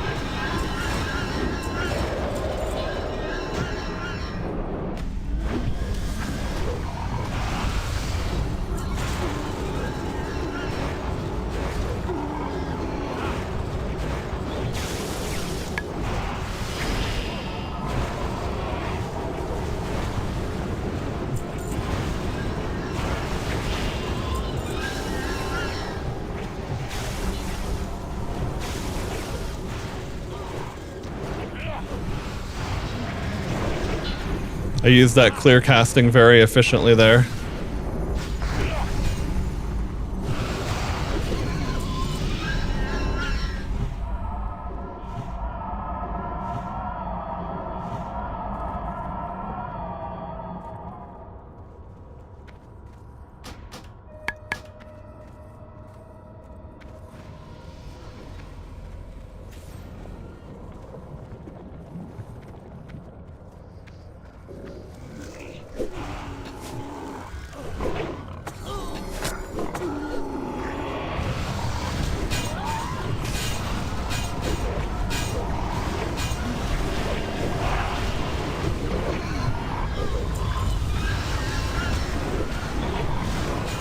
Damn, that battery's fading faster than it feels like my 2-hour rested buff does. Well, when it eventually kicks you offline, Pony, take it easy, man.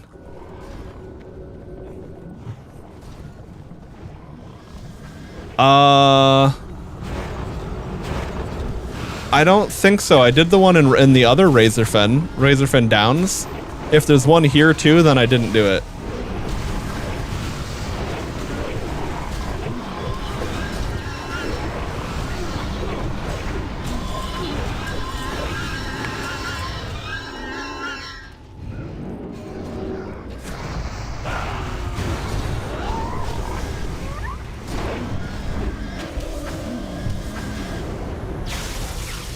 If I move my camera here, I disappear.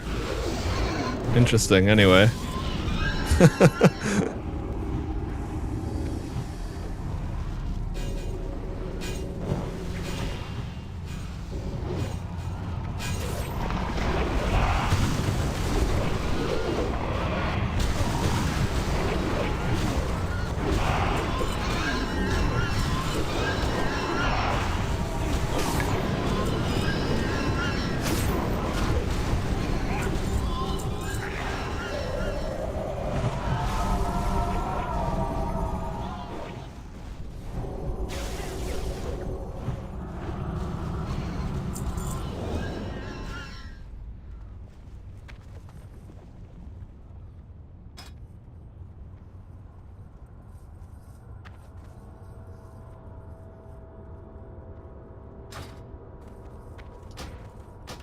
I say it's better than mine.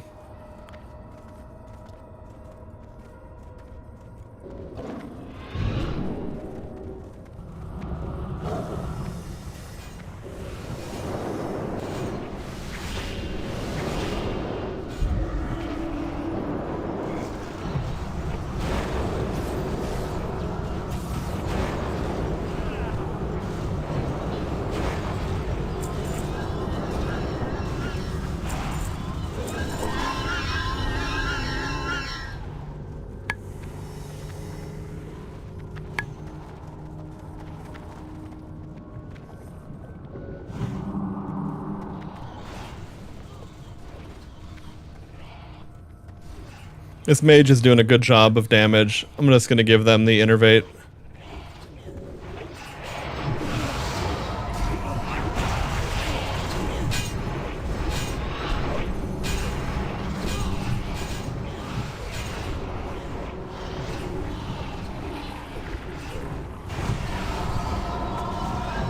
Trying to stay back because of the bat silence. And then also just heal up preemptively rather than letting people get too low. Oh yeah, that's where Omen of Clarity drops, I see.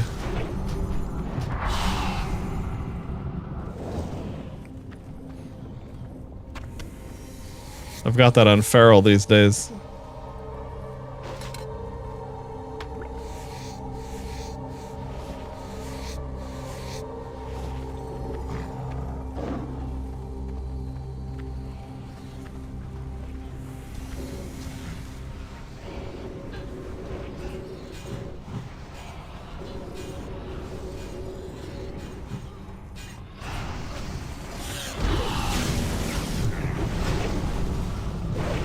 Wish I could cast my berserking on someone else too.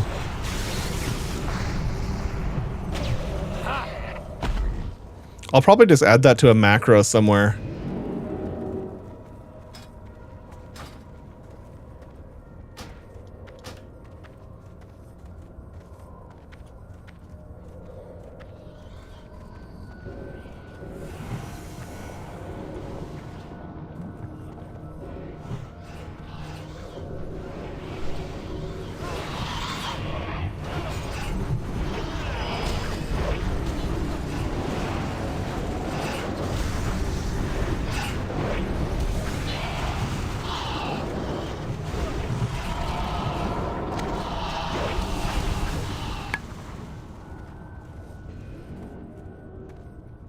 That might be better than my feral shoulders.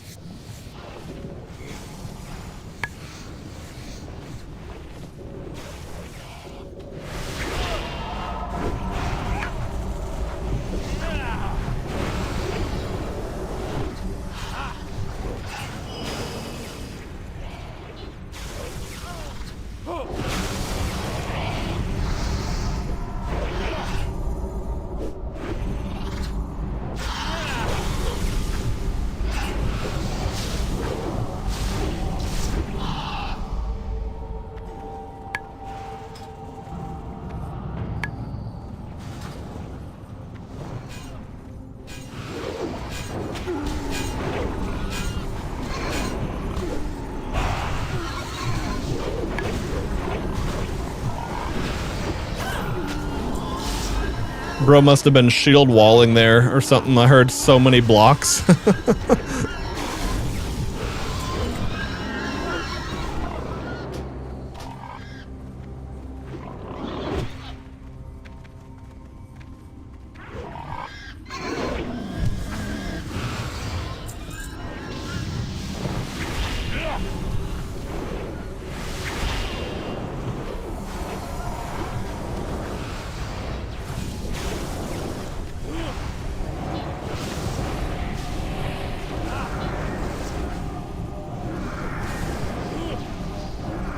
Dude, I had so many crits in a row there. What the fuck? I started catching up on the damage meters.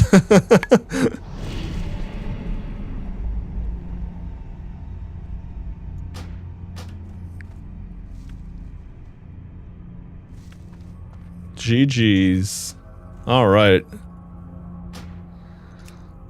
Another decent group. Feels good, man. Okay, so where's my shit? What did I get? Crown of the Ogre King. Crit, haste, spell power, stam, intellect. It's not bad. Is that better than what I have? Stamina, spirit, intellect. Ah. Yeah. I don't know.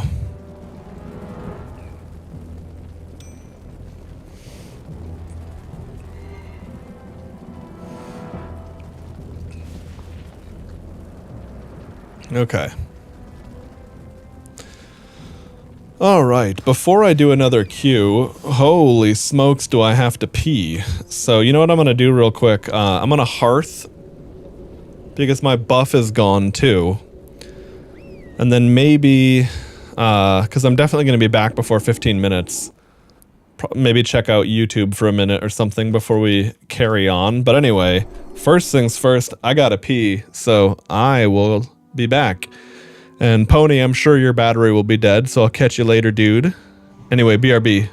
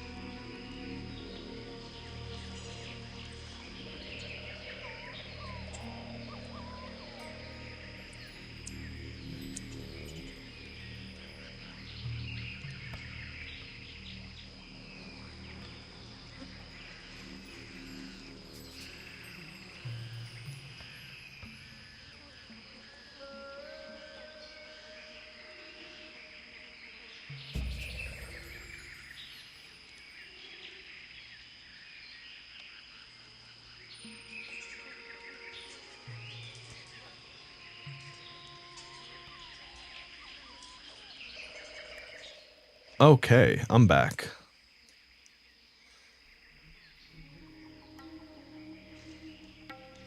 Let me get my headphones in.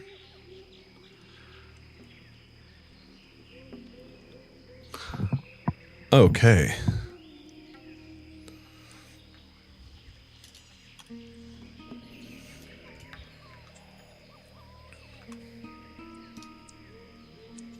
Hey, nice, Pony. Well, glad to see that you're still here. Okay. Let's compare this to my feral gear now.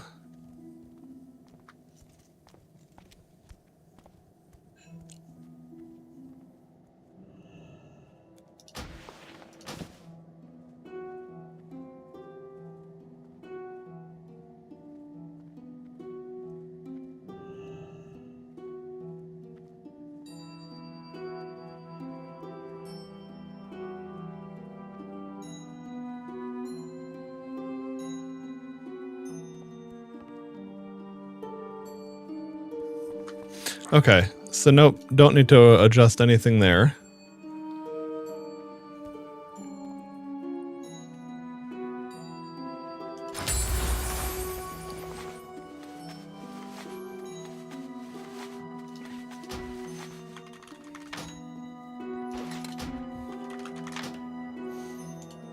I'm listening. Rest your weary bones for a spell. Watch your... Yeah, your battery is more durable as you go. That would be pretty fucking convenient, wouldn't it?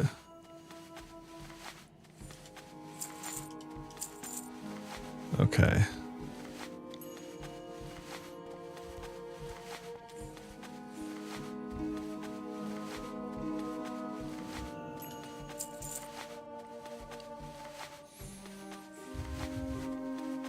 Farewell.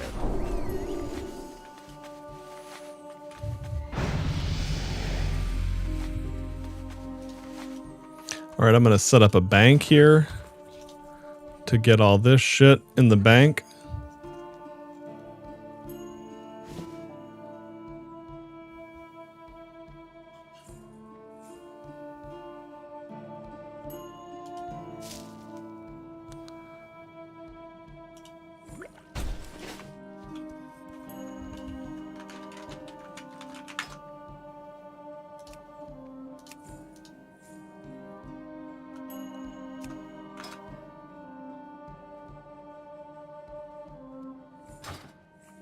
Yeah, no, definitely. I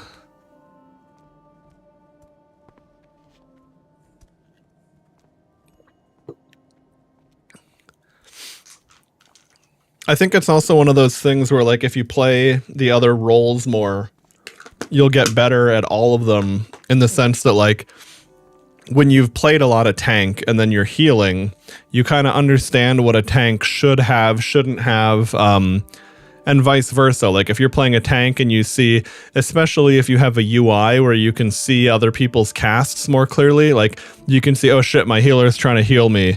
I'm going to activate Last Stand because that'll give them the buffer to let that heal complete. As opposed to just using it whenever it feels like maybe you need it, and then you realized, oh, I guess I didn't. But, while it's a good idea to not pop all your cooldowns too early, definitely don't die with them unused, that's for sure.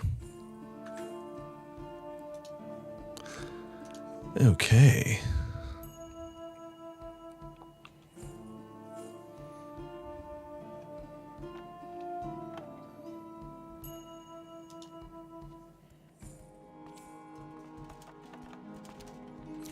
All right, let's see what is on YouTube while I wait for the next couple of minutes.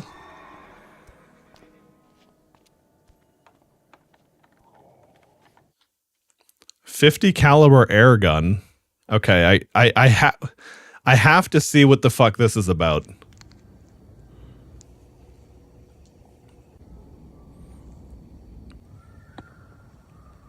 $393 grain versus 3/8 steel.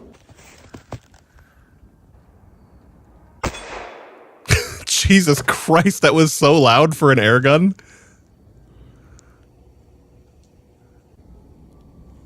That whole thing has got to be the tank of gas for it then. 309. Because see, here's the thing. I recognize the way that round looks. I have a pump action air rifle that is 177 caliber. It shoots a tiny, tiny, tiny little Lego sized bullet.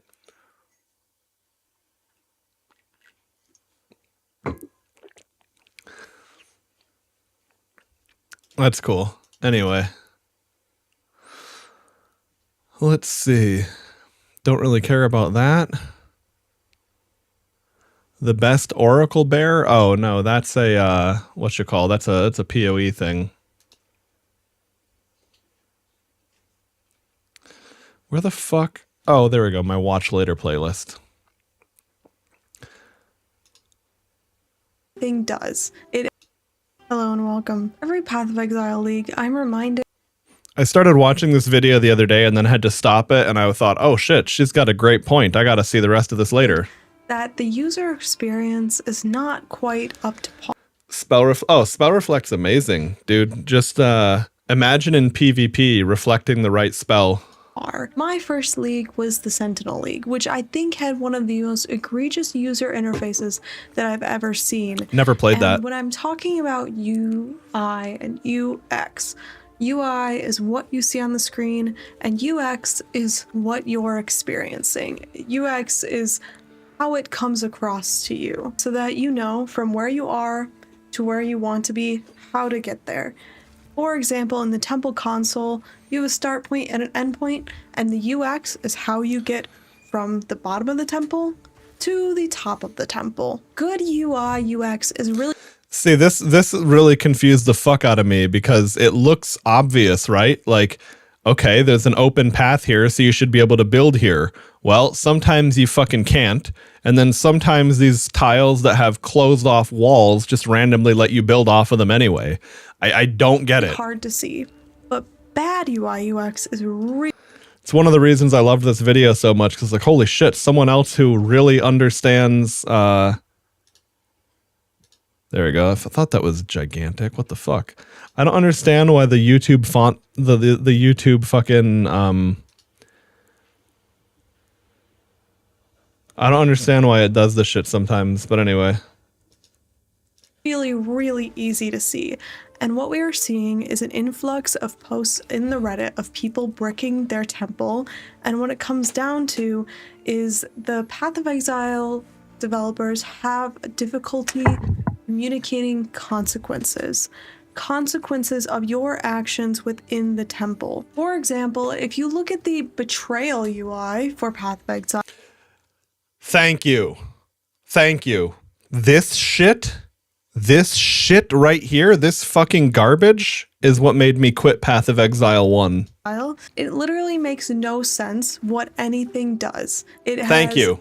Zero sense of what your board state will do to the rewards you get, to the encounters. This is not a meme. This is actually what the UI looks like. They actually made it a fucking schizo person's like posting board of how this connects to that.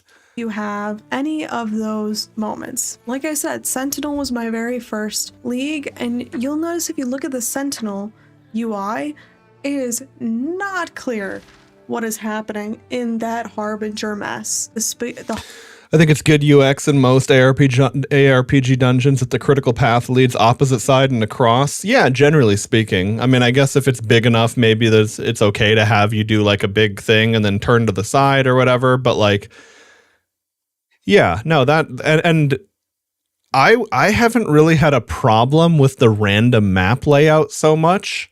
There have been times where it's been like, where the fuck is the exit? But I kind of blame I'm not going to say that's as much of a game issue as much of a me issue, but I'm pretty fucking good at analyzing new information and then being able to intuit it and act upon it. Like I am usually not the player who needs tutorials. When I get furniture, I don't need the instructions book to put it together. It's not like a flex like I'm some god, but you know, when I have these skills that kind of hold up across the board, and then in Path of Exile, literally nothing makes sense, even with a tutorial. Yeah, it does seem like, as much as I love Path of Exile, that would be such a big point of criticism for me, is like, why does nothing in the game make sense without having to analyze it at a PhD level dissertation? Harbinger spaghetti is insane. One thing I've seen the Path of Exile devs rely consistently on is trial and error. For example, when I click close temple, does it tell me what's about to happen? No. It just deletes rooms, and I have no clue why. The consequence of me clicking that button.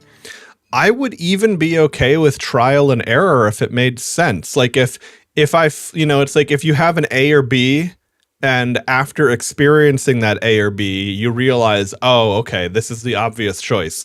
If making the wrong choice makes me go, oh, fuck, I should have done it the other way. Fair enough. Maybe you could say it wasn't intuitive. Maybe you could say it was just supposed to be that way. But when you do a thing and you're sitting there going, what changed? What? Huh? Like that's usually the feeling I'm left with. Deleting those rooms was not communicated to me. So the issue with the temple is not necessarily that the UX is bad. You know what it is? It's if it feels like a learning moment, like there was a lesson involved in that, and then you go, oh, I see. Temple is that the investment you are putting into these temple runs is so much greater, and therefore mistakes cost you a lot more. All the other UI, UX that has been like pretty egregious in this game, you can fix. It's relatively temporary. It's solvable.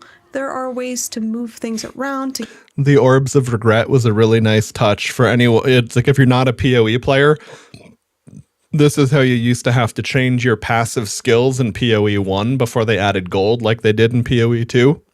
And this is simply a fixed cost. So it costs just as many of these to respec level 100 min-maxing as it does to be level 17 and go, oh, I fucked my build. So it was just completely and if you had any of these and spent them that way, you wasted it like crazy for not selling them. Relatively temporary. It's solvable. Looks like a sex toy. Yeah, your butt goes here. There are ways to move things around, to get around it. This is semi-permanent. Once you put something down, it's very difficult to resolve it. That's why everyone's asking if their temple runs are bricked. Yesterday, I ran this temple as I cover up my past self. I was never here, and I fought the architect. The game didn't really communicate to me what would happen when I fought the architect. I found out that it was too low level to access the things I thought it was. Oh wait, holy shit, she's using the exact same plugin I am for the virtual green screen. When I fought the architect. When you see how I move my head and then you can see the background behind me and it follows up. The architect. The game didn't really communicate to me what would happen when I fought the architect. I found out that it was too low level to access the things I thought it would access, like getting closer to Atziri. It gave me a medallion that disappeared when I clicked it, and the UI to show what it did was very minimal.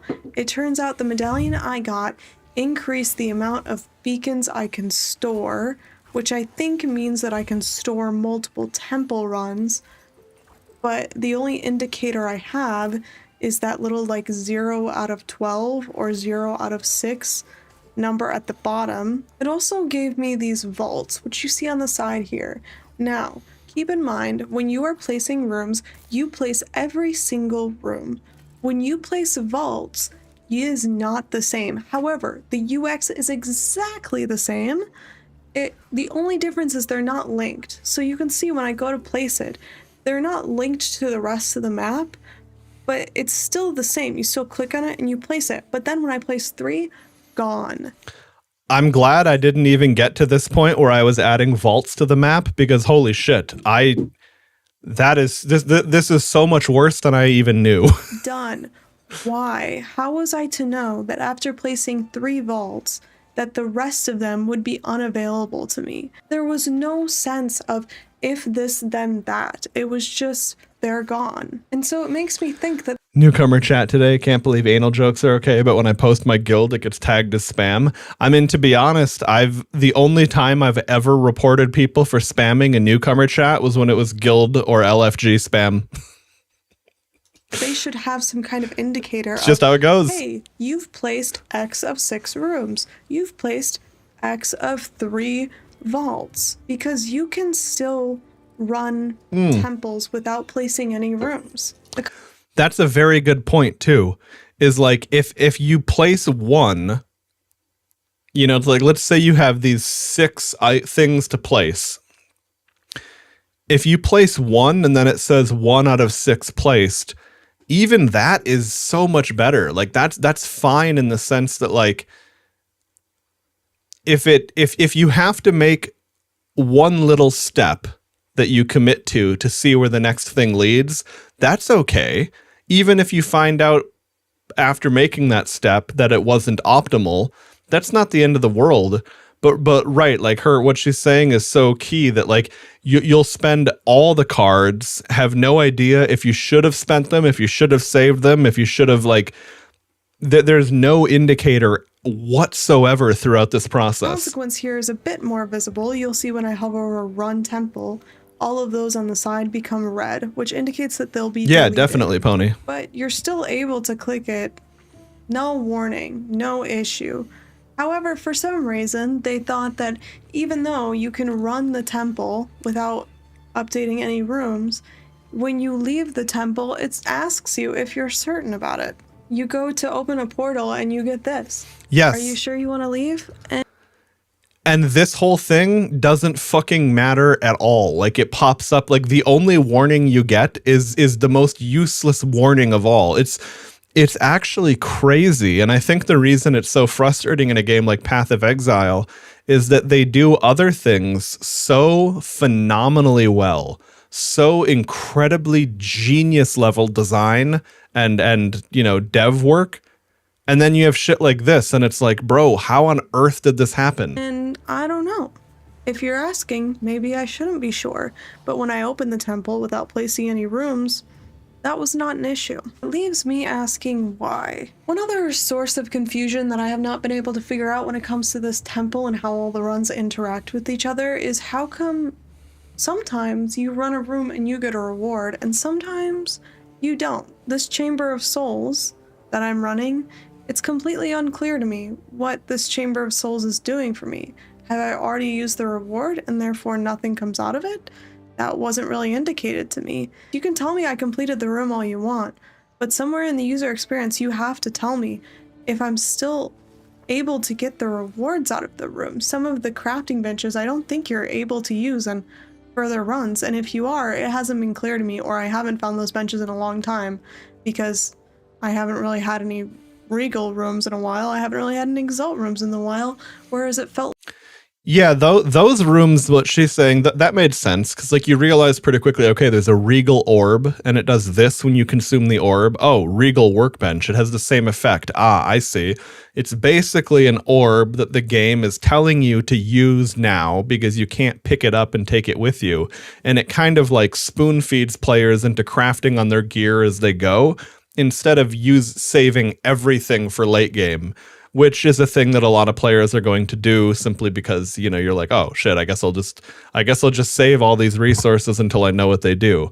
So like there's like little micro elements of really good, intuitive, thoughtful design. It's the inconsistency that I think is so frustrating. In the beginning, I was getting them constantly. So I don't know if that's something I don't understand or just like poor communication on this part, but it shouldn't be a question for the internet. It should be answered by the UX. So where I think they've done a really good job in the Vault Temple is communicating what you are able to do. It shows when you're placing a room, it shows you where you can place your next room. Yeah. It shows you all of the rooms that you can place. It shows you all of the, you know, the things that are currently happening. When you go to energize a beacon, it has super clear, like, happening. The only thing, though, that even then this is still fucking weird, check it out. You have this path that has no northeast, but it has the other 4 diagonal directions. You have this path piece that has southeast and northeast, yet when you're on this fucking Tetris T-block piece and you're hovering here, you see all 4 there. What the fuck even is that? It's still like even when she's saying, and I'm not saying she's wrong because I think her analysis on this is so spot on. It's what made me go, holy shit, what a good video. But even the stuff that is being praised is still inconsistent and visually unclear. Place. It shows you all of the, the things that are currently happening. When you go to energize a beacon, it has super clear, like 2 out of 3 beacons energized. It shows you exactly what you need to do to get your next temple, and that's really good. However, it does not do a good job of explaining paths. I haven't fully been able to understand when paths can connect, when they become small paths versus big paths. Yep. And I think that a big difference would be if you could place everything and then confirm it by running the temple instead of it being confirmed immediately. It would help a lot. Yes. I think that understanding how rooms interact Totally. with each other. No, yeah. If you would just place down the pieces on the board and you were allowed to move them around before you clicked lock in, let's go, that would solve all of this because you'd be able to trial and error it immediately and intuitively. When you're placing them one by one, doesn't actually simplify it. It makes it more difficult because it's just so unclear what you're doing next. And so this trial and error UI that the Path of Exile devs keep using, it can only get you so far when the investment into the trial is so great. It takes so much time to build up one temple run. Messing it up has a much bigger cost. Yes. And it's not even messing it up in a way where you feel like you're learning something. It's just pretty confusing. And trying to fix it is a nightmare because you basically just have to close the temple and hope that the things that broke your temple get removed. And you can see this in the way they show you Edziri, but not how to get to Edziri. If I went to Edziri right now, I wouldn't be able to fight her. They show you the architect, but they don't give you any idea of what the architect actually does for you or what. Yeah, if you path your way all the way to the boss, but you didn't know what you had to do ahead of time to activate the boss, well, you just bricked your whole map and the boss isn't there anyway. It's like, what?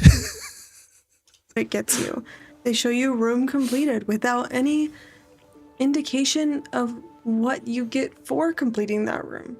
So what are the consequences of your actions? How can they start displaying this in the UI?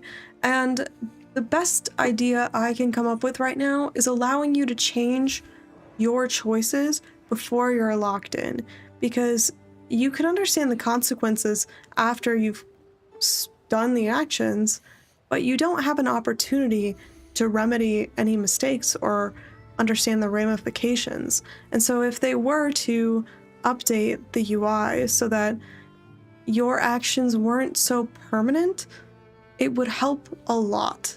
And a lot of people have also said rotating the tiles. I don't think you have to rotate the tiles. I just think that placing them one by one in seemingly random spots, it's not clear to me where the placement availability comes from. It seems almost random where you could put the rooms. And it leaves me asking why. And this is the main difficulty with Path of Exile. Every action I take, I have to go back and ask why and basically watch the VOD to understand. So let me know, what were your issues with the Path of Exile UI? Do you feel like this is a pattern for their user experience? Because I kind of see it as a through line for them. The League mechanic UX in particular always suffers, and I hope that they continue to improve on it. I think it's improving, but thank you so much for watching. Have a great morning, evening, night, whatever it is. I hope it's awesome. I'll see you all in the next one. Bye. I'm pretty sure everyone knows elephants are herbivore. Okay. This whatever video is next is not relevant, not related. But yeah, it does. It has. Well, this was such a good video. This was so good. I already commented when I saw this 2 days ago because I was just like, holy shit. But yeah, no, this was such a good video. Oh, I didn't sub to them yet. Okay, well anyway, now I did. Fantastic video talking about the issues of PoE 2 and intuitive clarity and, you know, just being able to read the game rather than have to research and confirm everything before you click just in case it's like, oh god, what if I fuck something up? But okay, got our buff. Okay.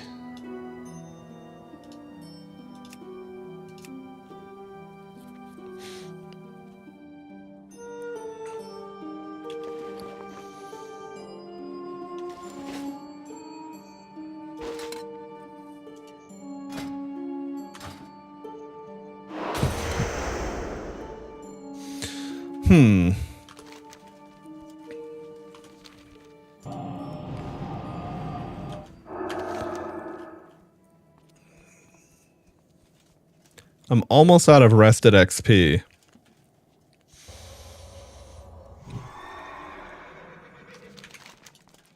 I think I'm going to go to... I think I'm going to go to Winter Spring to do some quests. That's always a good zone. Wait, hang on. Isn't that really nearby?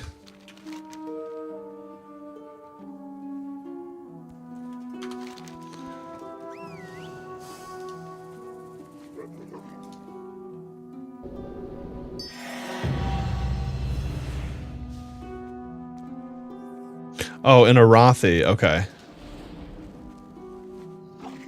Yeah, I'm not gonna worry about that one then. Okay.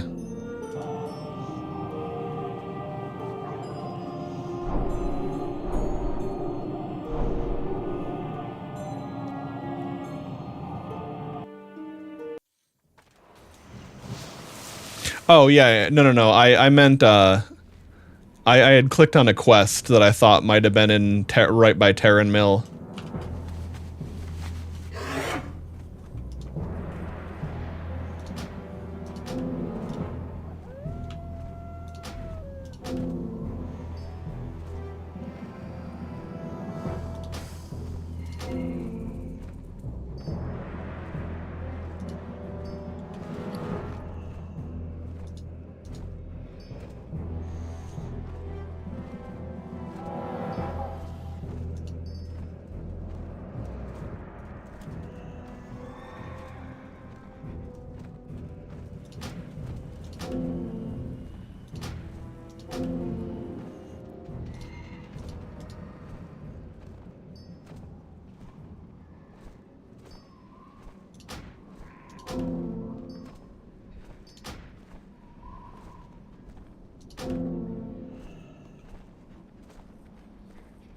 Okay, there we go. I just wanted to make some quest room before we headed on out into the world.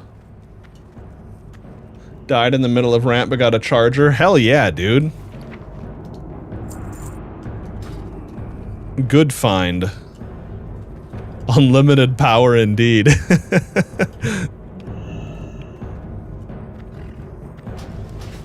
Yeah, Winter Spring was actually where I hit 60 on my first ever Druid.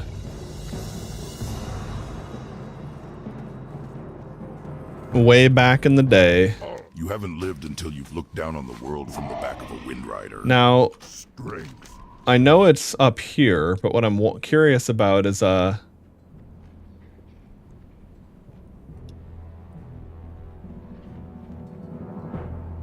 can you, I wonder if you can get from Moonglade, or I think Moonglade is like completely closed off with no other paths in or out, but I'm not sure.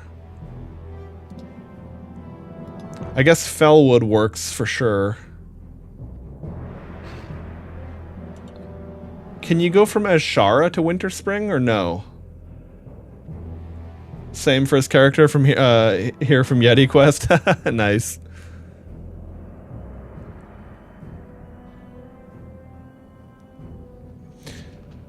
Timbermaw Hold from Moonglade.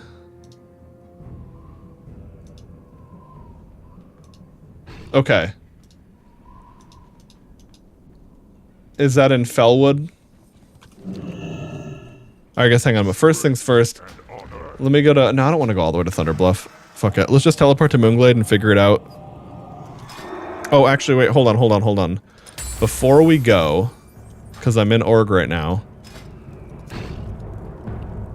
Oh, also, let me plug this bad boy in. Hell yes, brother. 10% global spell haste from 3 talent points feels so worth. Reduces the cooldown of your life bloom. Oh, global cooldown. Okay, I was like, what the fuck? There's no cooldown. Hello?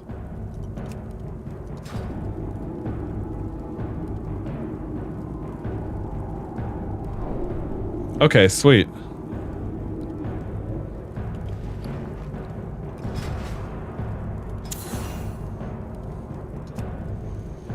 Damn, speaking of 3 talent points being impactful, critical strike chance of ferocious bite on bleeding targets by 25%.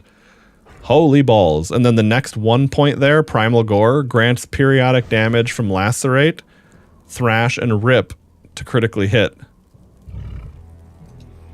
So our bleeds can crit as feral, as the next sauce right there.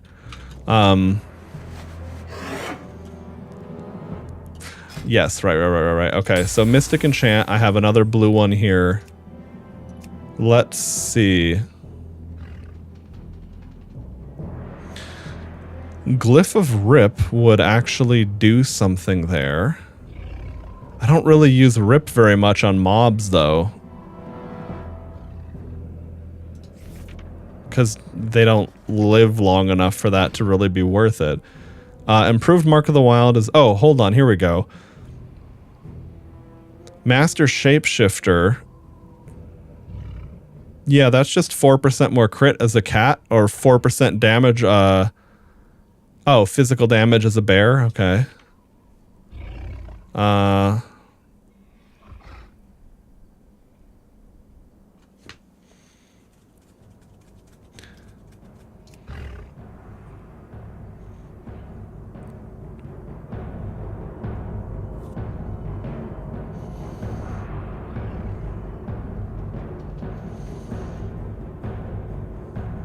All right, well, then I'm going to get 2 more as well anyway. 1 and 1 level. Okay. I think I'll just plug in Master Shapeshifter now because that's 4% crit for cat, which is mainly what I'm doing.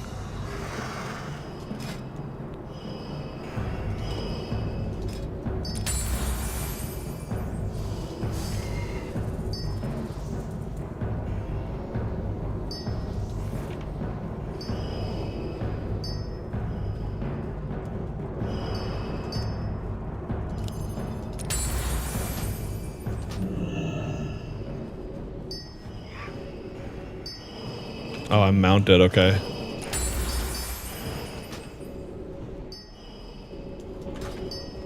Alright.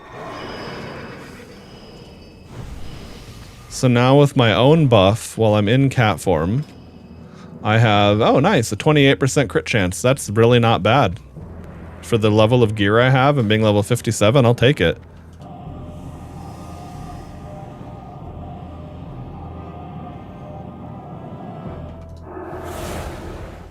Turn on war mode before I leave. Extra 10% XP out in the open world. Oh yeah, no, thanks Pony. I do remember that. I don't know if they're elite or not, but I think at level 57 I can probably get through. But yeah, no, that's right. Timbermaw Hold would change things. Not elite? Okay.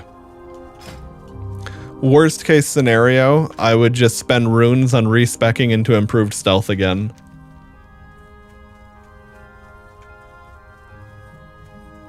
Your first time you ran through GTA style?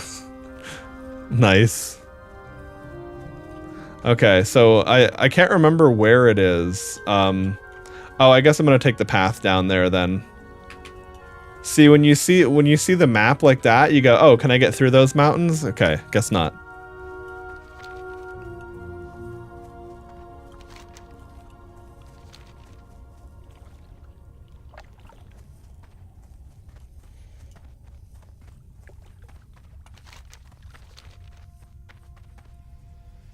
Man, speaking of Grand Theft Auto, I hope Grand Theft Auto 6 is actually fun.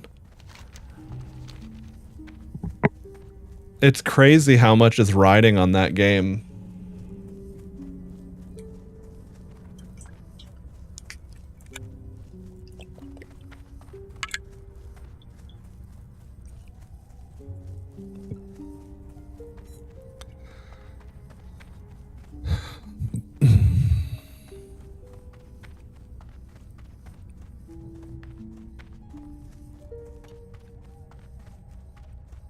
Yep, there's the timber maw. Oh. The hell is this?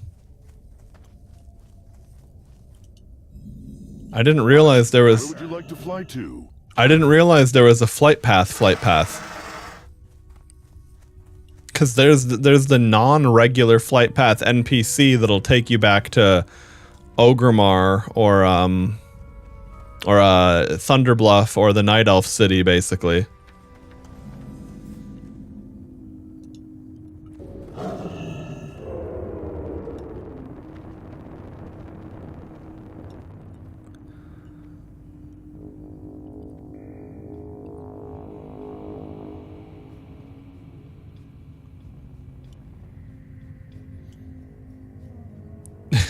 To be honest, I don't think I've ever gone to Moonglade as a non-druid. So that could be it.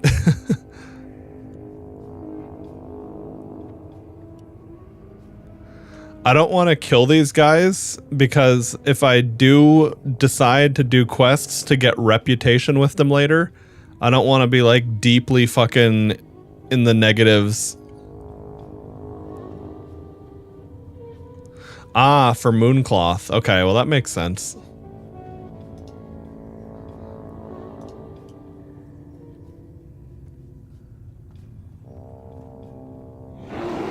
Ball sacks, oh well.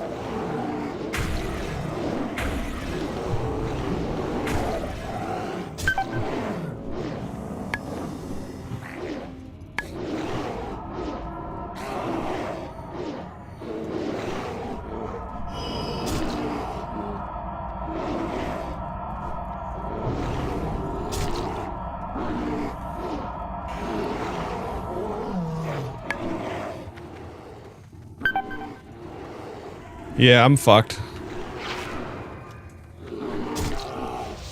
There's no way. Okay. Oh. Hang on. If I'm over here...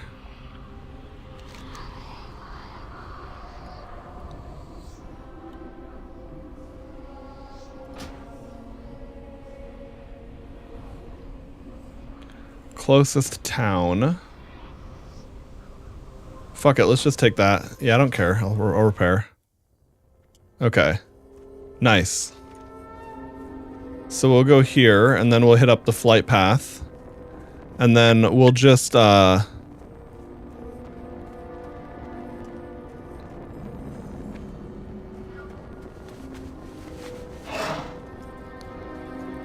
just go ahead and do a dungeon, because I'm pretty sure going into a dungeon clears, what do you call?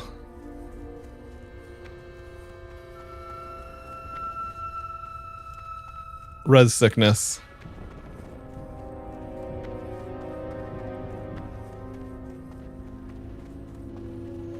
Can you ride your mount through that tunnel? Usually you can't mount indoors, but there are some places where that could be allowed anyway. Okay. Yeah, just, pray that you don't get dazed or that you have time to, you know, flip your back around to them instead. Or, not flip around to face them, like, you know, using, like, strafing or something.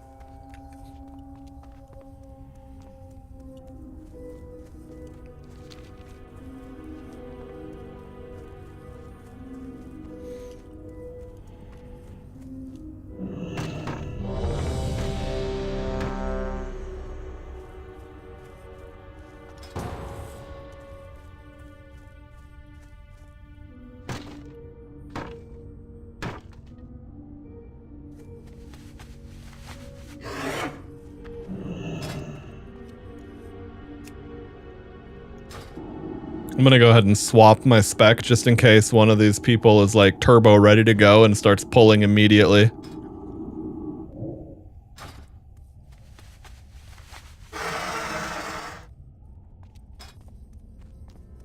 Okay, good. I'm in the gear. Alright, yep. It did indeed clear the res sickness.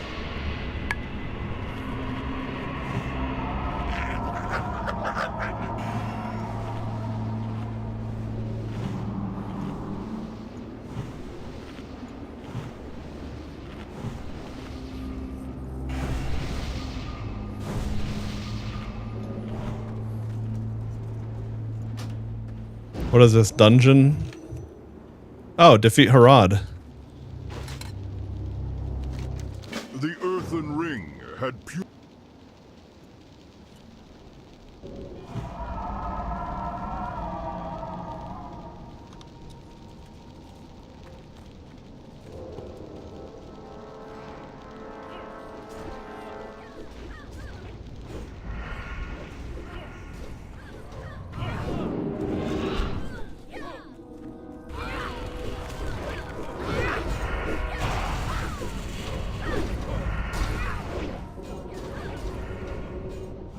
Hey, it's my dude Goat Sex in a newcomer chat.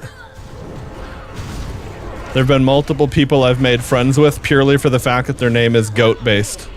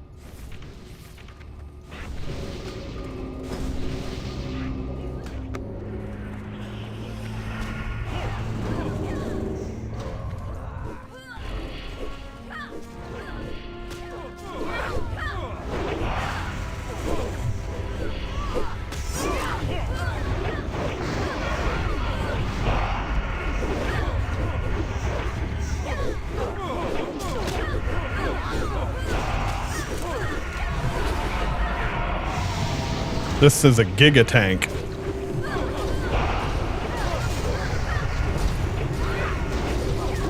So that's the other thing, is like using something like self-sustaining, like not a big cooldown, but like something like increased block or whatever the fuck, I forgot what they call it, but like, because if you can't really have your healer heal you while you're pulling, because it's just not gonna work.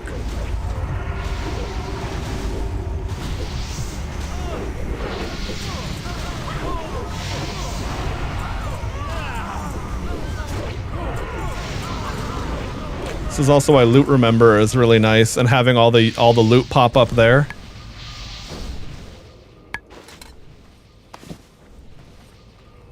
And that's also why the loot bot is nice.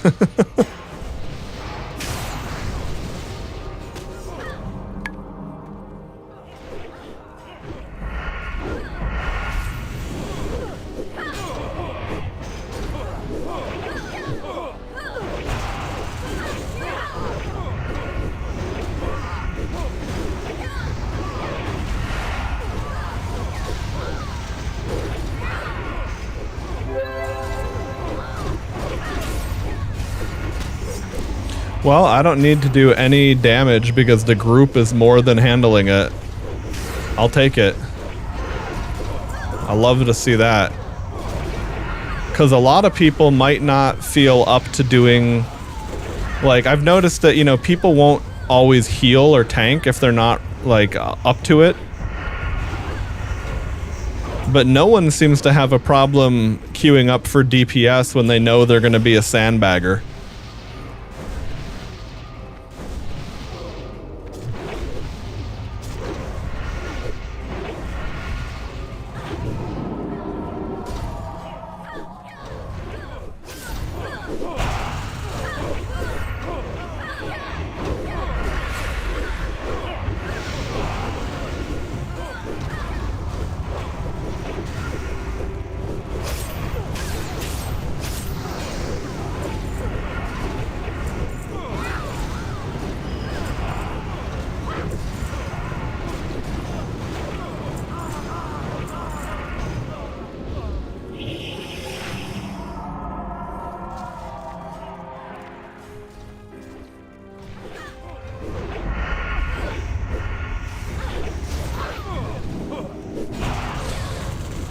I don't know. I mean, I would think something like, you know, but it would between the 30-second and 1 minute range. I mean, realistically, it depends on the situation, though. Is it a huge pull that's taking out like enough of the dungeon to warrant the cooldown? Or is it just, you know, are you pulling an extra single pack of mobs kind of thing?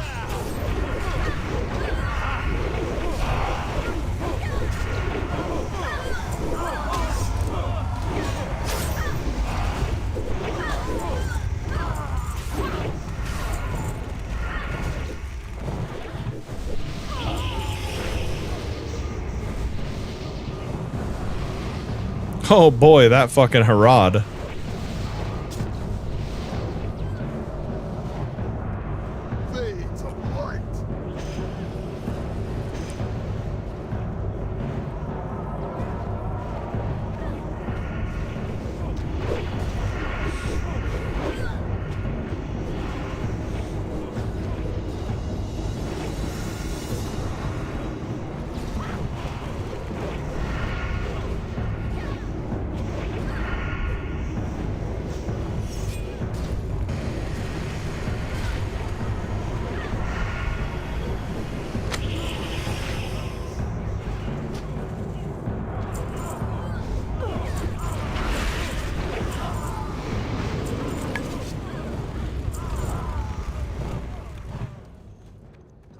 How generous.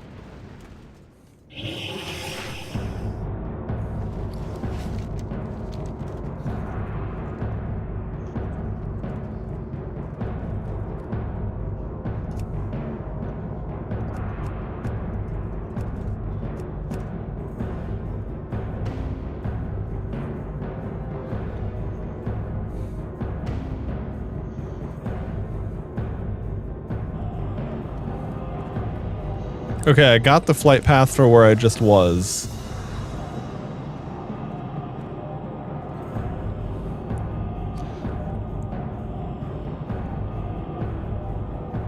I'm gonna go back to org because I wanna, if we're gonna be doing groups, I wanna be grabbing these dailies.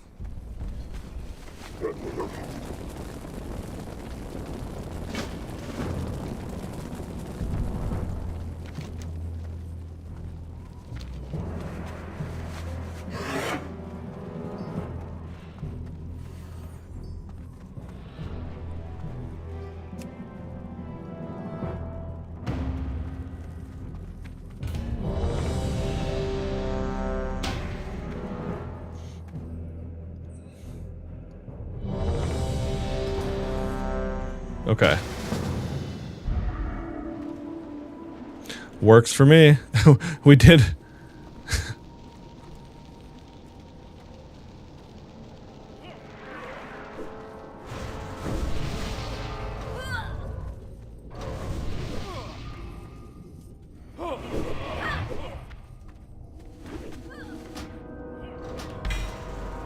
Didn't even realize that was a fucking thing.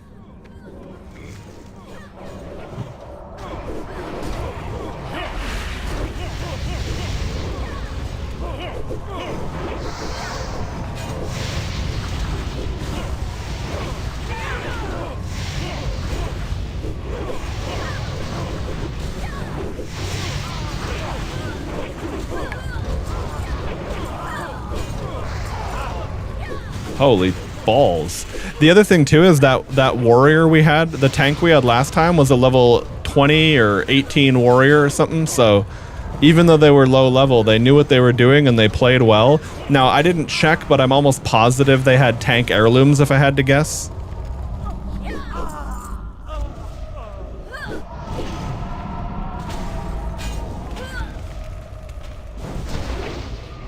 But yeah, that last like giga tank we had was a low level person who played well and didn't take much damage, and yeah, all in all, good shit.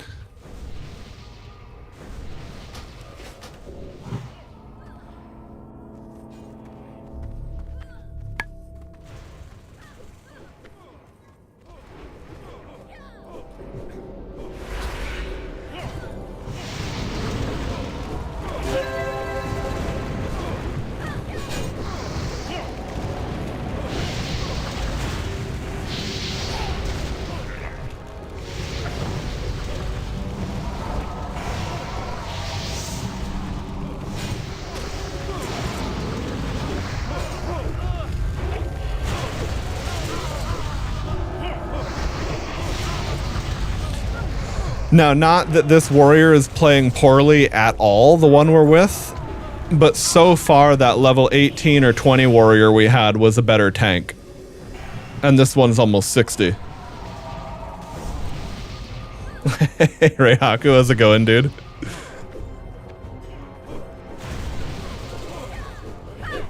How's my favorite DILF? What a fucking greeting.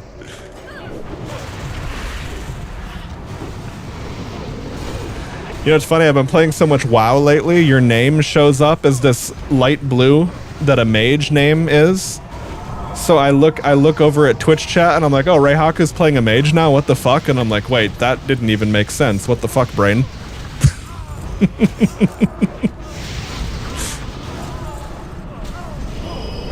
He had fewer buttons distracting him? Nah, I think that's just a you problem, Pony. I think most people like having more buttons to press.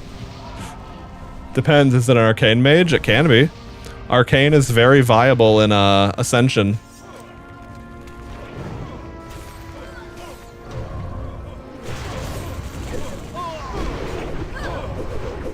It's mana hungry. But as a druid with Innervate, I can keep you well fed. Holy dicks, that's a lot of damage. He's getting, I think he is getting hit from behind on some of those mobs is the thing.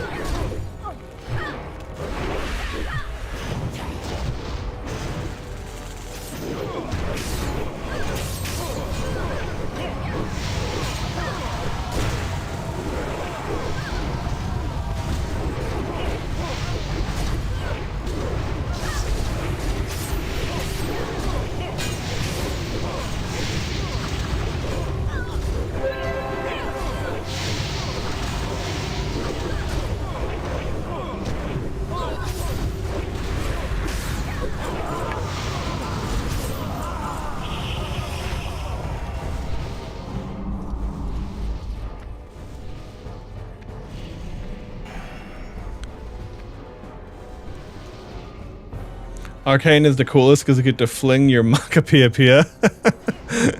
That's a unique one, but yeah, I guess so.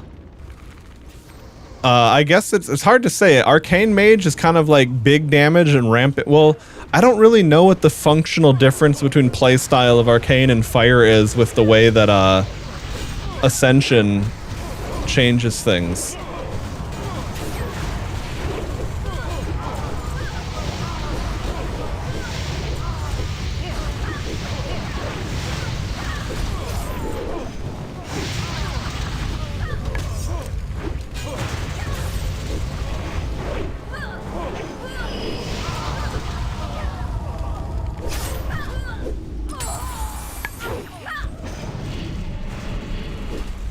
Oh yeah, I got some real spell haste now, damn.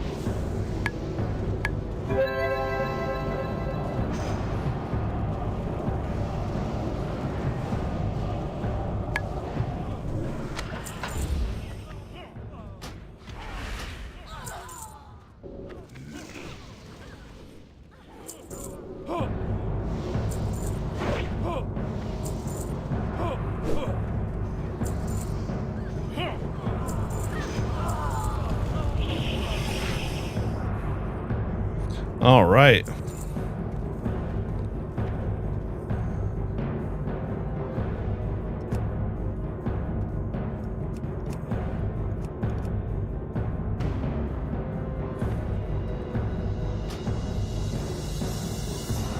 Oh, I almost did the fucking wrong thing. Ho. Holy shit.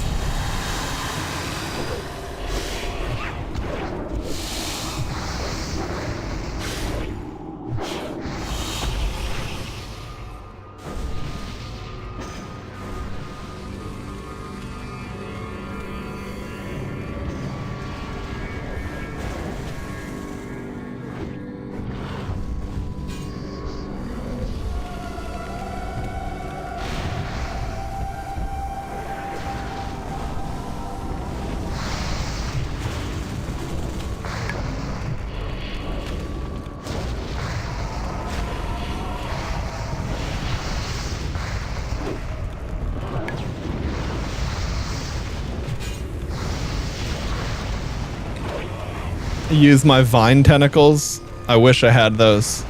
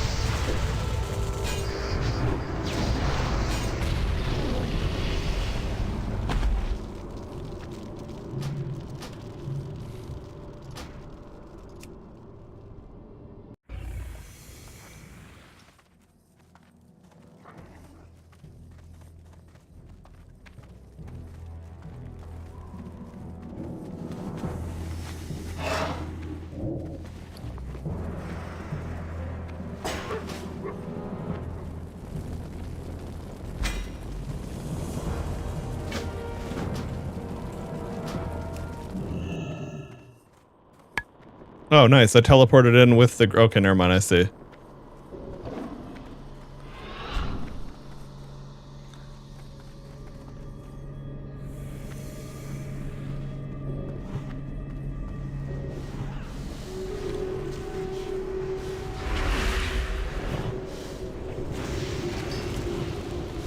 All right.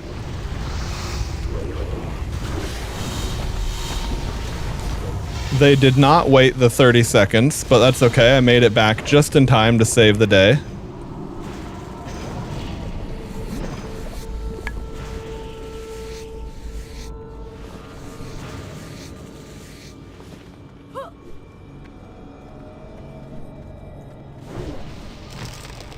There we go. I tentacled her.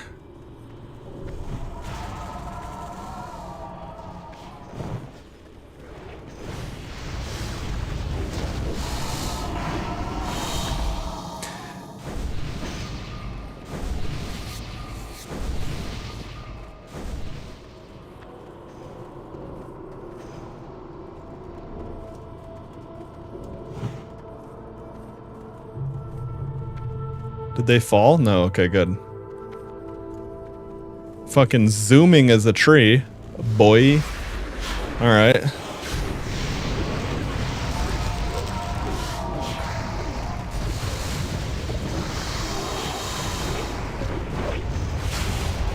Oh yeah, priest has tentacles too, that's right.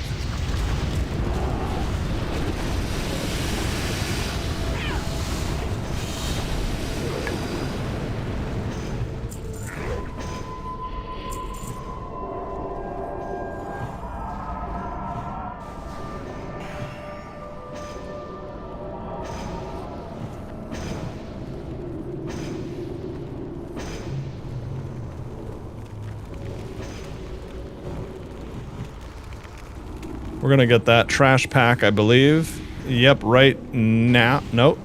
Now. There we go. I thought so.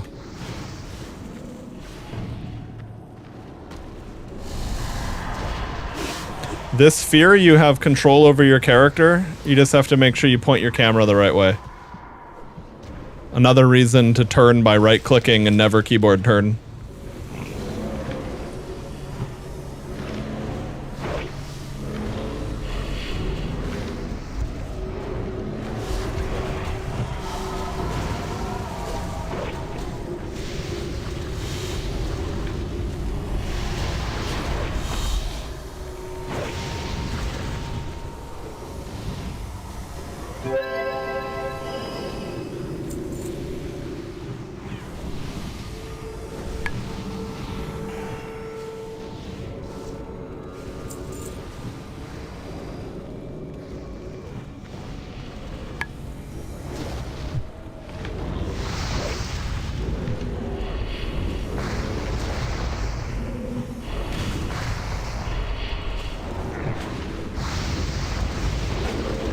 Hey, Donuts, what's up, man?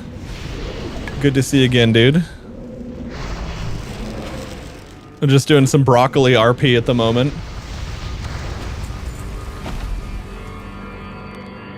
Alright. Oh, that's a lot of fucking spirit. Kinda want that.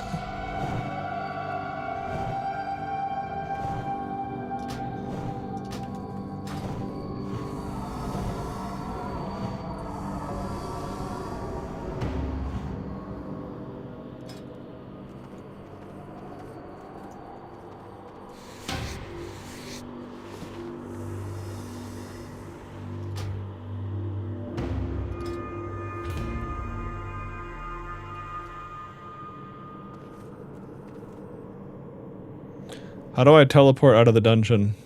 Oh.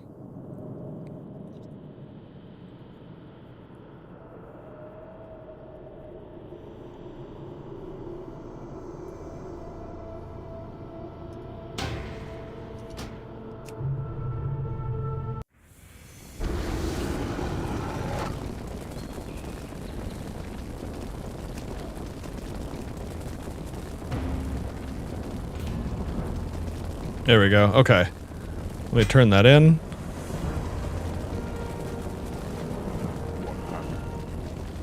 Oh, so that's it then. I've done all the dungeon spamming on that until it resets, I guess? Question mark? I don't know.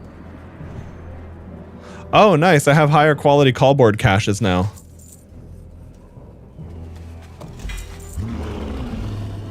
Yeah, like I'm getting set piece stuff. Nice, dude. Oh yeah. Yeah, I'm getting heroic quality loot now. Feels good, man.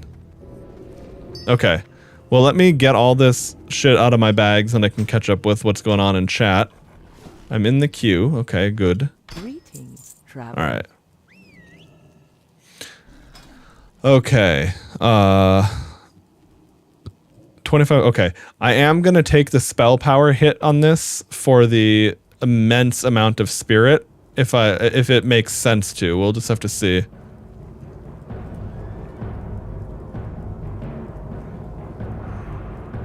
Okay, so I have 204 damage, 236 healing. If I swap to this staff,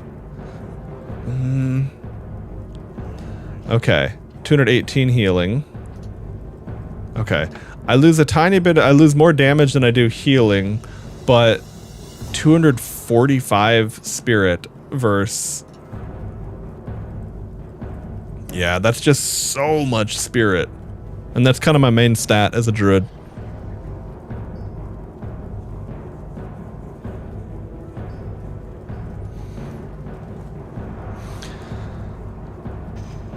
I don't think it's what you're currently wearing though, Pony. I think it just snapshots your high watermark for each gear slot. But I don't know, I could be wrong. Okay. Well, we'll just have to see.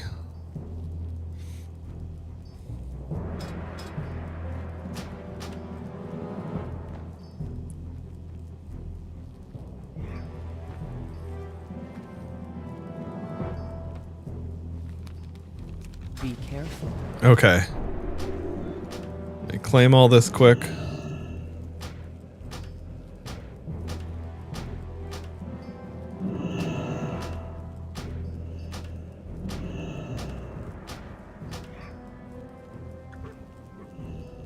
Okay. So, strength, stamina, that's not for me. Or not for Cat, at least. Cat really likes agility. 8 agility, now I have a better cloak and feral. Okay. How may I aid you?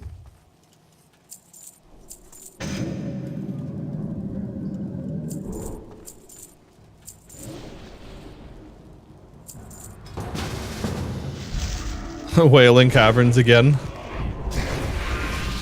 Alright, we get to speedrun this now that we know what it is.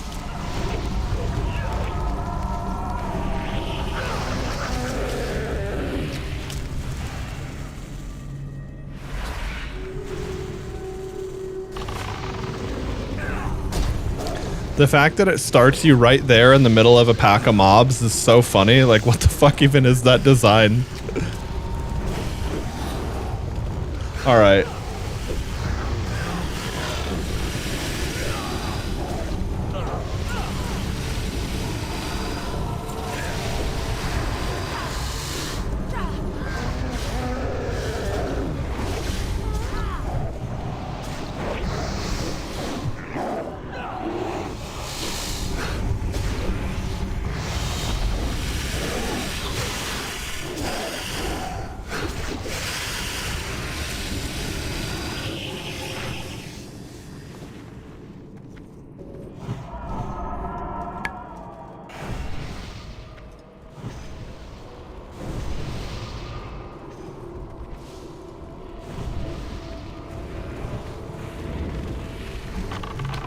Okay.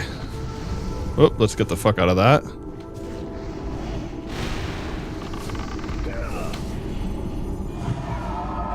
Alright, so anyway, this should be an easy thing to just read chat here. Fastest 4-man chat in the West. Yeah, all of a sudden chat's actually moving so fast, no one will notice I'm gay. Imagine that.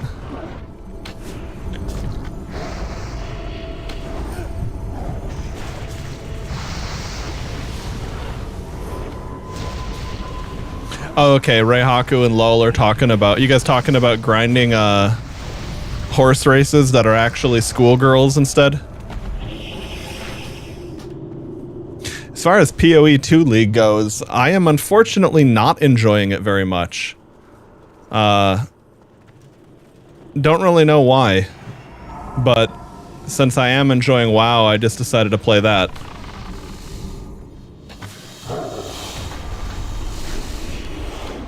I guess if I have to think about it, as far as PoE 2 goes, it could be campaign fatigue, which would be unfortunate because Jonathan has been pretty clear on the fact that they want people to play the campaign or not play their game.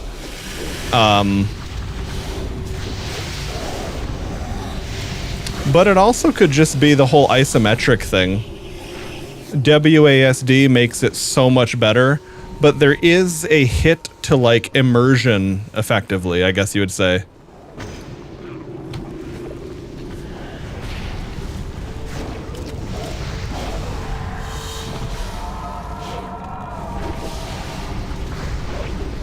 Yeah, I didn't really, I didn't feel weak like I did with the Huntress, but I did feel like, man, I am not having fun. I think that if I could just go straight to maps and work on building a character that that might change everything for me. But yeah, I don't know. I can't really figure it out. What's interesting though is that sentiments are very, very polarized in either direction. Like, people either love this league or they fucking hate it. Like, 'cause that's what I've noticed from the various YouTuber sentiment.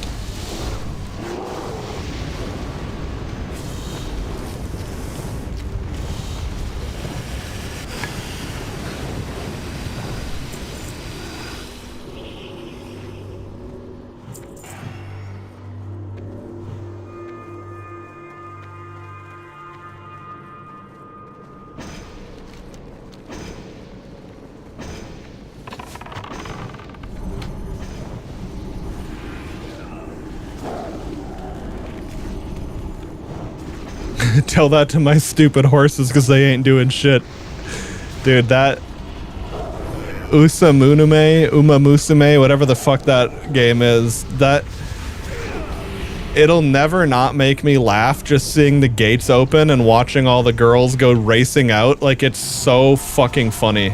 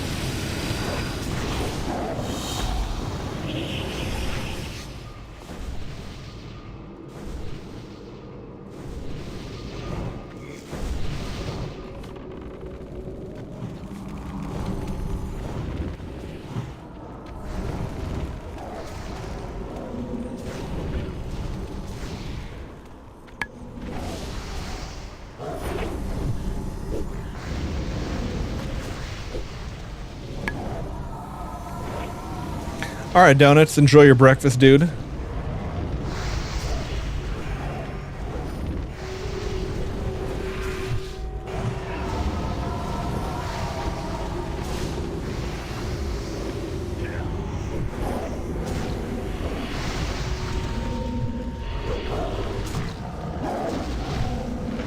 Damn, 158 tree melee crit, huge damage.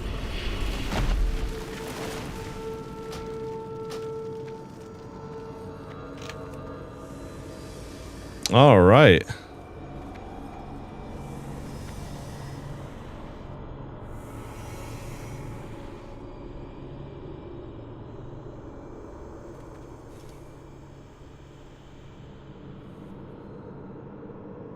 All right. I felt like some solid dungeon spamming, but now that I don't have any call board quests to do for it or anything else, let's go back on into the world of Warcraft and explore.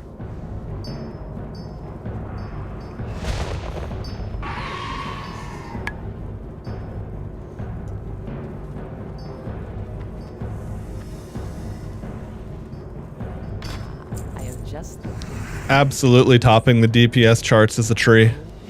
Looking for something special?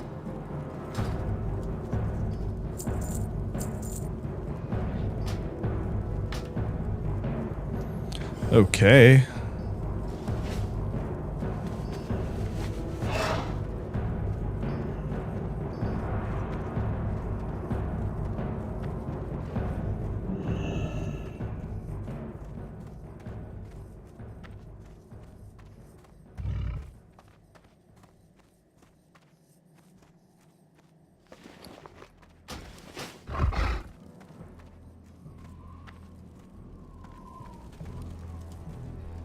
There he is. Lived until you've looked down on the world from the back of a wind rider. Down.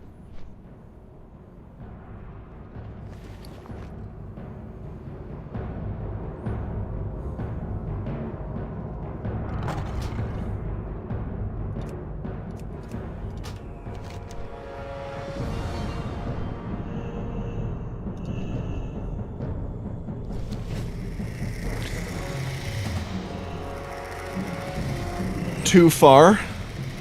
Wait, what?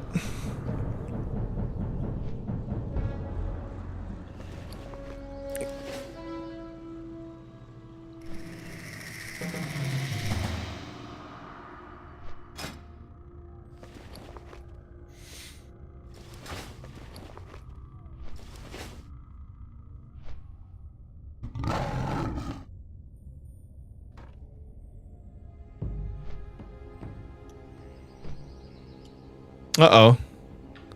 We had a little WoW crash.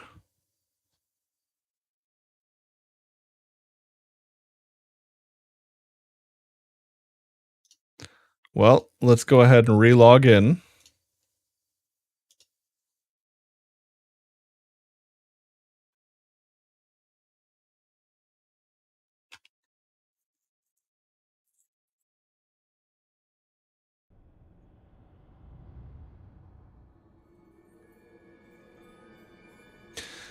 Yeah, this will be the warrior. I deleted the shaman and made a warrior with the name. This will be the character we juice up with heirlooms and a few more levels.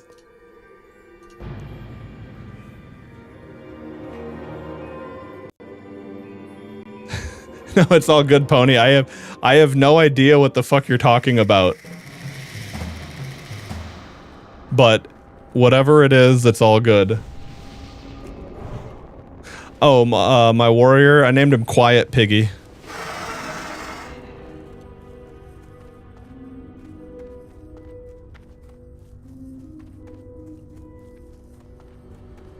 Ah, okay, log because of tree. I get it now. I see. No, I missed that detail. So when, like, you know, it's combat log, I'm like, yes, log is in combat log. Okay. I see. I see. Fair play. Fair play.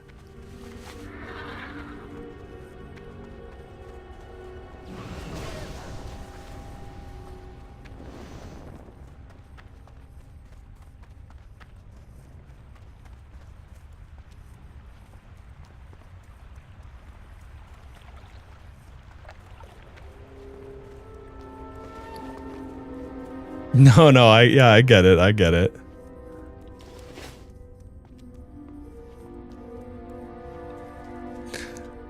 The joke was about as decipherable as PoE UX UI design.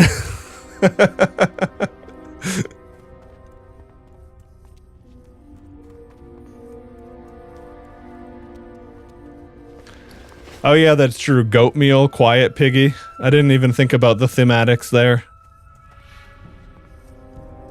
No, honestly, I just wanted the name Quiet Piggy to, like, instantly troll and rage bait people because, I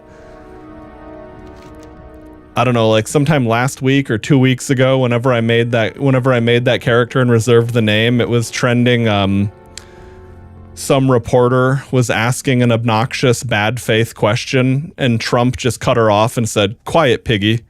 And it was just one of those moments that everyone loved because it was like, yes, finally, like, instead of like playing their bullshit word games, just call them out, call them a retard, move on.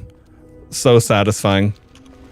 But of course, because it's a Trump quote, that will mean people are very, very pissed off to see that name depending on how they feel about it, right? So that's basically the whole motive behind that.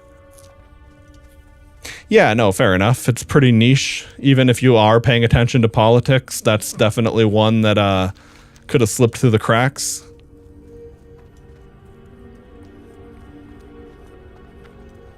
But I watch Asmongold and Nux, so I don't miss any of that, baby. I get all of that shit.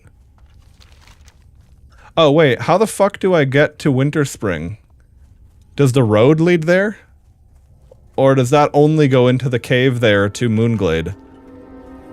I guess we'll see. I'm pretty close at this point.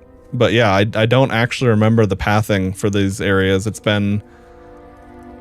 I think these obscure zones, like on default Blizzard XP and questing and no level scaling and all that, they just don't feel good to do when you're close to... Like if I was playing Wrath back in the day or something... I'd just be doing dungeon spam to max level. Ah, okay. Well, that's kind of interesting. But yeah, I get it. It's like if you were a professional cook, you might go home and just microwave a fucking hot dog after cooking all day at work, even if you can cook way better.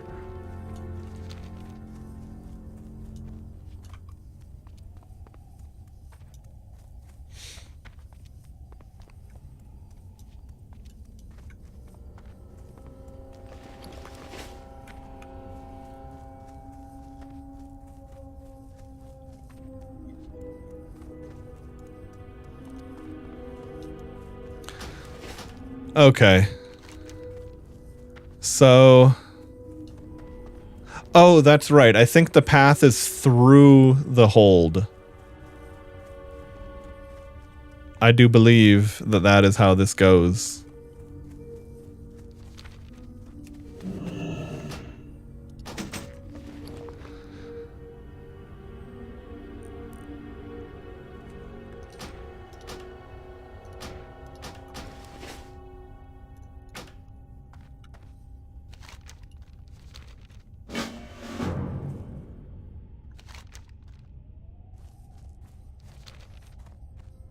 Yeah, sure, I'll just start on this here. It's not like I'm doing anything specific in Thingo.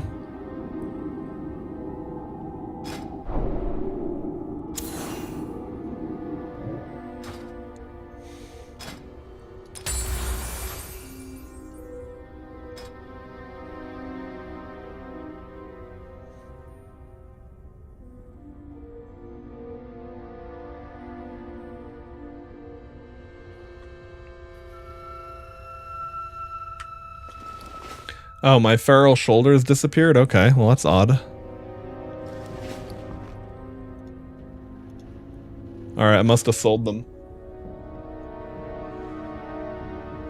Hey, Mooncake. Ah, fuck. Here, let me get this blanket, okay? Come here, Moon.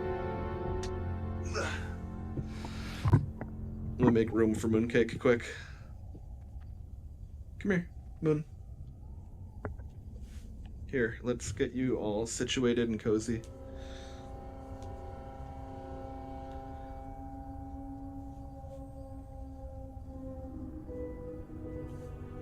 Okay, come here. Come here. Come here. Jump. Jump. Come on, jump. That's a good kitty. That's a good cat.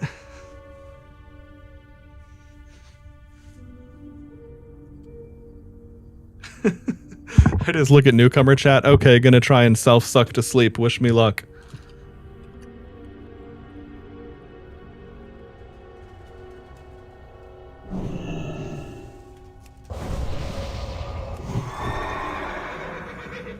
Nice, got a fresh buff.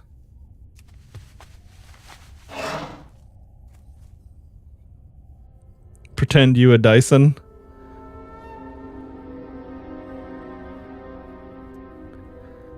Yeah, but don't die, son.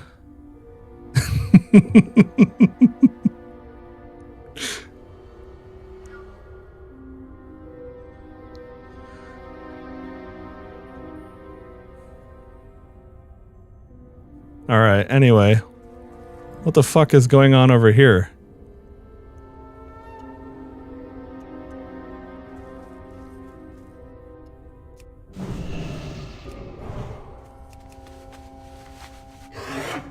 But yeah, no, I'm not. I'm obviously being fucking punny with the language there, but it's also no joke. I remember reading a Reddit thread years ago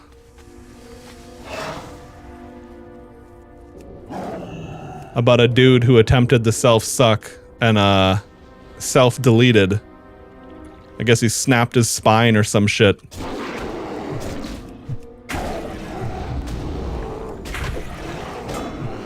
But the thing that made me think about was, damn, I bet the body did not leave anything unsaid. That must have been a horrendous situation to discover. Because again, What do you have left to wonder about in such a situation?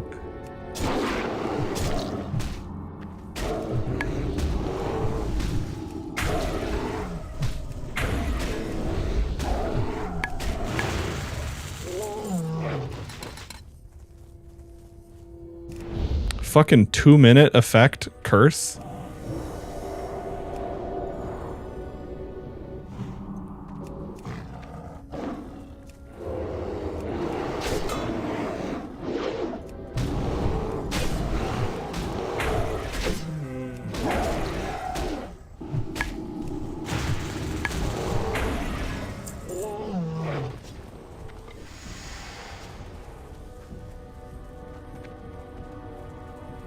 Oh, okay.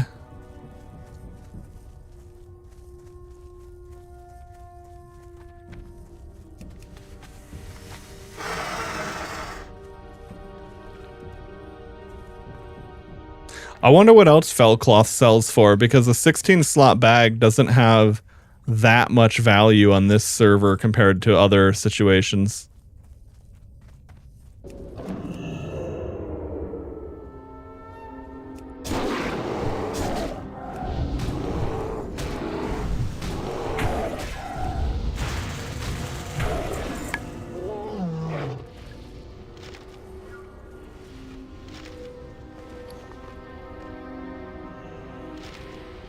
Oh, okay, interesting.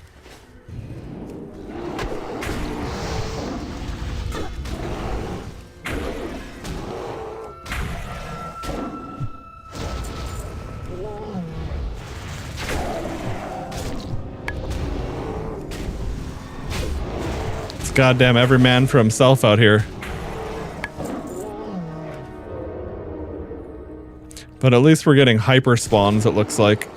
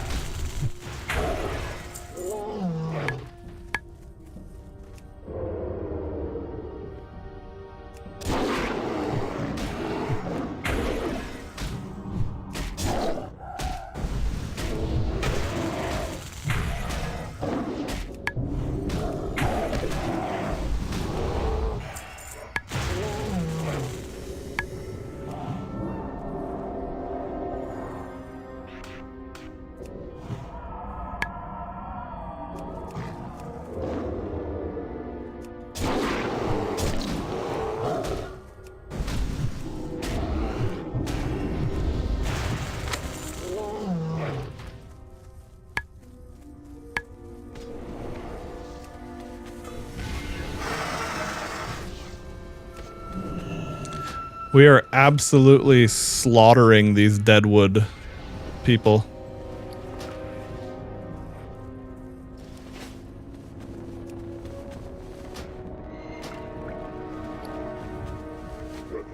A heroic recipe?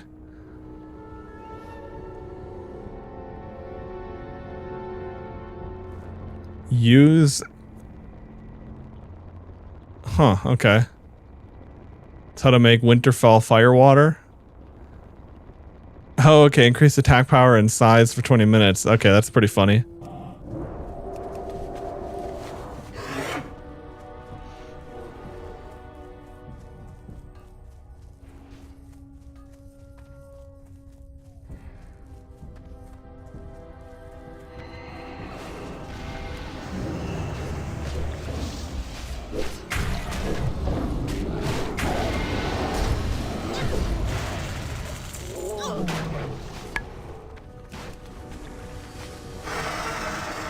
This feels like doing a quest right after an expansion launches.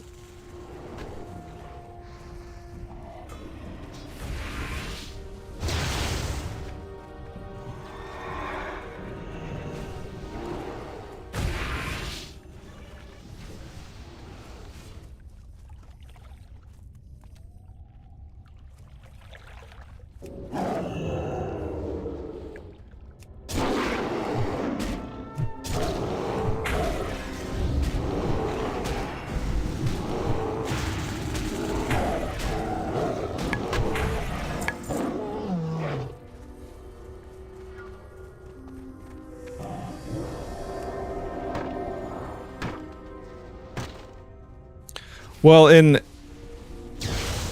a lot of things, there's like there's spawn logic basically that makes it so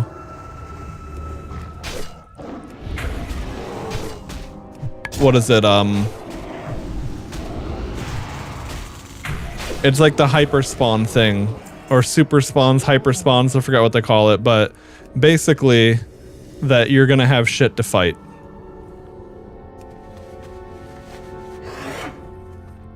It's like the more, like with all the players here killing mobs this fast, the spawn rate will increase in relation to that.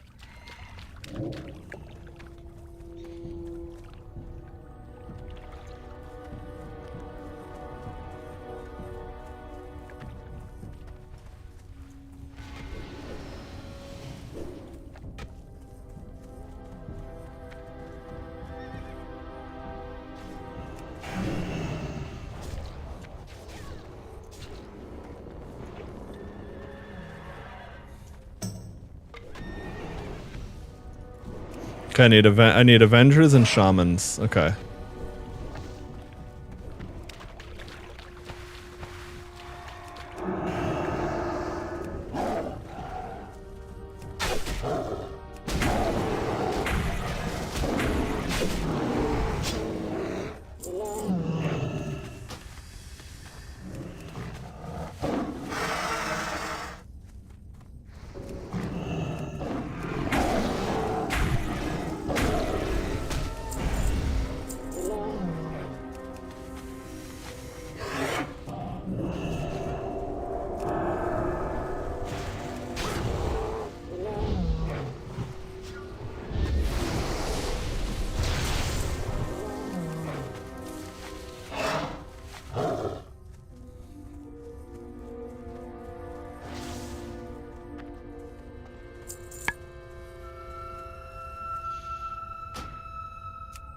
Alright.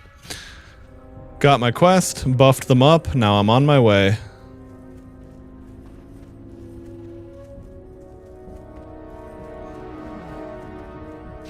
Mooncake, you're a fluffy little kitty, aren't you?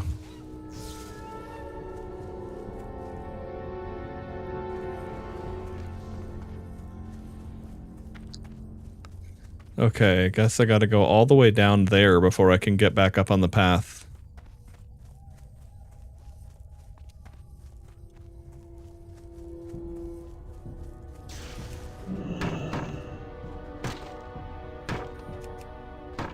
Get some wood.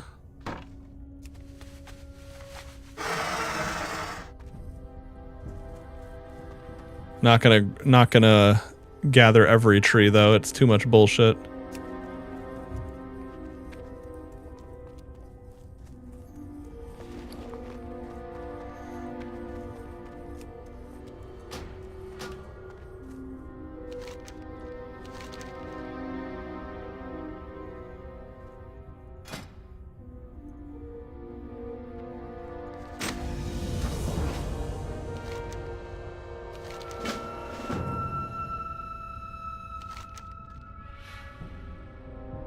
Travel through Timber Mahal. Okay, nice. So am I now like able to walk through here? Sweet, okay.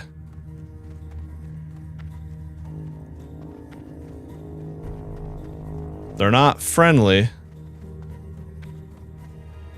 but they're not aggroing me, so that's really what matters.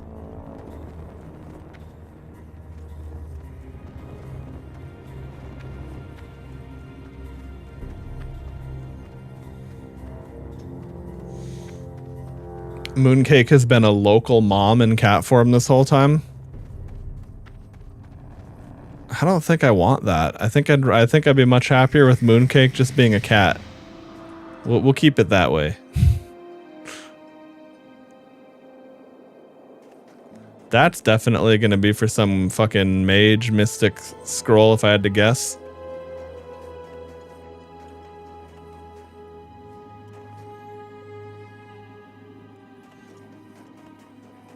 Could also just be for a quest. Wait, hold on. There they are. Speaking of quest.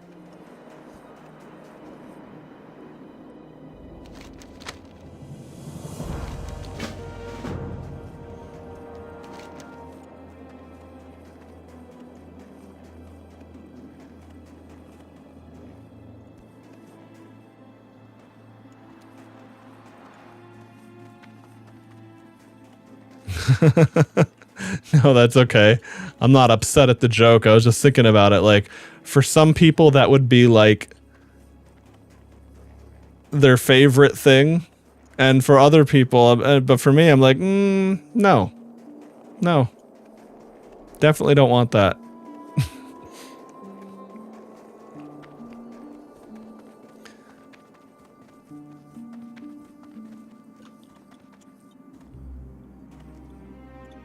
Ah, hidden cache requires ephemeral key. Okay.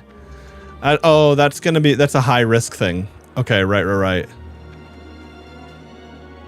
Ooh, 290 herbalism for this? Son of a fuck. What am I at? Okay, pretty close. 279. So we just gotta find some regular plants on the way.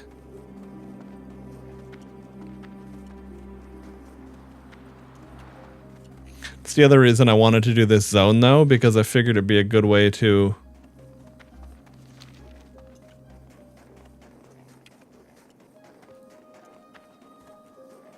continue my gathering. Skinning's maxed. Okay, yeah, nice.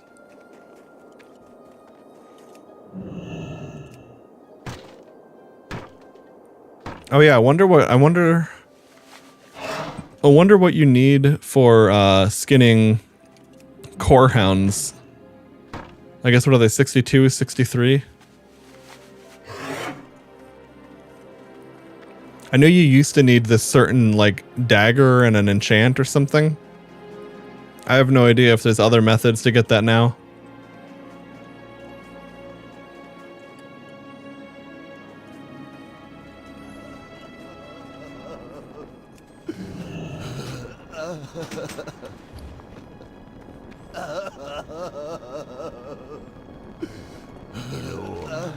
She's gone. Yep, I guess so.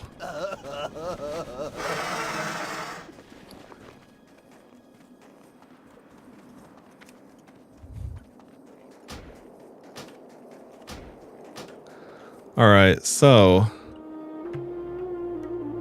Damn, yeah, that's so much attack power.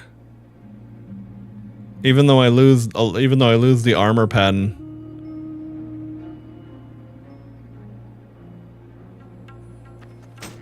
It's too much attack power.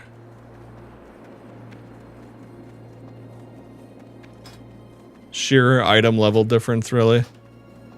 Okay, and I gotta keep in mind I have shitty caster shoulders right now until I find new ones.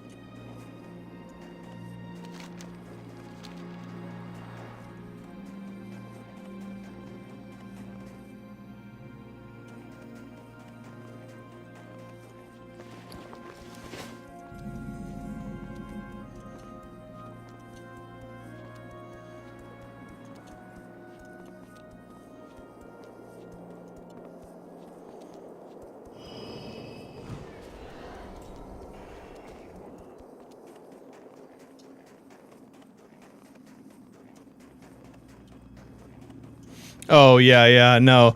No, see, the funniest thing about that is that it wasn't even an aggro thing. They just legitimately did not even understand the concept that auto-attacking wasn't costing anything. Like, I'm standing by the tank anyway, and I'm auto-attacking because why would I not? Like, even if I'm playing a healer that only has casts and nothing instant, you would still auto attack between a cast, because if you're standing on a mob and you know, it's like if you have your swing queued up and you haven't swung, you're going to swing, right?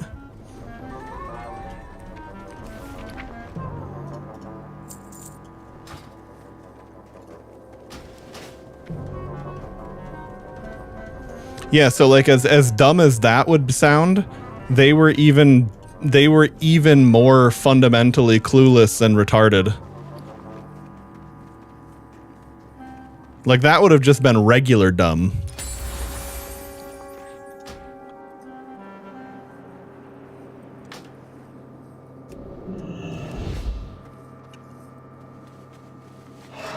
Can I assist you? Yo! I just got back from Fellwood, adventurer. On my way through, I stopped at Bloodvenom Post, and I met a very odd character. She seemed intent on one thing, and I suppose I could tell you what that is, but I think she'd like to explain it to you herself. If you're interested, head to Bloodvenom Post in Western Fellwood and look for Winter Hazard. Who knows? She might need your help. There's trouble in Winter Spring. Yeah, no, definitely. That's actually exactly why I was doing it, because I was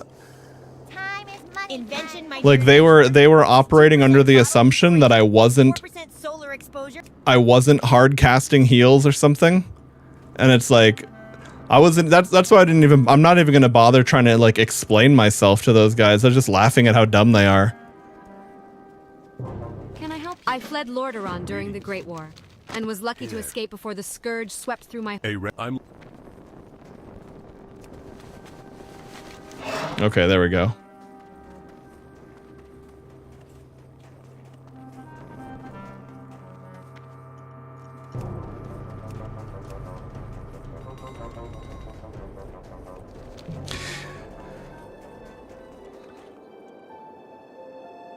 Okay, Spectral Dew, whatever that is.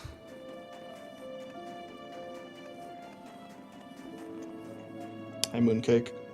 Hey, baby kitty.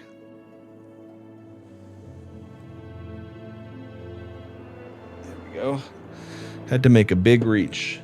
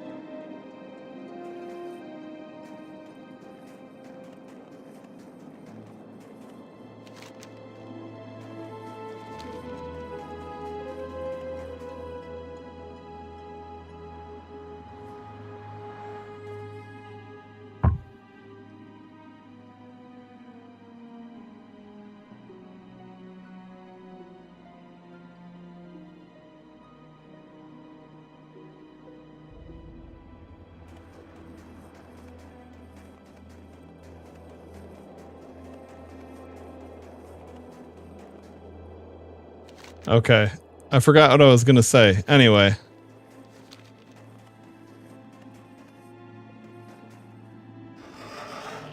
There's a jumping puzzle south of here on a bridge. Oh shit, okay. I'll have to go check that out.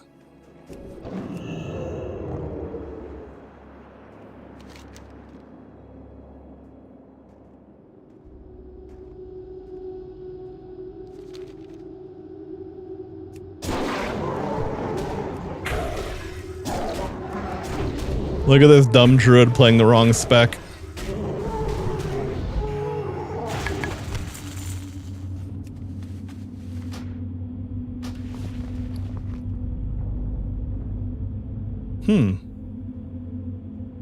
Oh, okay. I have a lot more stats on that.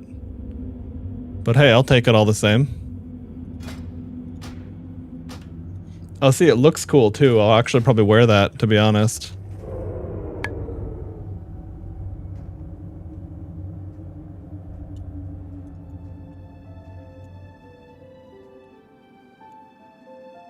A random fall damage disabling buff from someone.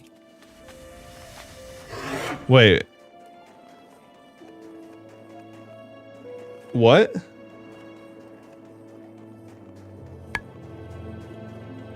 Fall damage disabled a buff and it knocked you out of the jumping. I feel like I missed something there.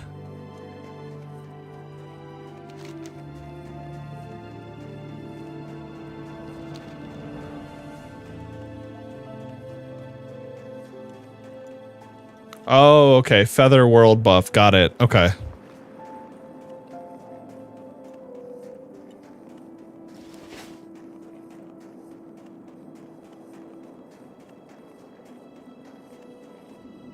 Yeah, no, I see what you were saying. I thought that like somehow someone was able to grief you out of the jumping puzzle, and I was trying to figure out if there was some mechanic I needed to be aware of.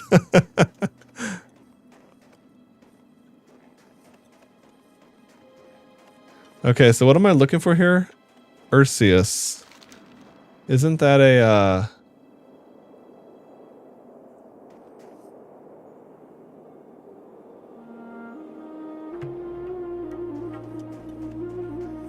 There should be an elite quest. But I don't know where he's at. I don't know if he's in the cave. I would have thought he would have been in that cave where I just was, but anyway, I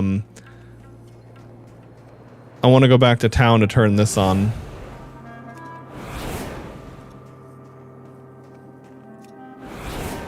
There we go.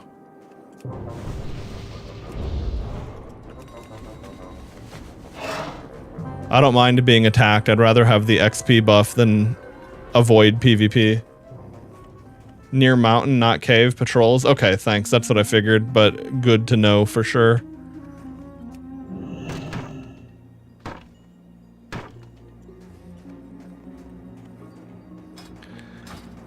Yeah, I have a trinket that slows my falling speed from the Pillow Maiden quest. Over in Searing Gorge, whatever the fuck it was.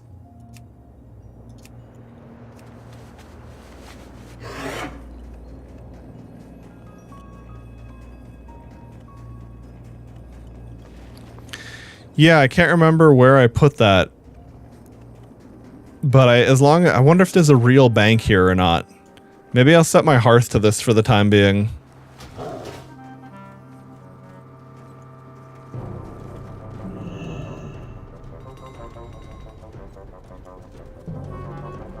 But there should be a bank because this is a goblin area. If there's not a bank in a goblin area, that'd be nuts. Goblins love that shit.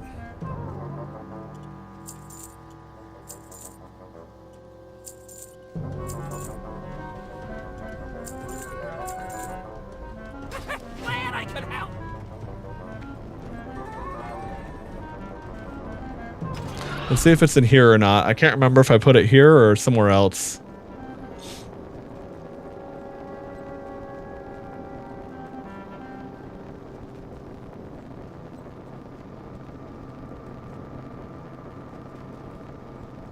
I think I put it in my bank. Oh hey, Haven Shadow, building straight across from the inn. Nice, this is exactly where I was gonna check next.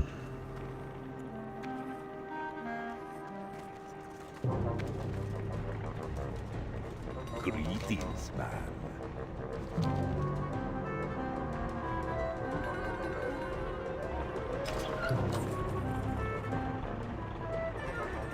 BOEs? What? Oh, that's my guild stash. Okay. I was like, the hell? That's not mine. There we go. Hey, how you doing? Sweet. Alright, now, I don't know if I still have it or not. Maybe I don't. Jewelry? Nope. I mean, I could have sold it. Maybe I just decided, ah, fuck it, I don't care.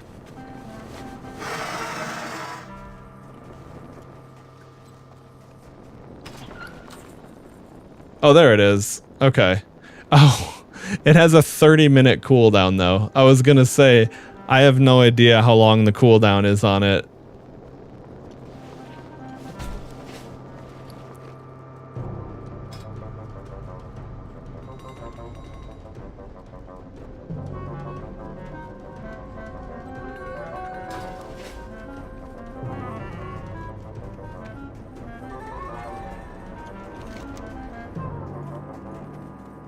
So where is this jumping puzzle? Do I just follow the road south?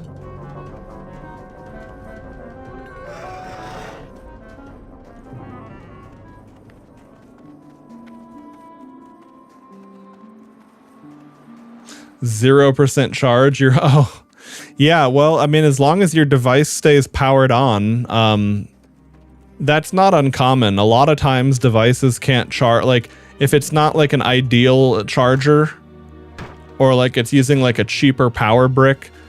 Like for example, if I used this ancient iPhone charger on my iPad, and it was not even enough to prevent the battery from draining while I was using it. It was just enough to keep the device powered on once the battery ran out. I don't really know how that works, but I can assume that there's just some difference between direct power and the charging circuit, but I don't know. As for the instrument, I want to say that was an oboe rather than a clarinet, because I'm pretty familiar with the clarinet, but it could also be one of those things where it's like, it's a little bit of a different version of a clarinet. It depends how it's played. Kind of like with saxophones, how they have like bigger and smaller saxophones.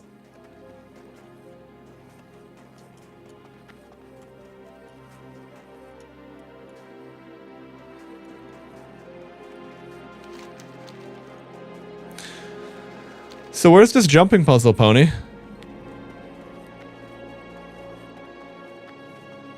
Oh, okay, you said something about a bridge, so... This must be similar, this could very well be it.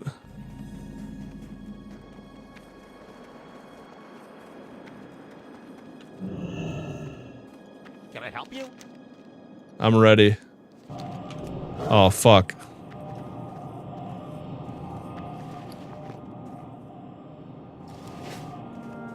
Oh no, it fell.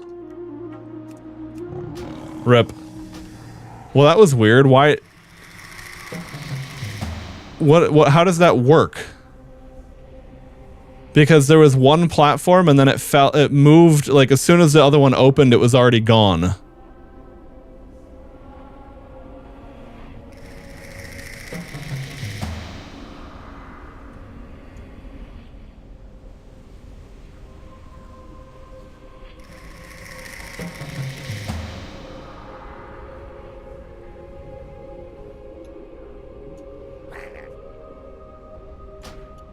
Oh yeah, these are some big boys, almost 40,000 HP. I don't think we're gonna take on any of these foes.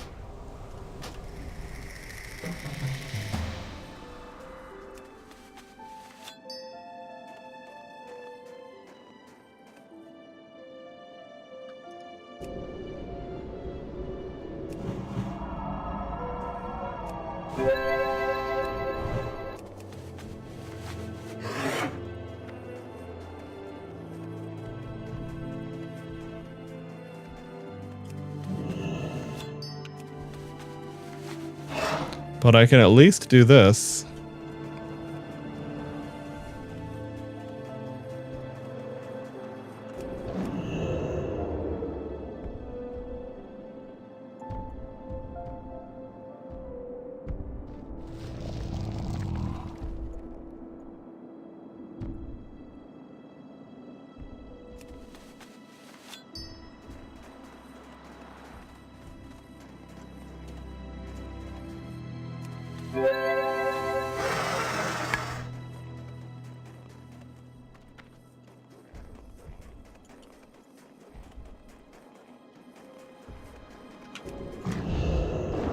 Is that a link to what you were talking about earlier, lol?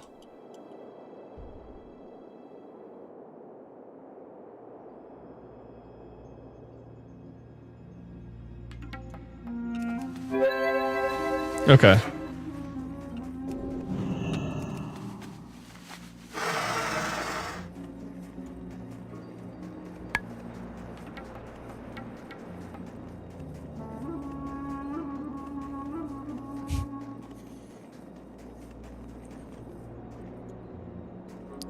Mooncake fell asleep with her head resting on the wrist of my mouse hand, so I can only make tiny little movements now.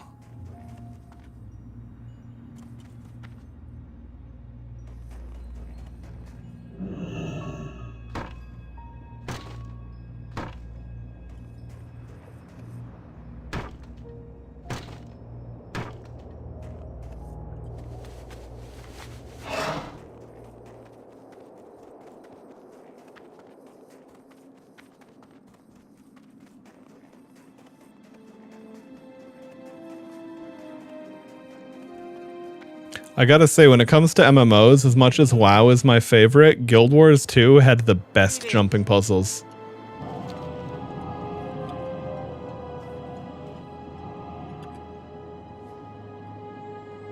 Oh shit, okay, so you have to actually like min-max that jump. Okay. I wanted to not use cat form because I thought that the extra movement speed of cat form was giving me too much of a jump. But I think that'll actually be easier with it.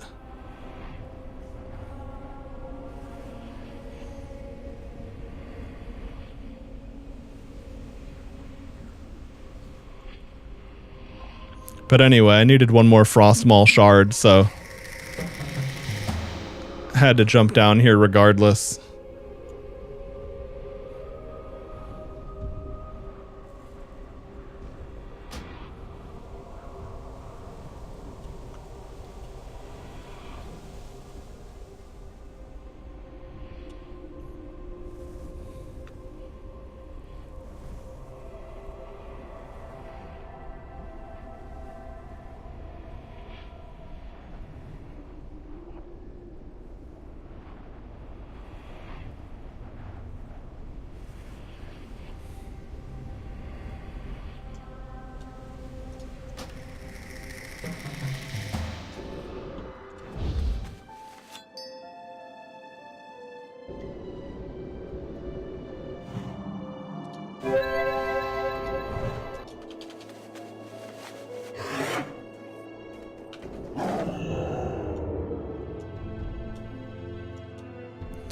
Let's just carefully get out of here because these are level 59 elite giants.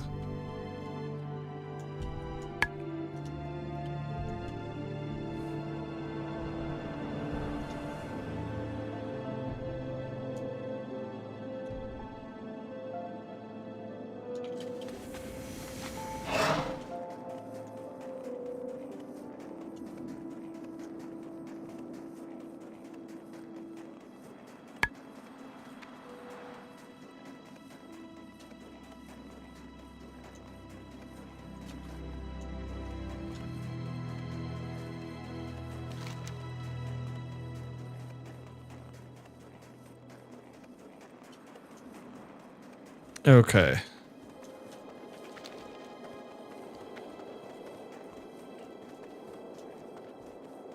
If you aren't blowing the horn and pulling the whole dungeon in one pull, you aren't tanking.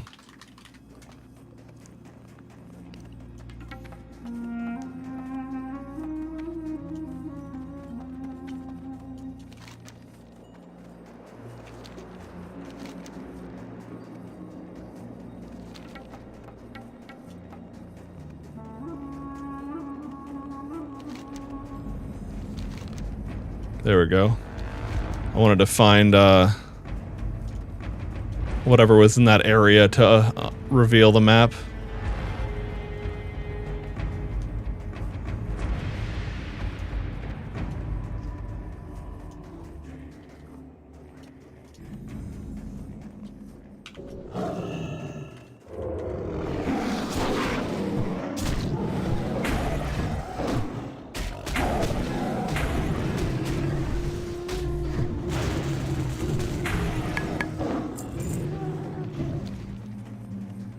Oh yeah, we can skin these bad boys.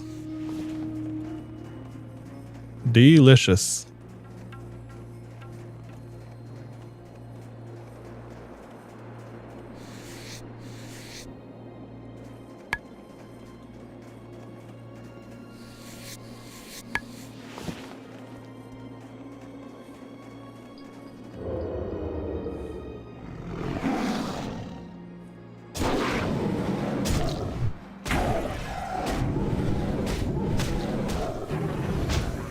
What the fuck?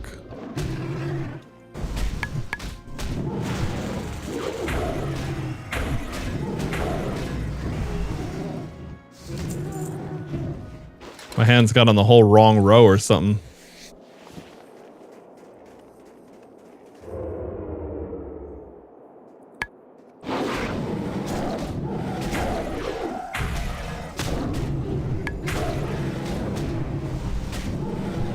Nice, big ferocious bite crits. Love that.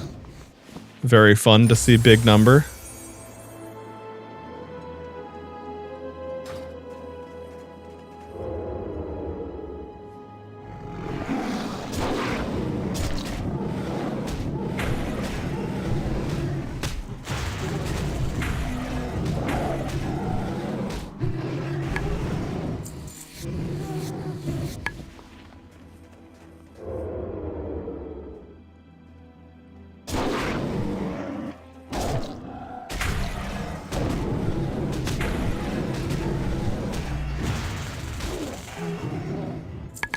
Yeah, that makes sense though, lol, about the MRT stations having like armored police now. I mean, I would expect that. I guess the reality is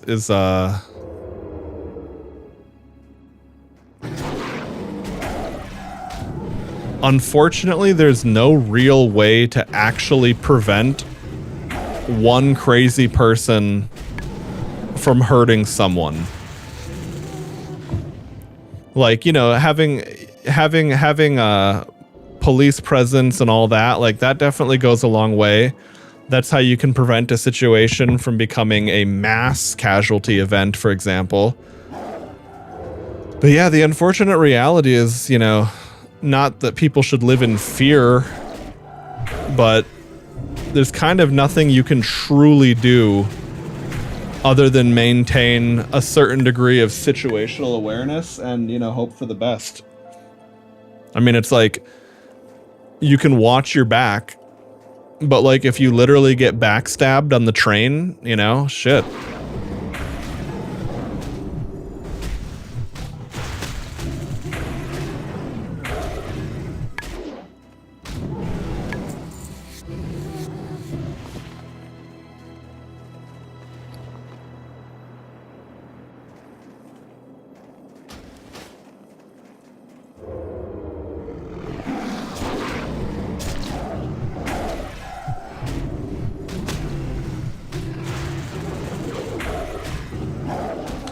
But again, yeah, genuine rest in peace to the victims, because that sucks. No one should have to deal with that bullshit.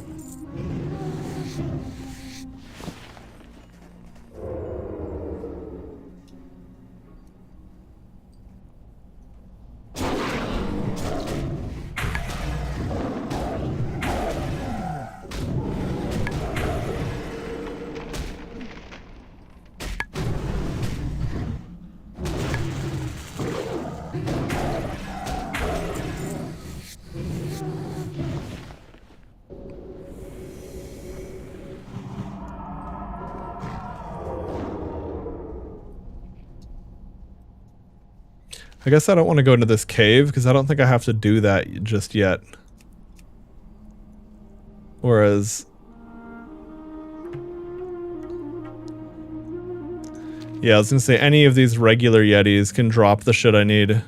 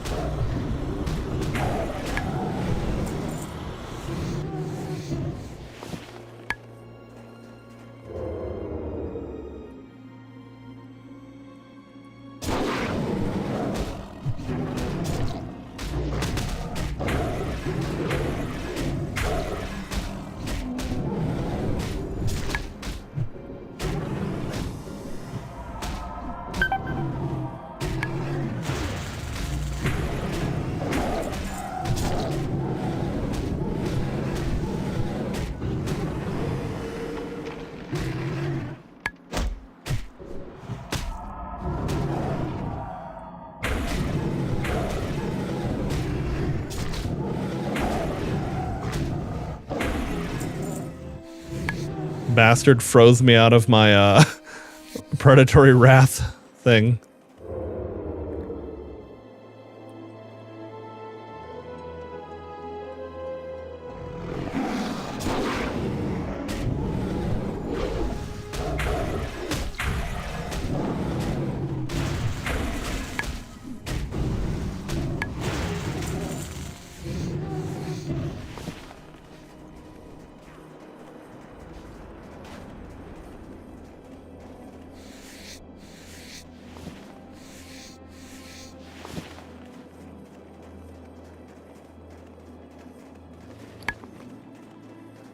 It's interesting, the thick Yeti fur can also come from skinning them, which makes sense, but that's pretty unique for a quest drop.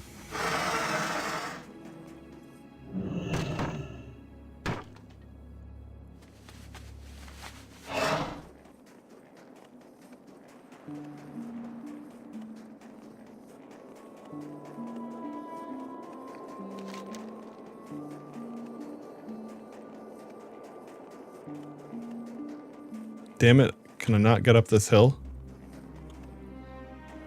There we go.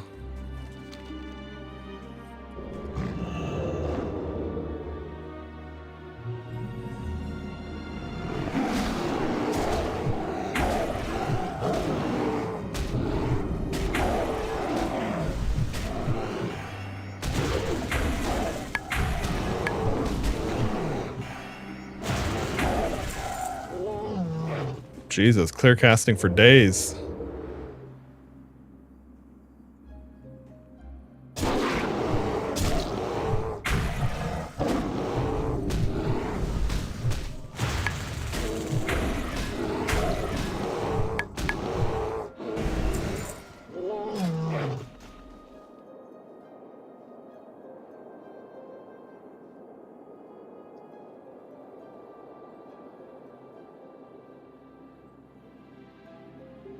Oh yeah, those mana costs are way reduced.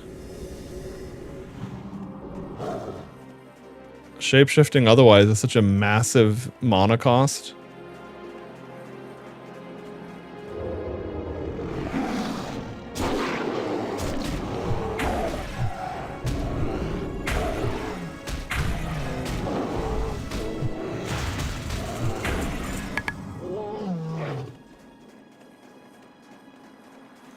Okay, before I go this way though, I think I should finish that Yeti quest, because I don't know if there's going to be more Yetis on that side of the mountain.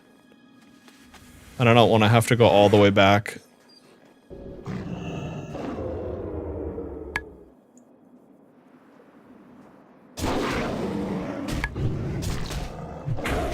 Wait, what the fuck? Did the bleed miss?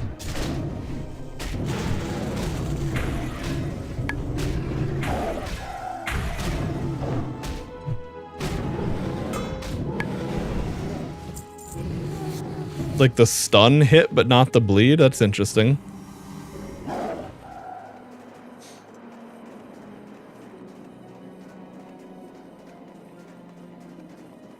Oh, damn.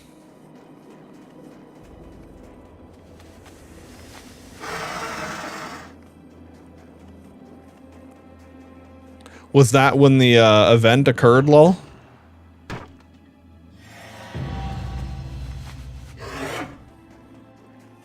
Woodcutting artisan, is that nice? 300 out of 300 woodcutting.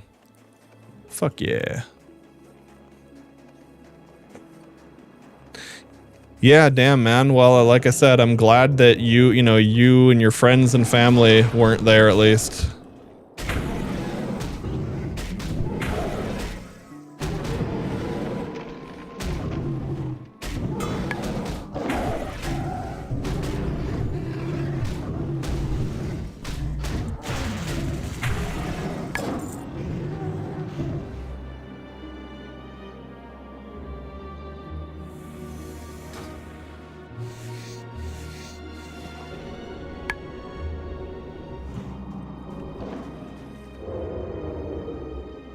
Yeah, pounce, stun the target, damage. Yeah, I don't know what's going on. I didn't see the pounce bleed on my target the last couple of fights. I'll have to pay attention to that. Yeah, it can be fucking spooky when you're that close to something so serious.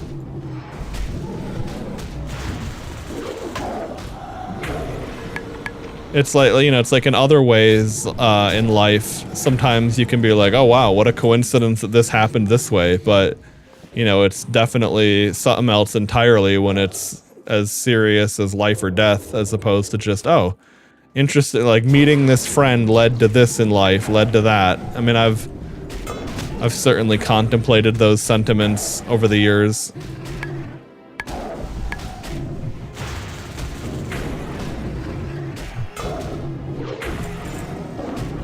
And that right there is why you want to be careful of where you're leveling if you're playing hardcore. Because, like, a mob spawning on top of you at the wrong time could totally end your shit.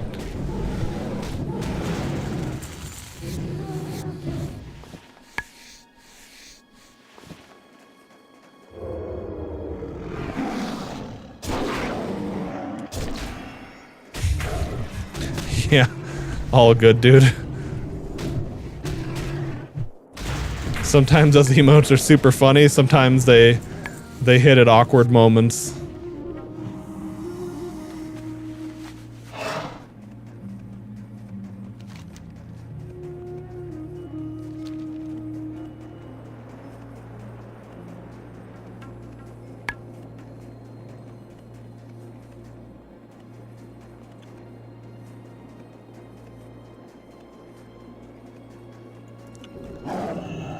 Is there any info about the dude or his motive or anything? Because, like, I've seen, I forgot the term they're using for it, but, like, I noticed that China, for example, has had a few issues of, I don't know, like, rage,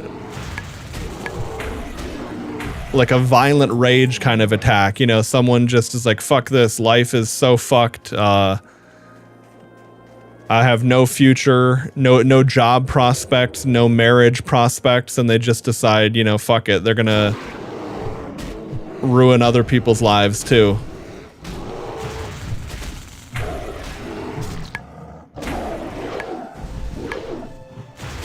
Certainly not excusing it at all, but I understand how they arrived at that point, basically. Is what I would say.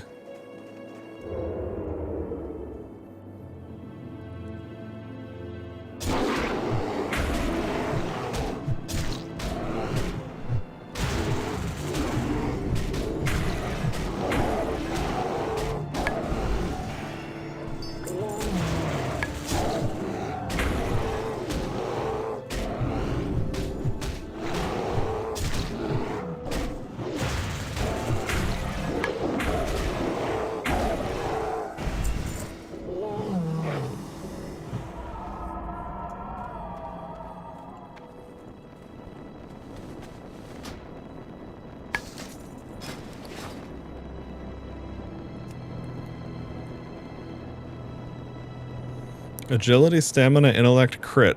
Oh, it's plate though. Balls. Okay.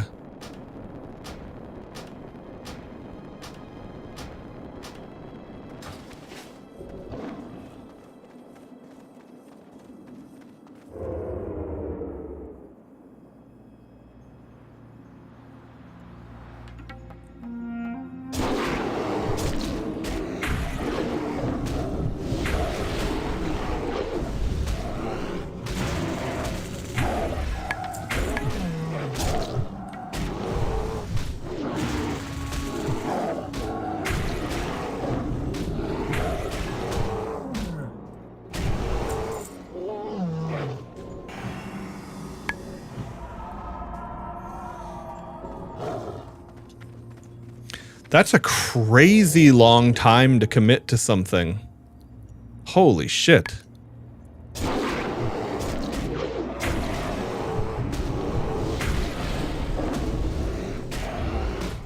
I mean, even when someone premeditates something for like a week or so, that alone is like a pretty significant level of commitment, and kind of like illustrates just how far gone they are, or, you know, or how shitty their life is or whatever, that they're even contemplating that. But for that long, that is really something.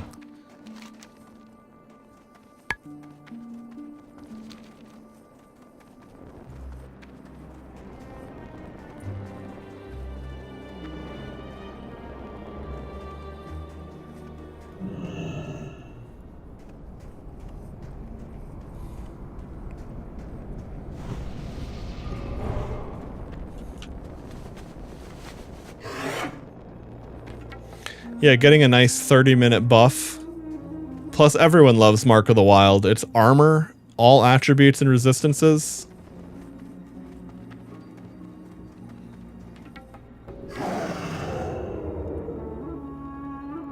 Oh, a Den Watcher. Okay, I have to kill them too.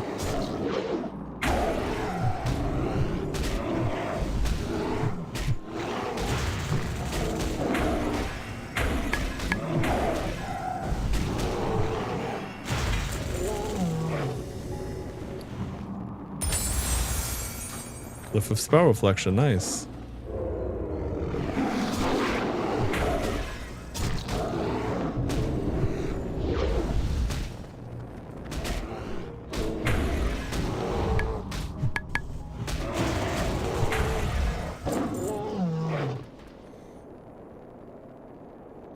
Oh, shit, okay. Yeah, no, all good. Smoke bombs are basically like, you know, a toy almost, potentially. I mean, you have like professional SWAT team, you know, like police or military smoke grenades or something, right? But like a smoke bomb could kind of just be a toy. Molotov cocktails, that's a big fucking deal. That's a deadly weapon.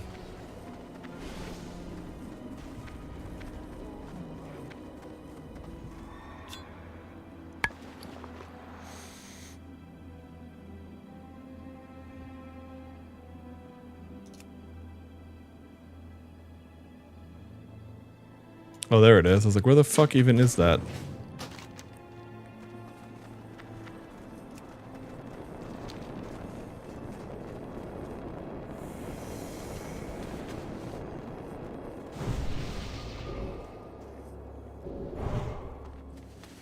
I mean, you could use something like a smoke bomb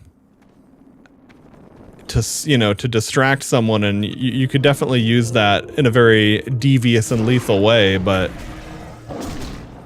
yeah, Molotov cocktail, that's brutal. I mean, using fire as a weapon is just so severe.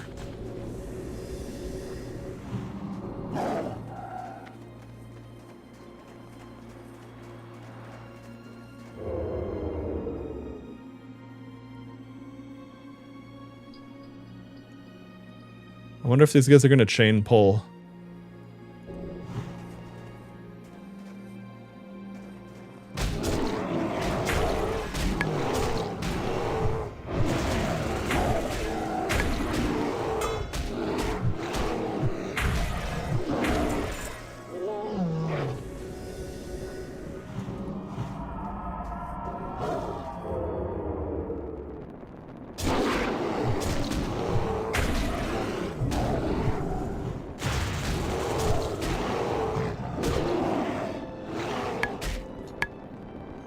Oh, that's a long stun. Holy fuck.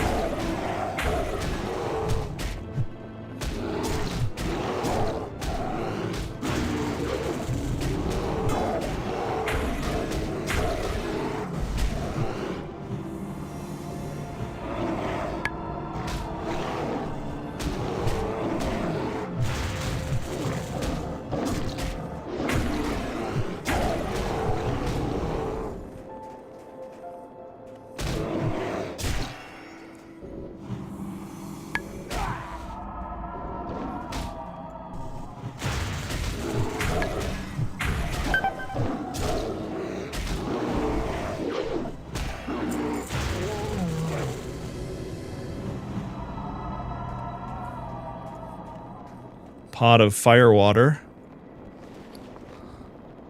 I wonder what I can do with that. Alright, well, maybe that's for a quest then. I thought he would have dropped a scroll or something.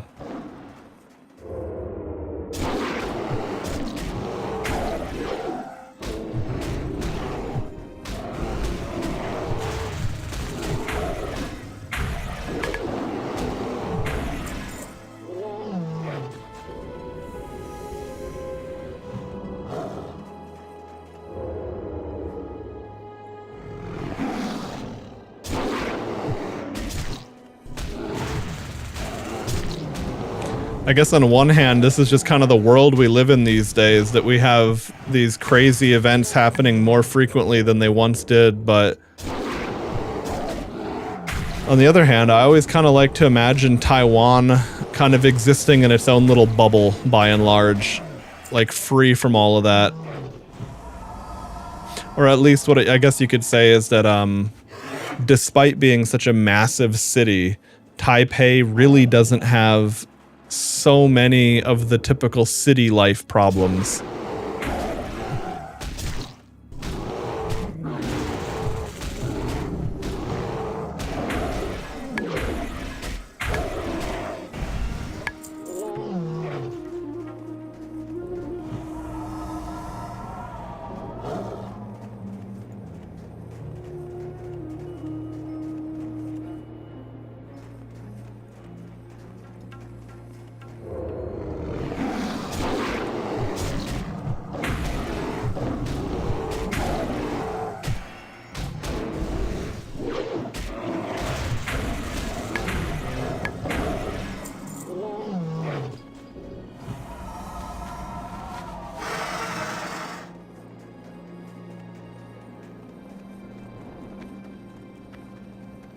That mount looks ridiculous.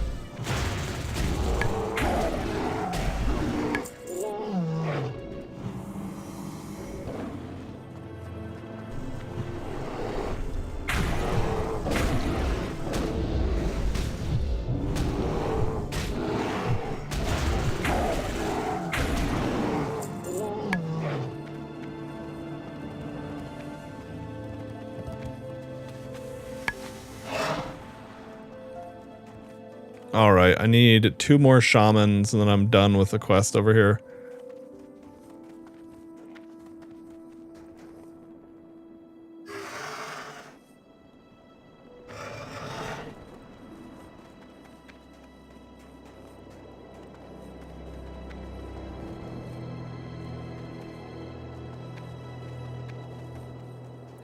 So I guess the shamans are only in the village.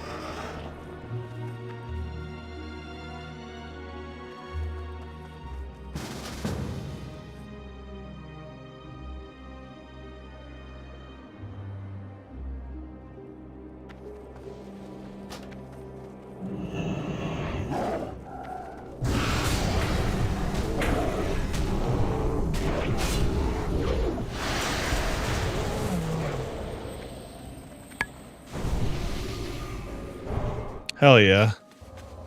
What is that? Holy shit, 290 attack power is so good for me.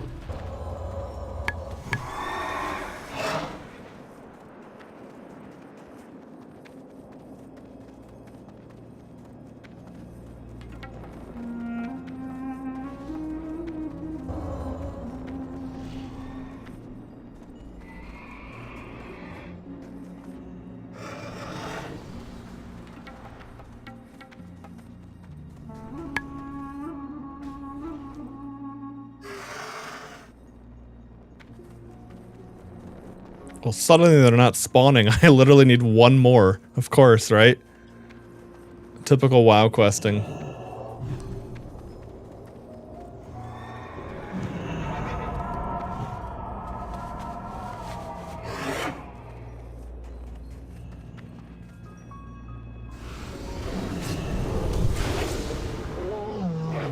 Alright.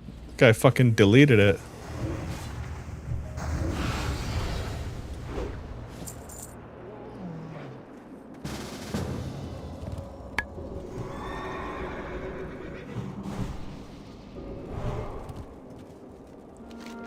Alright.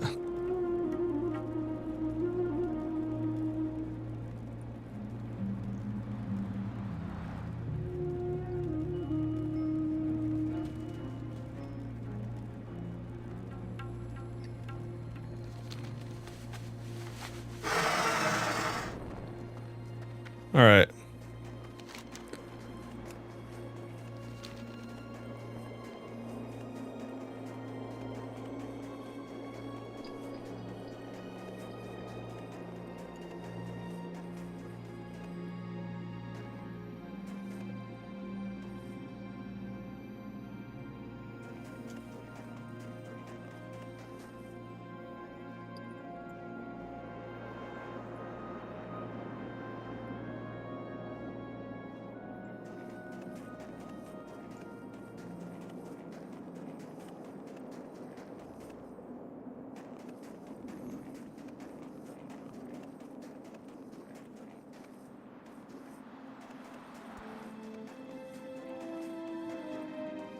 Hygiene is a myth based.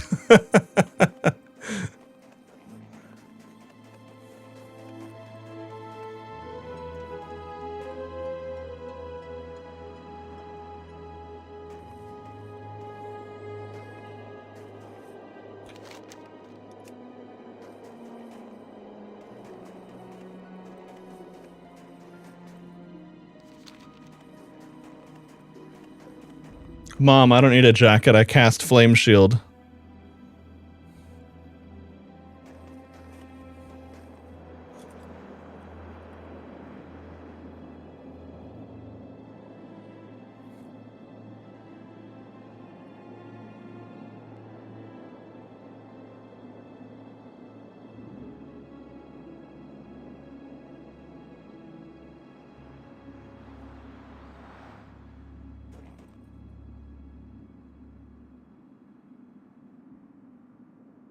There is a man who didn't shower for over 50 years. He's about to get married and his wife begged him to shower for the wedding. He did and got sick.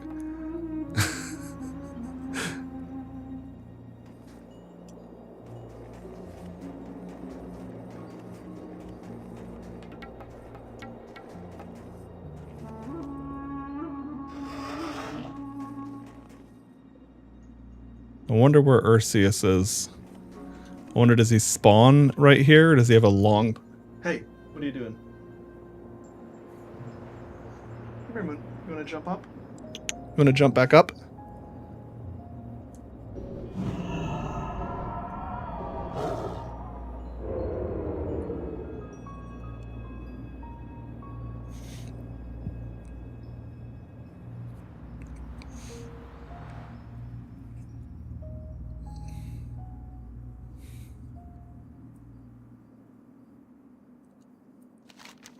Mooncake. Come here, kitty. Come here. Come here. Come here, Moon. Come here. Come here, kitty. Okay, or not.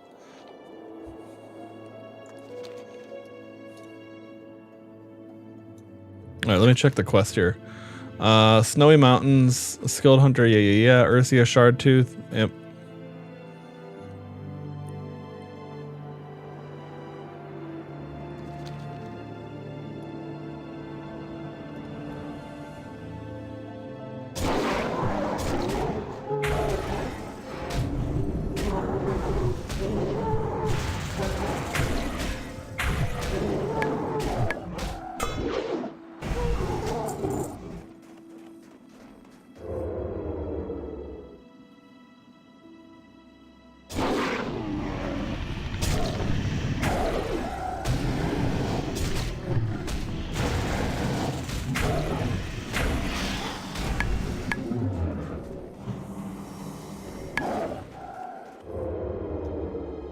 Here, Moon.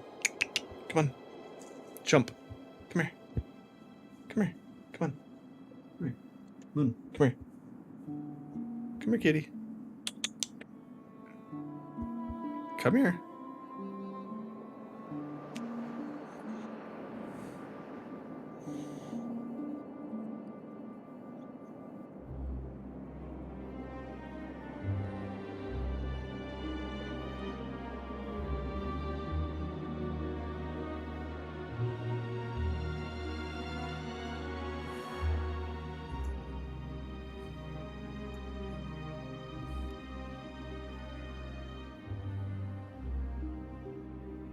Okay, come on.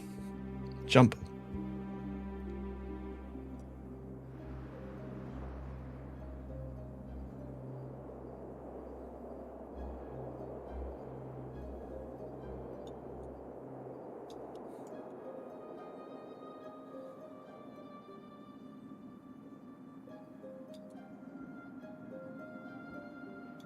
Moon, you want to jump up or not? Come on.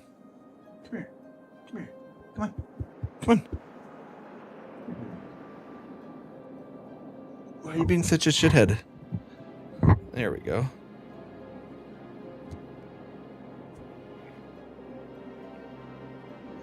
There we go. Let's get you all tucked in.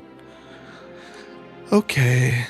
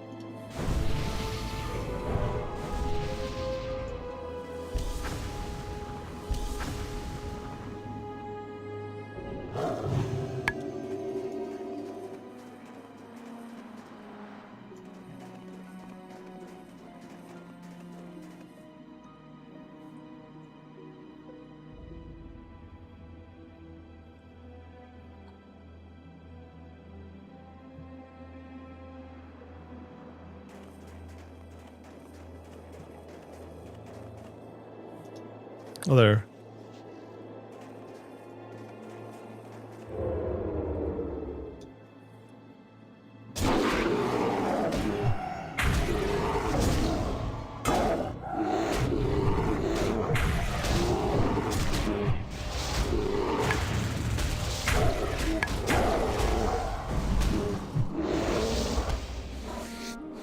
They did a lot of damage.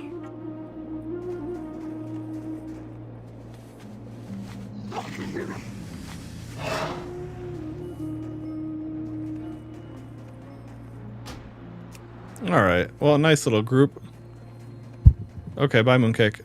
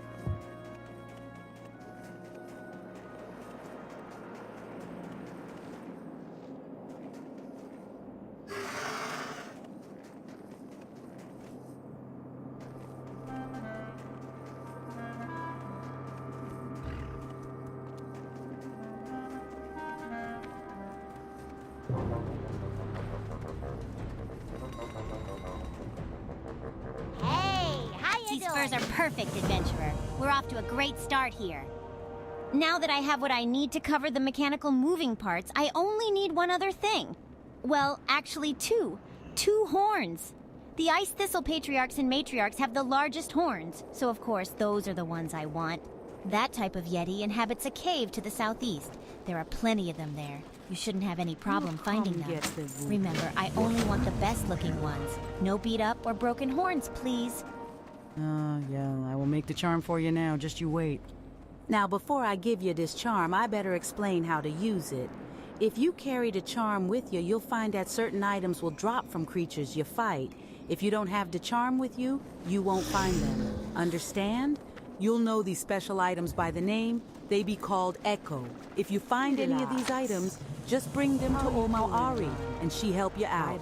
Wait here while I fix your charm. Won't be. This was no easy task, yet you have excelled. But do not be too quick to think you have impressed me, adventurer. Swift and clever, Broomerin glides silently across the snowy landscape of southern Winterspring, but do not let her graceful appearance convince you that she is harmless. All that cross her pay considerably, and often with their own lives. Seek out Broomeran of the Chillwind among the Chimera. Defeat her, then return again to me. Here it is, adventurer. Remember, you have to carry it with you. Why don't you head back to the wilds and see what you be finding there?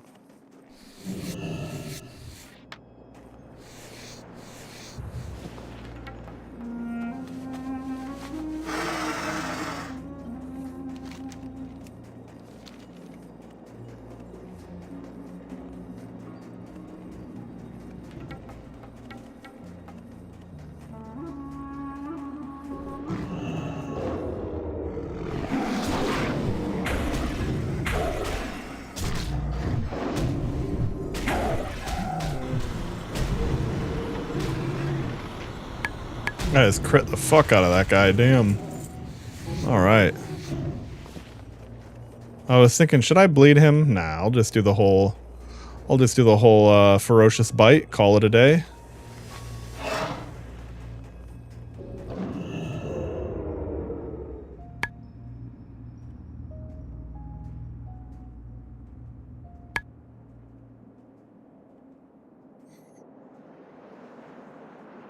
Ooh, Mountain Silver Sage.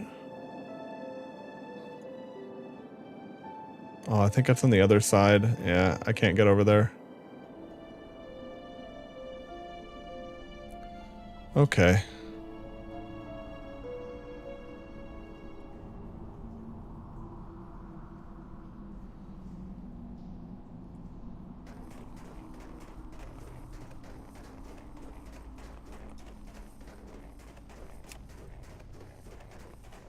Okay, I was gonna say, did someone just fucking clear this place out like crazy or what?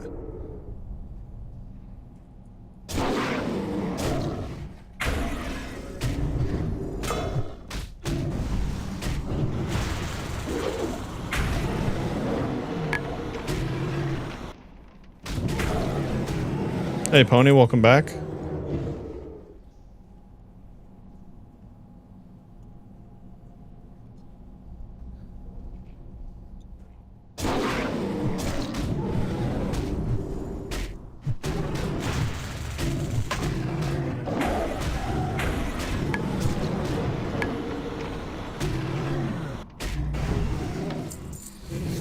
There we go, got a Yeti horn.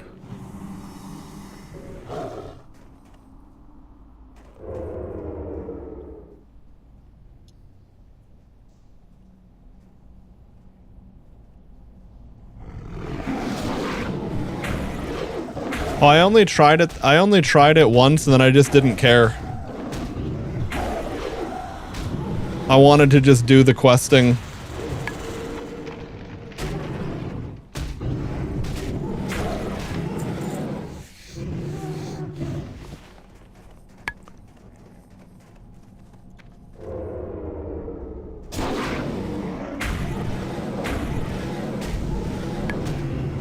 I don't mind platforming in the WoW engine, but I don't really love it, whereas Guild Wars was the MMO that I enjoyed jumping puzzles in. I mean, if there was a good reward, I'd be down to go for it, but especially if there's not, then I truly don't care.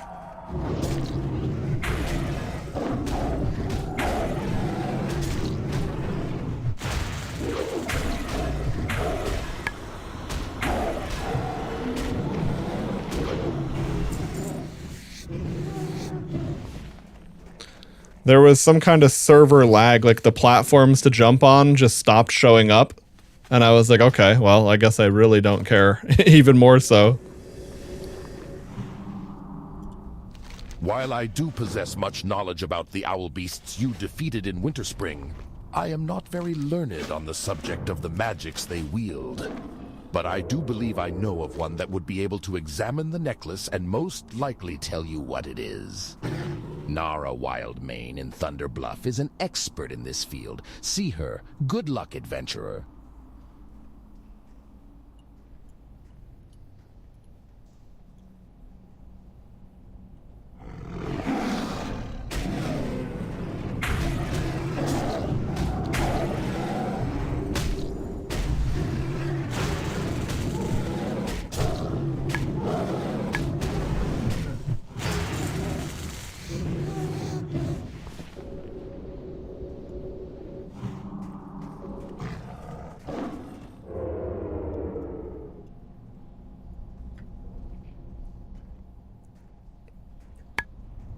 Yeah, Guild Wars 2 definitely has some things going for it.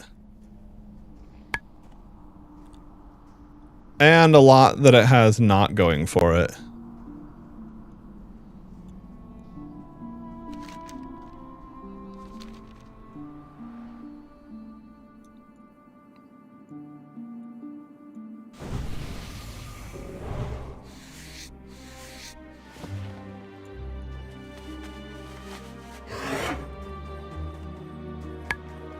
Oh, I mean, I just played the game very thoroughly for years and years. I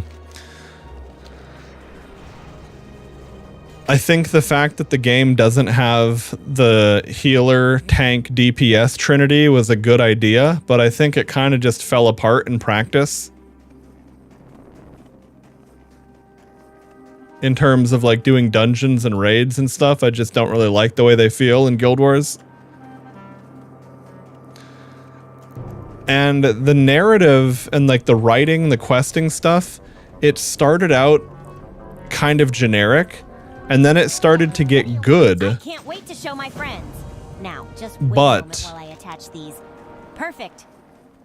It was during those years where I guess it was like, you know, in the late 2010s where everything started becoming lame and gay, and Guild Wars writing very, very much suffered that. Like, the dragons, all of the big overarching cool badass story, it all took the back seat to some fucking non-binary NPC whose life story and romance interest we were following, and I was like, I don't give a fuck, I'm done with this game. And from what I've heard, they're not veering out of that course anymore. They're still very much in that lane of things. And hey, if that's how they want to play, if that's how they want to make their game, and that's what the players of their game want, you know, I guess more power to them. But yeah, I definitely don't.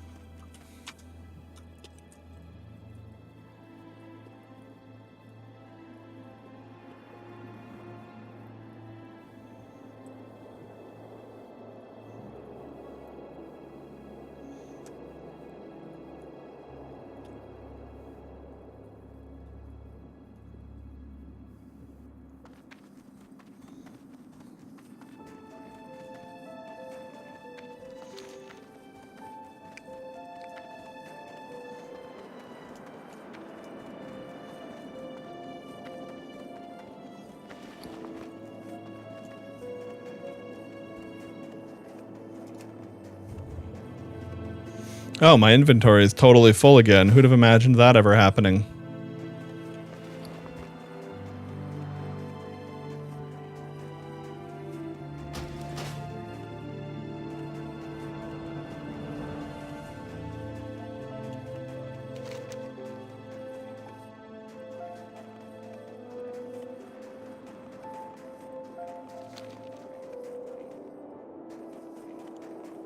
Oh, I mean, gameplay-wise, Guild Wars is fine. It's like there's things it does there's things that it does that I like. There's things it does that I don't like.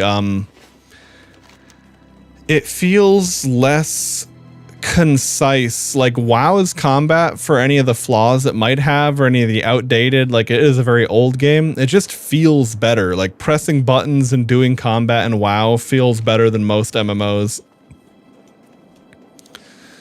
Guild Wars also really falls apart under latency, significantly more so than other games I've played. I don't know if they've improved the underlying netcode, but if I had to guess, I would say probably not. It kind of seems to me like it's a more engine level fundamental thing. Could be wrong. Love to be wrong, but What brings you to winter? probably not. Keep your feet on the ground. Vast lands may seem dismal, but this is a place of many secrets. You got this from the Winterfall. This greenish liquid. It reminds me a bit of the sludge I saw when traveling through Fellwood. And I've seen some Winterfall runners passing into Timbermoor. Perhaps these things have something to do with the flask you found, adventurer. There is a large group of Furbolg just past Timbermoor Hold in Fellwood, called the Deadwood Tribe. They have been corrupted and driven mad by the Fell. Why don't you look around there and see if you can find any evidence of dealings between the Winterfall and the Deadwood? Well, hi there. So Meggie told you of the trouble I have found? I came to Okay, enough of her. But yeah, anyway, I was gonna say, like, I looked up the details about the narrative and the writing because I was curious if, like, you know, was the studio doubling down on that? Were they kind of leaning away from those issues I was complaining about? That seems pretty clear cut that the writing is still very lame and gay. But as far as the gameplay goes, that could have changed. I mean, it's been multiple expansions since I've played the game. Sometimes that kind of stuff can really change.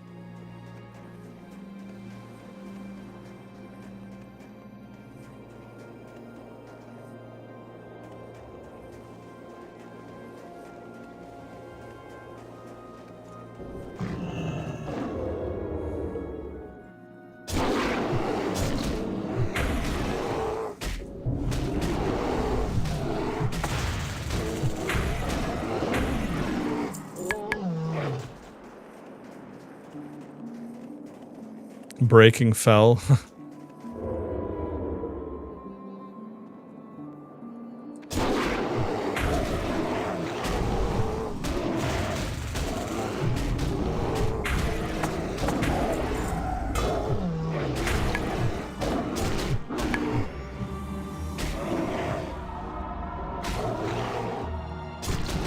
Yeah, I mean, give it a shot. You'll know if you like it or not. I mean, I wouldn't, like, for sure, absolutely not ever, you know, it's not for me, Guild Wars isn't like a for sure never thing. Like, I'm never going to play it again. Not like that. But I think at the moment I would probably need to be done with WoW to bother caring about that.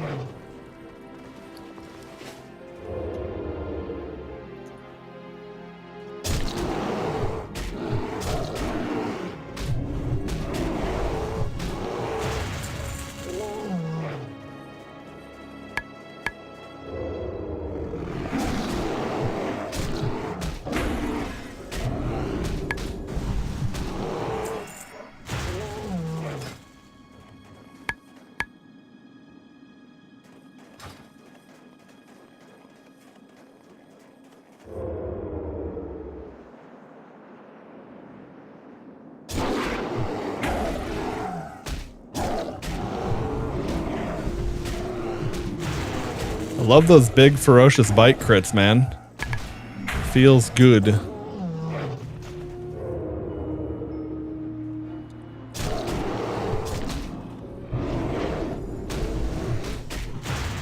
However, it does not feel good when you don't crit.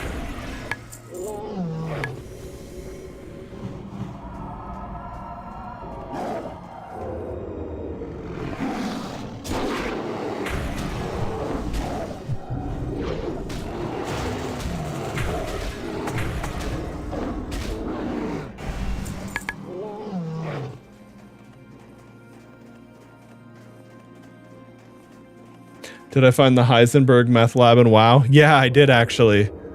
I did. There was the obvious Walter White NPC, and I was like, holy shit, that's great. I was quested up with another player at the time, and we were both laughing about it.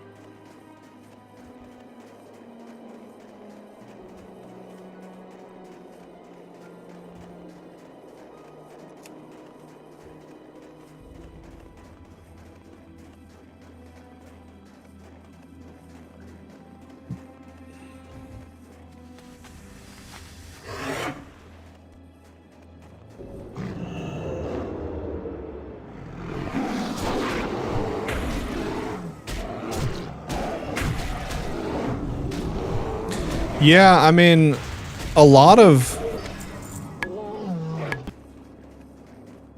whether people have the same concerns I do and hate all the woke shit, or whether you love it or whether you don't care one way or another, it is undeniably true that all of that shit during those years I'm talking about really set gaming back so far. Because it absolutely did fracture multiple studios where people had, irreconcilable ideological differences, and the studios either, key people either left, or the studios, and in some cases, the studios fell apart entirely, and now, like, the IP itself is basically in limbo, but, even if you were to get a dream team together to give it another go, well...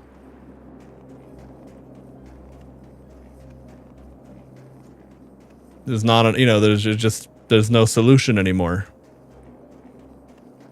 It's like how Konami owns Castlevania, but is absolutely not going to invest in making another Castlevania effectively.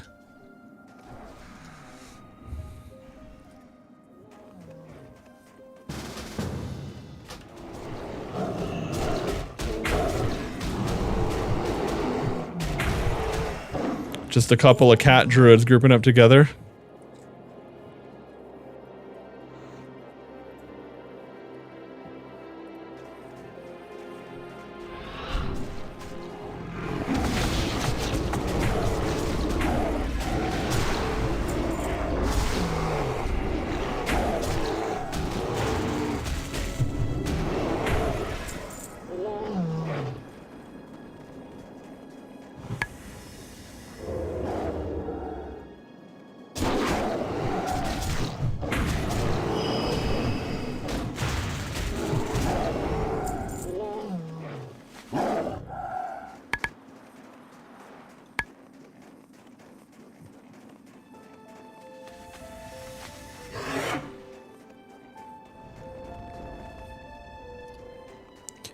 Yeah, I have no idea how far I got into the campaign as a kid.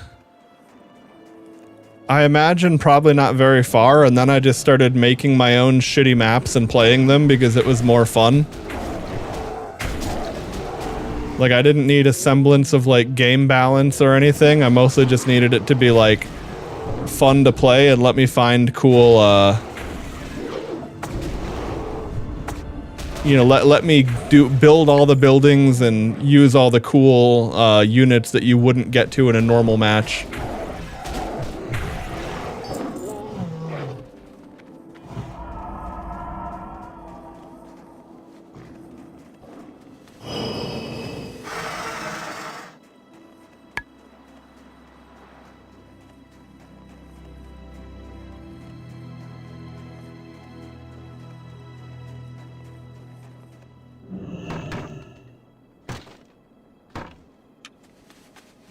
Oh, cool. That's interesting.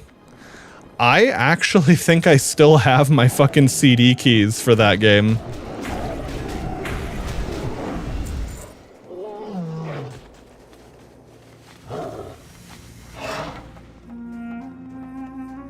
Yeah, no, PvP for StarCraft 1, like, you're going to have to be very, very, you know, like, you have to really want to play that. Because the people that are still out there playing that are something else.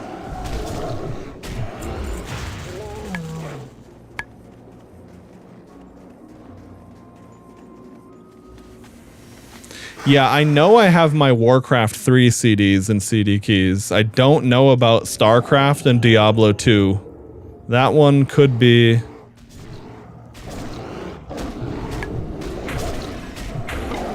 lost to time.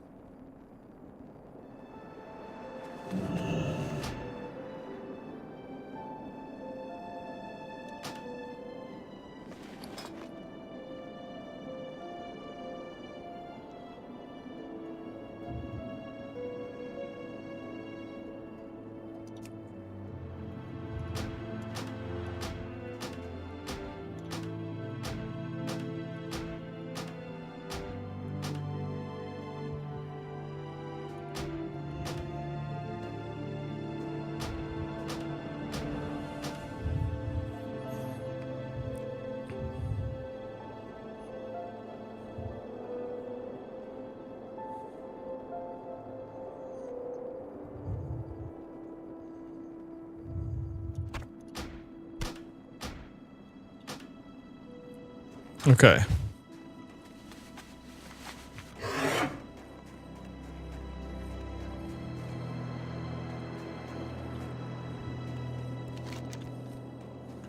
There we go.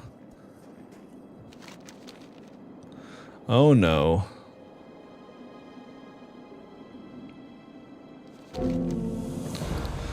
Of course. Imagine having room in your inventory. Okay.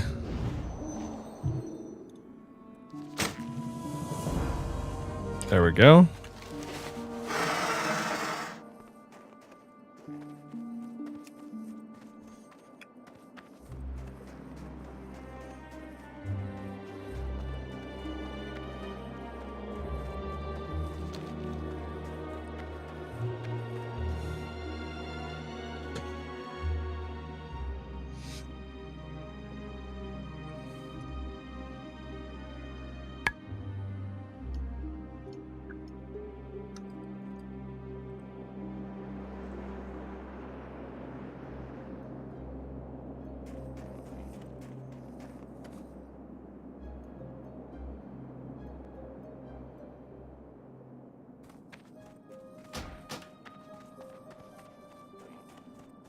There we go. Just wanted to be helpful in chat there to counterbalance all the trolling and shit talking I do.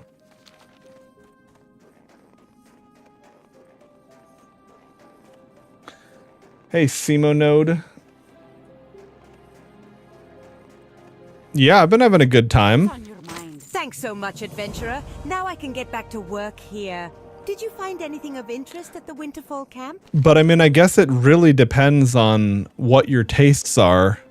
Like I played WoW way back in the day, got bored of it and would have thought that I would have never really enjoyed it again. But I've been having a great time on this server with all of the little changes they've made. You know, it's a very familiar Azeroth, but the little change, like having Mystic enchants and World Forged items and some of the new things they've added. Like there's like there's new dungeons, there's some new additions to the world map. I like it. But I mean, if you were someone that wants to rush to end game and do the hardest difficulty rating, I have no, I haven't even dipped my toes into that yet, so I couldn't answer that.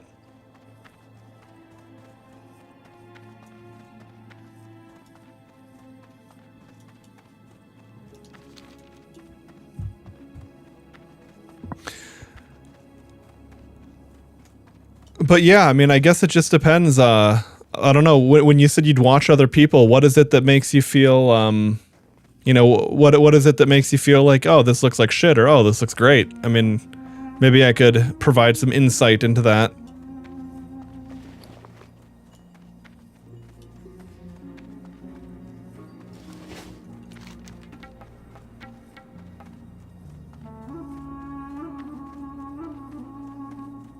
Oh yeah, and Pony, as for raids being hard, on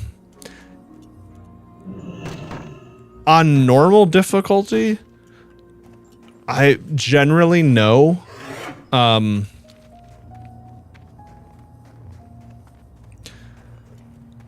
guess since you tend to be anxious about that kind of stuff, especially in a group environment, you probably do want to look up the mechanics. Unless you manage to, unless you want to form your own group for like a blind playthrough where you don't even know the raid mechanic. I think these days people are probably like, if you know, if you went to go do Molten Core, I imagine that most groups would kind of expect that you know how Molten Core works, given that it came out over 20 years ago.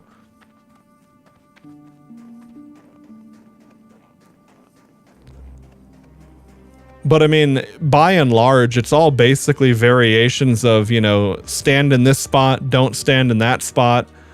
This fight has a debuff that if you can dispel magic, you have to prioritize that because otherwise people die, you know, or poison or curse, etc.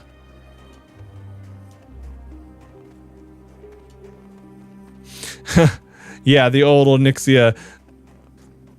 I would say that basically none of that applies, because I think these days tanks are probably going to be able to get aggro without needing to for people to slow down. Like that's kind of like an old WoW genuine vanilla thing. And a lot of that was also just because people didn't really know how to play on average back then.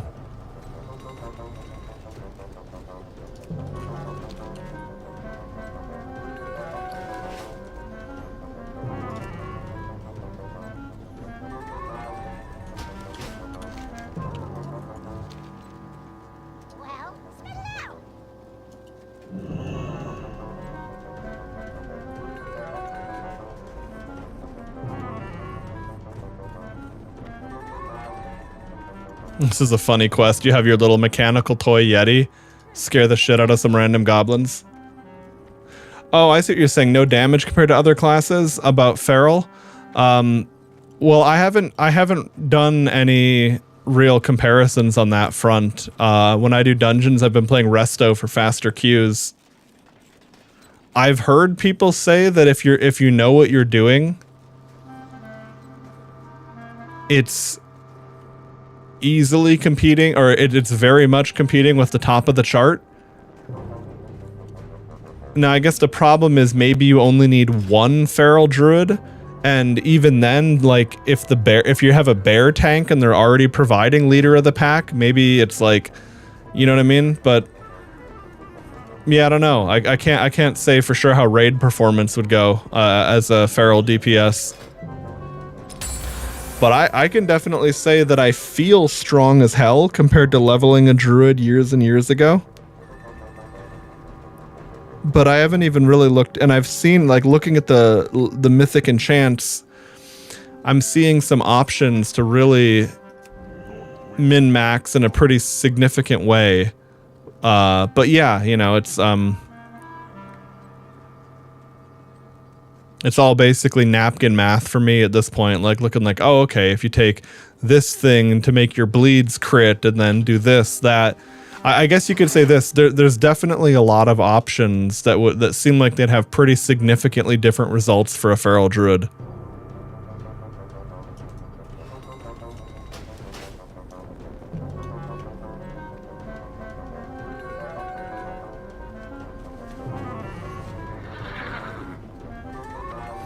Oh yeah, that makes sense for Hearthstone to have references to like meme culture and WoW. I could see that making a lot of sense.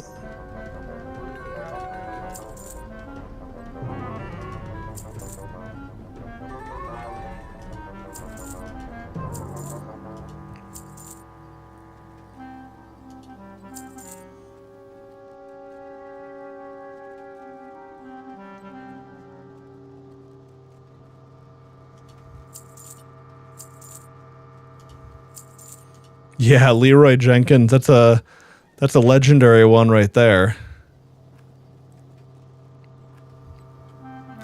Enrage or Berserk? Oh. I'm not gonna worry about that. That's too much nonsense.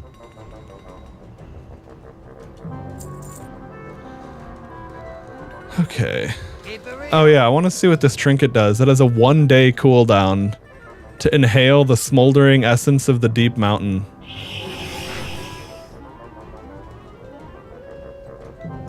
So you just get stoned as fuck and it turns everyone into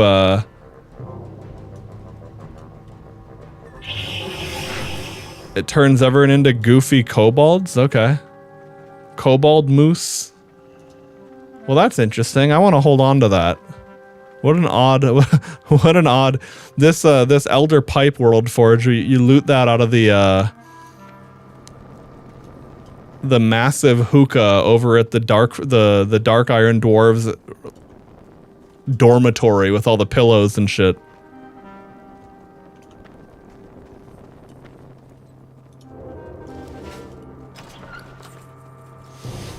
Oh yeah, I was like, man, that's so funny. I have to have that. Alright, I gotta do some fucking auctioning. My shit is full. Well, we'll pump all of this onto the auction house tonight.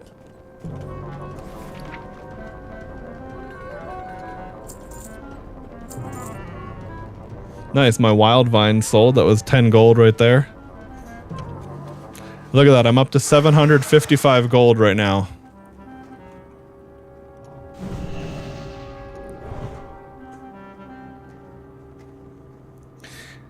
Yeah, no, it definitely does. Come here, Moon. Oh, fuck, I gotta get calling it a night. Damn. It's already midnight. It's already 12:30 in the fucking morning. Good old WoW just melting the clock away.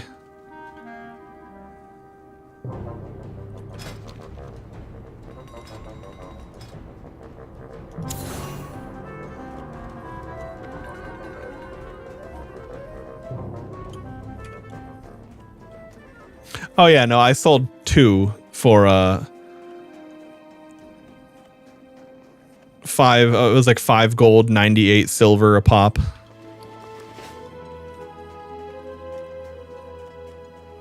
But yeah, I would say this, if you're using the auction house at all. Ah, that's right. Okay, Winter Spring Tenaris. Okay. It's this one is a real journey to it, but I can do that. I'll do that one later. Yeah, no, I know. You know, it's like it's a little bit of, the thing is it's a little bit of friction to learn it because it's new. But I'm telling you, like if you're using any auctioning at all, you're going to feel so retarded once you plug it in through auction TSM instead. You're going to be like, oh my god, what was I doing? What was I doing this myself the manual way?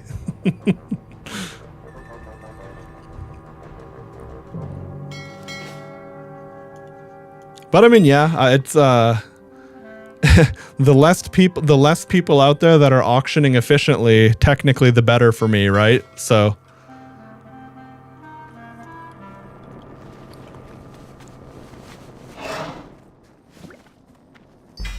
but at the same time, I know that because I know how beneficial it is, I want you to be able to have that same power. I'm not going to keep it a secret from my own chat. But yes, this would not be info that I would be sharing to the average stranger right now.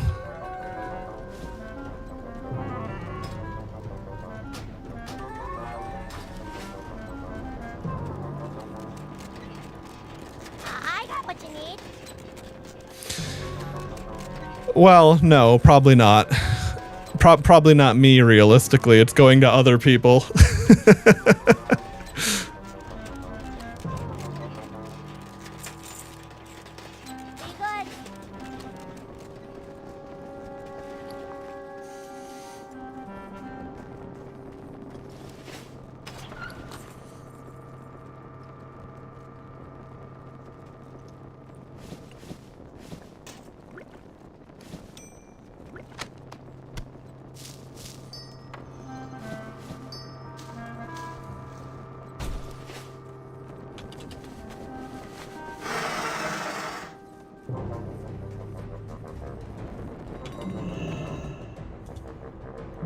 I need to get rid of some of this shit, honestly.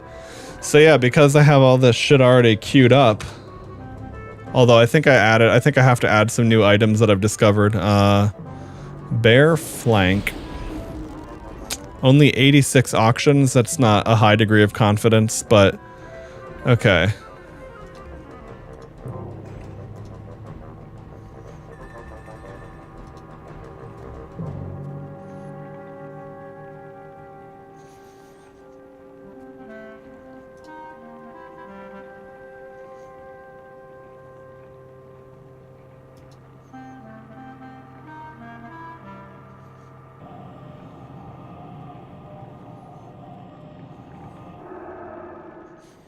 Okay, add those. Alright, so then single items.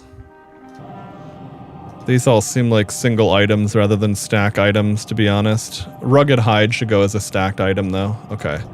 Alright, so now... Oops, I didn't mean to hit escape there. So now that I've got those groups configured, I just click post scan.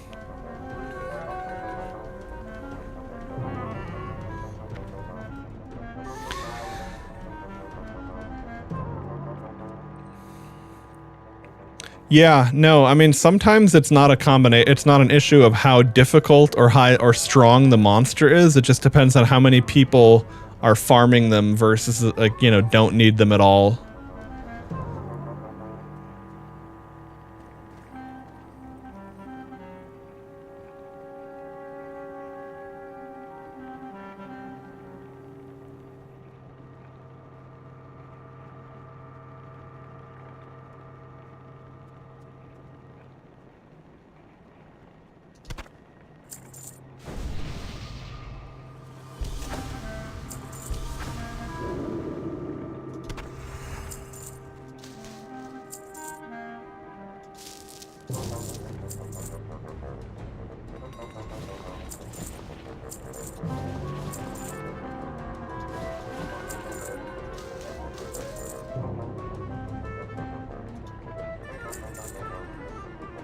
Oh, hang on. I need Elderwood log is in my single items list for some reason. I'll fix that later.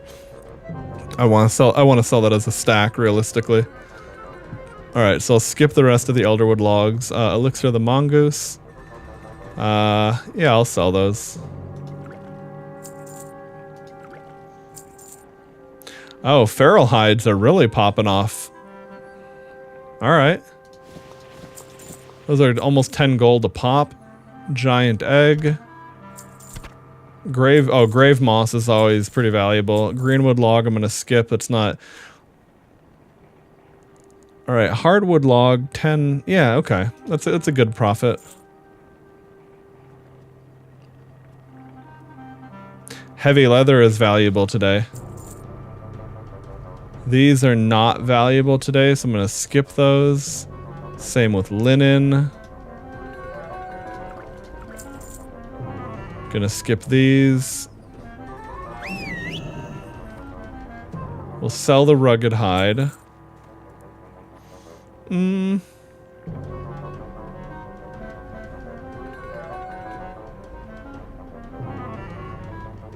Seems kind of low, but I also kind of want to just sell it and make room.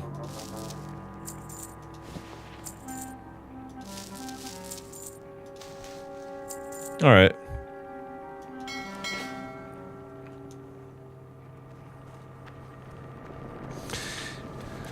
Yeah, good info. I have to see how much those cost and if I want to get one or not. But that could definitely be pretty nice, to be honest.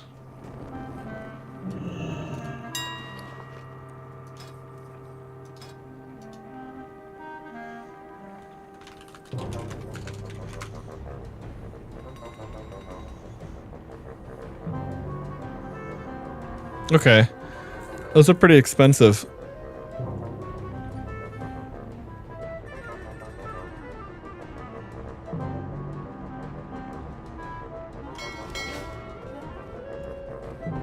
Yeah, no, they were listed as Alliance and Horde, and I guess Outlaw would be the one that anyone can use.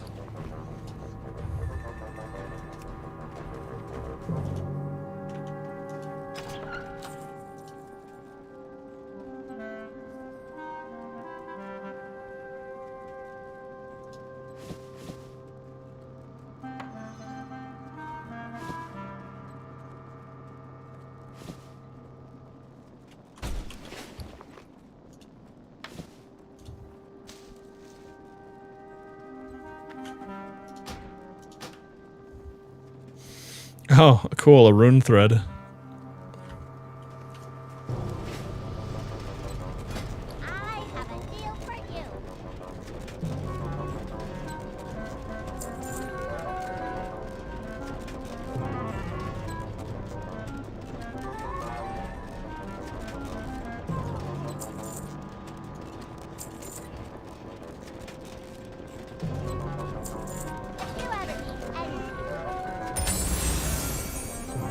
Nice.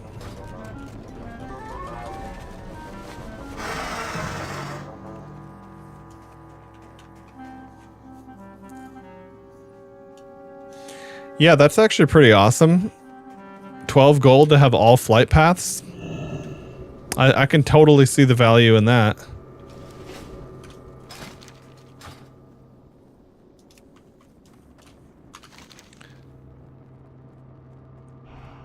I wonder if I can do that one or not.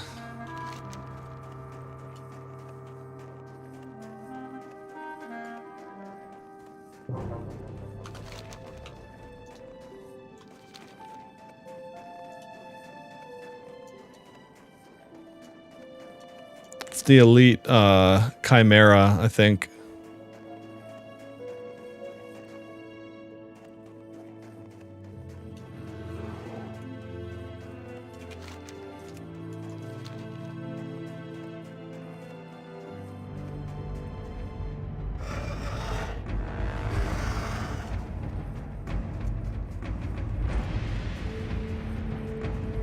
Oh shit, it's the blue dragon flight over here.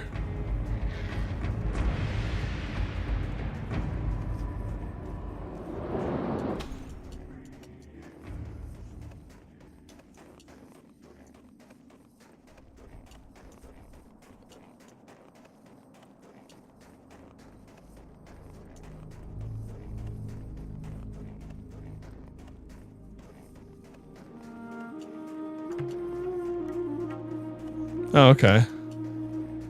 There he is. Okay. 25,000. That's pretty strong, but probably manageable.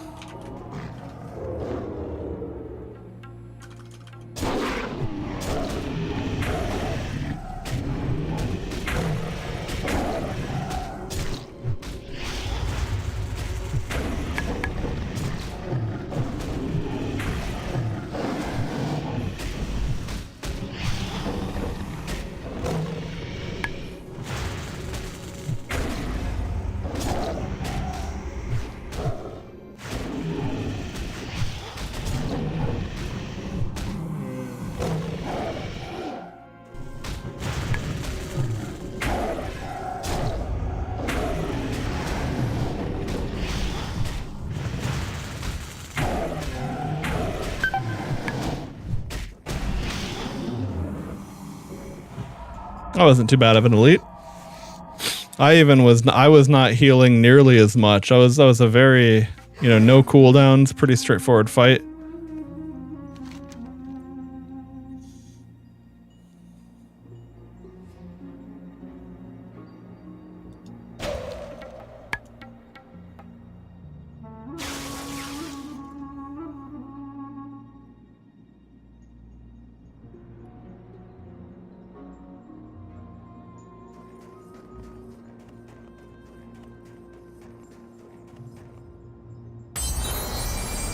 All right, we did it. That was pretty easy. Ice barrage. Dealing damage generates an icicle. Store up to 5. At 5 stacks, your ice lance treat the target as frozen. Okay. Well, I am definitely not going to play a mage, so good for the collection. Doesn't actually do anything for me. But anyway, we can go turn that back in at Everlook, and that'll level us up to 58. And that's actually big because even though it's just 1 talent point, this 1 talent point gives my bleeds the ability to crit. Well, lacerate, thrash, and rip. So not every bleed, but the big one at least.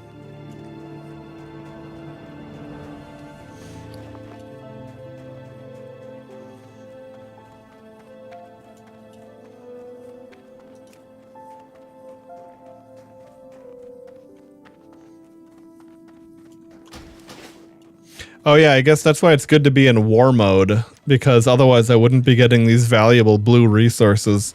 Now maybe you get more in high risk, but I don't want to play high risk and drop my own fucking gear, so I'm gonna not do that. But I also enjoy the world PvP when I run into it.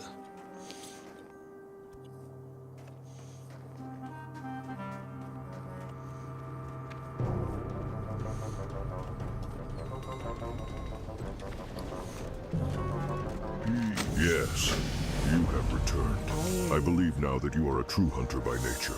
You have faced the most ferocious of creatures and have returned, surpassing my expectations. You are now ready for my final request. In northern Winterspring, great cats assemble around a large landmark called Frost Saber Rock. Great cats. The leader of these cats is known by the name Shai Rotam. Defeating the matriarch of the Frost Saber would grant you much respect. That's pretty cool. If you have to regrowth someone again, it just heals for a little more. And once there, gather sacred meat from the Frost Sabers. Find the stone of Shai Rotam and place it there. The Frost Sabers. That's like the most iconic creature in this whole zone. Be ready for her fury and defeat her. Okay. Oh, that's a huge upgrade.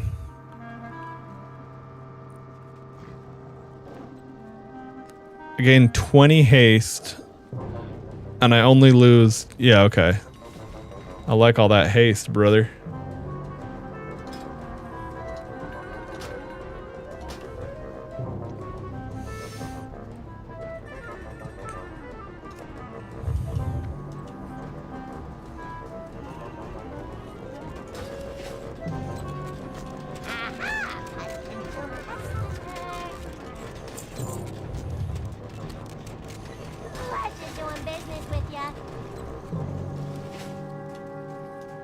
Samurai Pizza Cats Adventure. It's a pretty good one. Alright, well, I think here is where I'm going to have to call it a night. As much as I'd love to keep playing WoW, I gotta eat. And so do my cats. And I don't know. I don't know if I'll have energy to do anything else after that. Fingers crossed. I guess if I do... I mean, I guess if I don't, then hopefully, fingers crossed, I can get my ass to bed and wake up and keep playing more tomorrow. I guess on that note, it's about time for me to hit this button.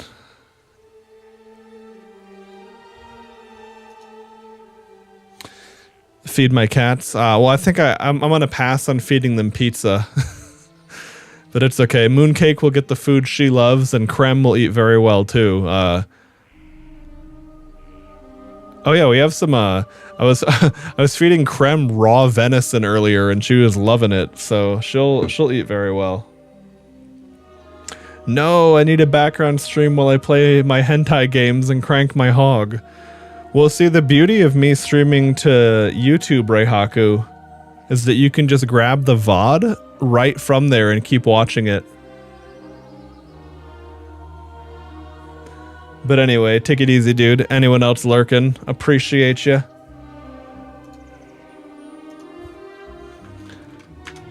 Fingers crossed I will be back on tomorrow, but if not tomorrow, almost certainly the next day. But I'm trying to get back in the swing of the daily or mostly daily streams. But yeah, in addition to the YouTube VODs, that is the most relevant link for people. My link tree has everything on it. You got my YouTube, my Kick, Twitch, X, Instagram, a link to the Discord, and even this TikTok that I don't use anymore and just posted Apex Legends clips on, but they're all there, baby. Yeah, I hope so, lol. I mean, like I was saying earlier, you realistically can't stop a single crazy person from hurting a single, you know, random civilian, but at least with everyone on alert and everything, you know, and with all the police around, you know, it probably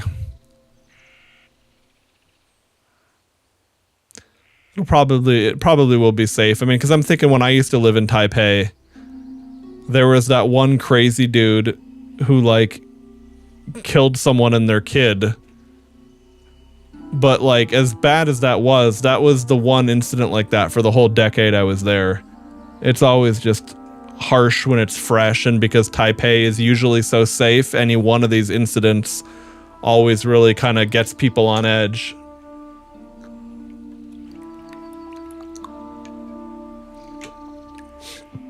Oh, hey, Reihaku. You're drifting across multiple channels today. But yeah, I mean, by all means, on future streams, tune in wherever you guys want. I would say if you have a YouTube ad blocker or premium, then you don't get Twitch ads. If it's all the same for everyone, I wouldn't mind momentum on either Kick or YouTube because Twitch isn't really going anywhere. But I mean, I'd rather have people in chat and watching than not. So yeah, pick your platform. Yeah, that's what I was talking about, lol. I think that sounds about right. 2014, if I had to guess. Anyway, we can chat about that on another time. Not to dismiss the severity of those events, but I do have to get going and I gotta pee, so gonna dip out of here. But alright, dudes. Peace.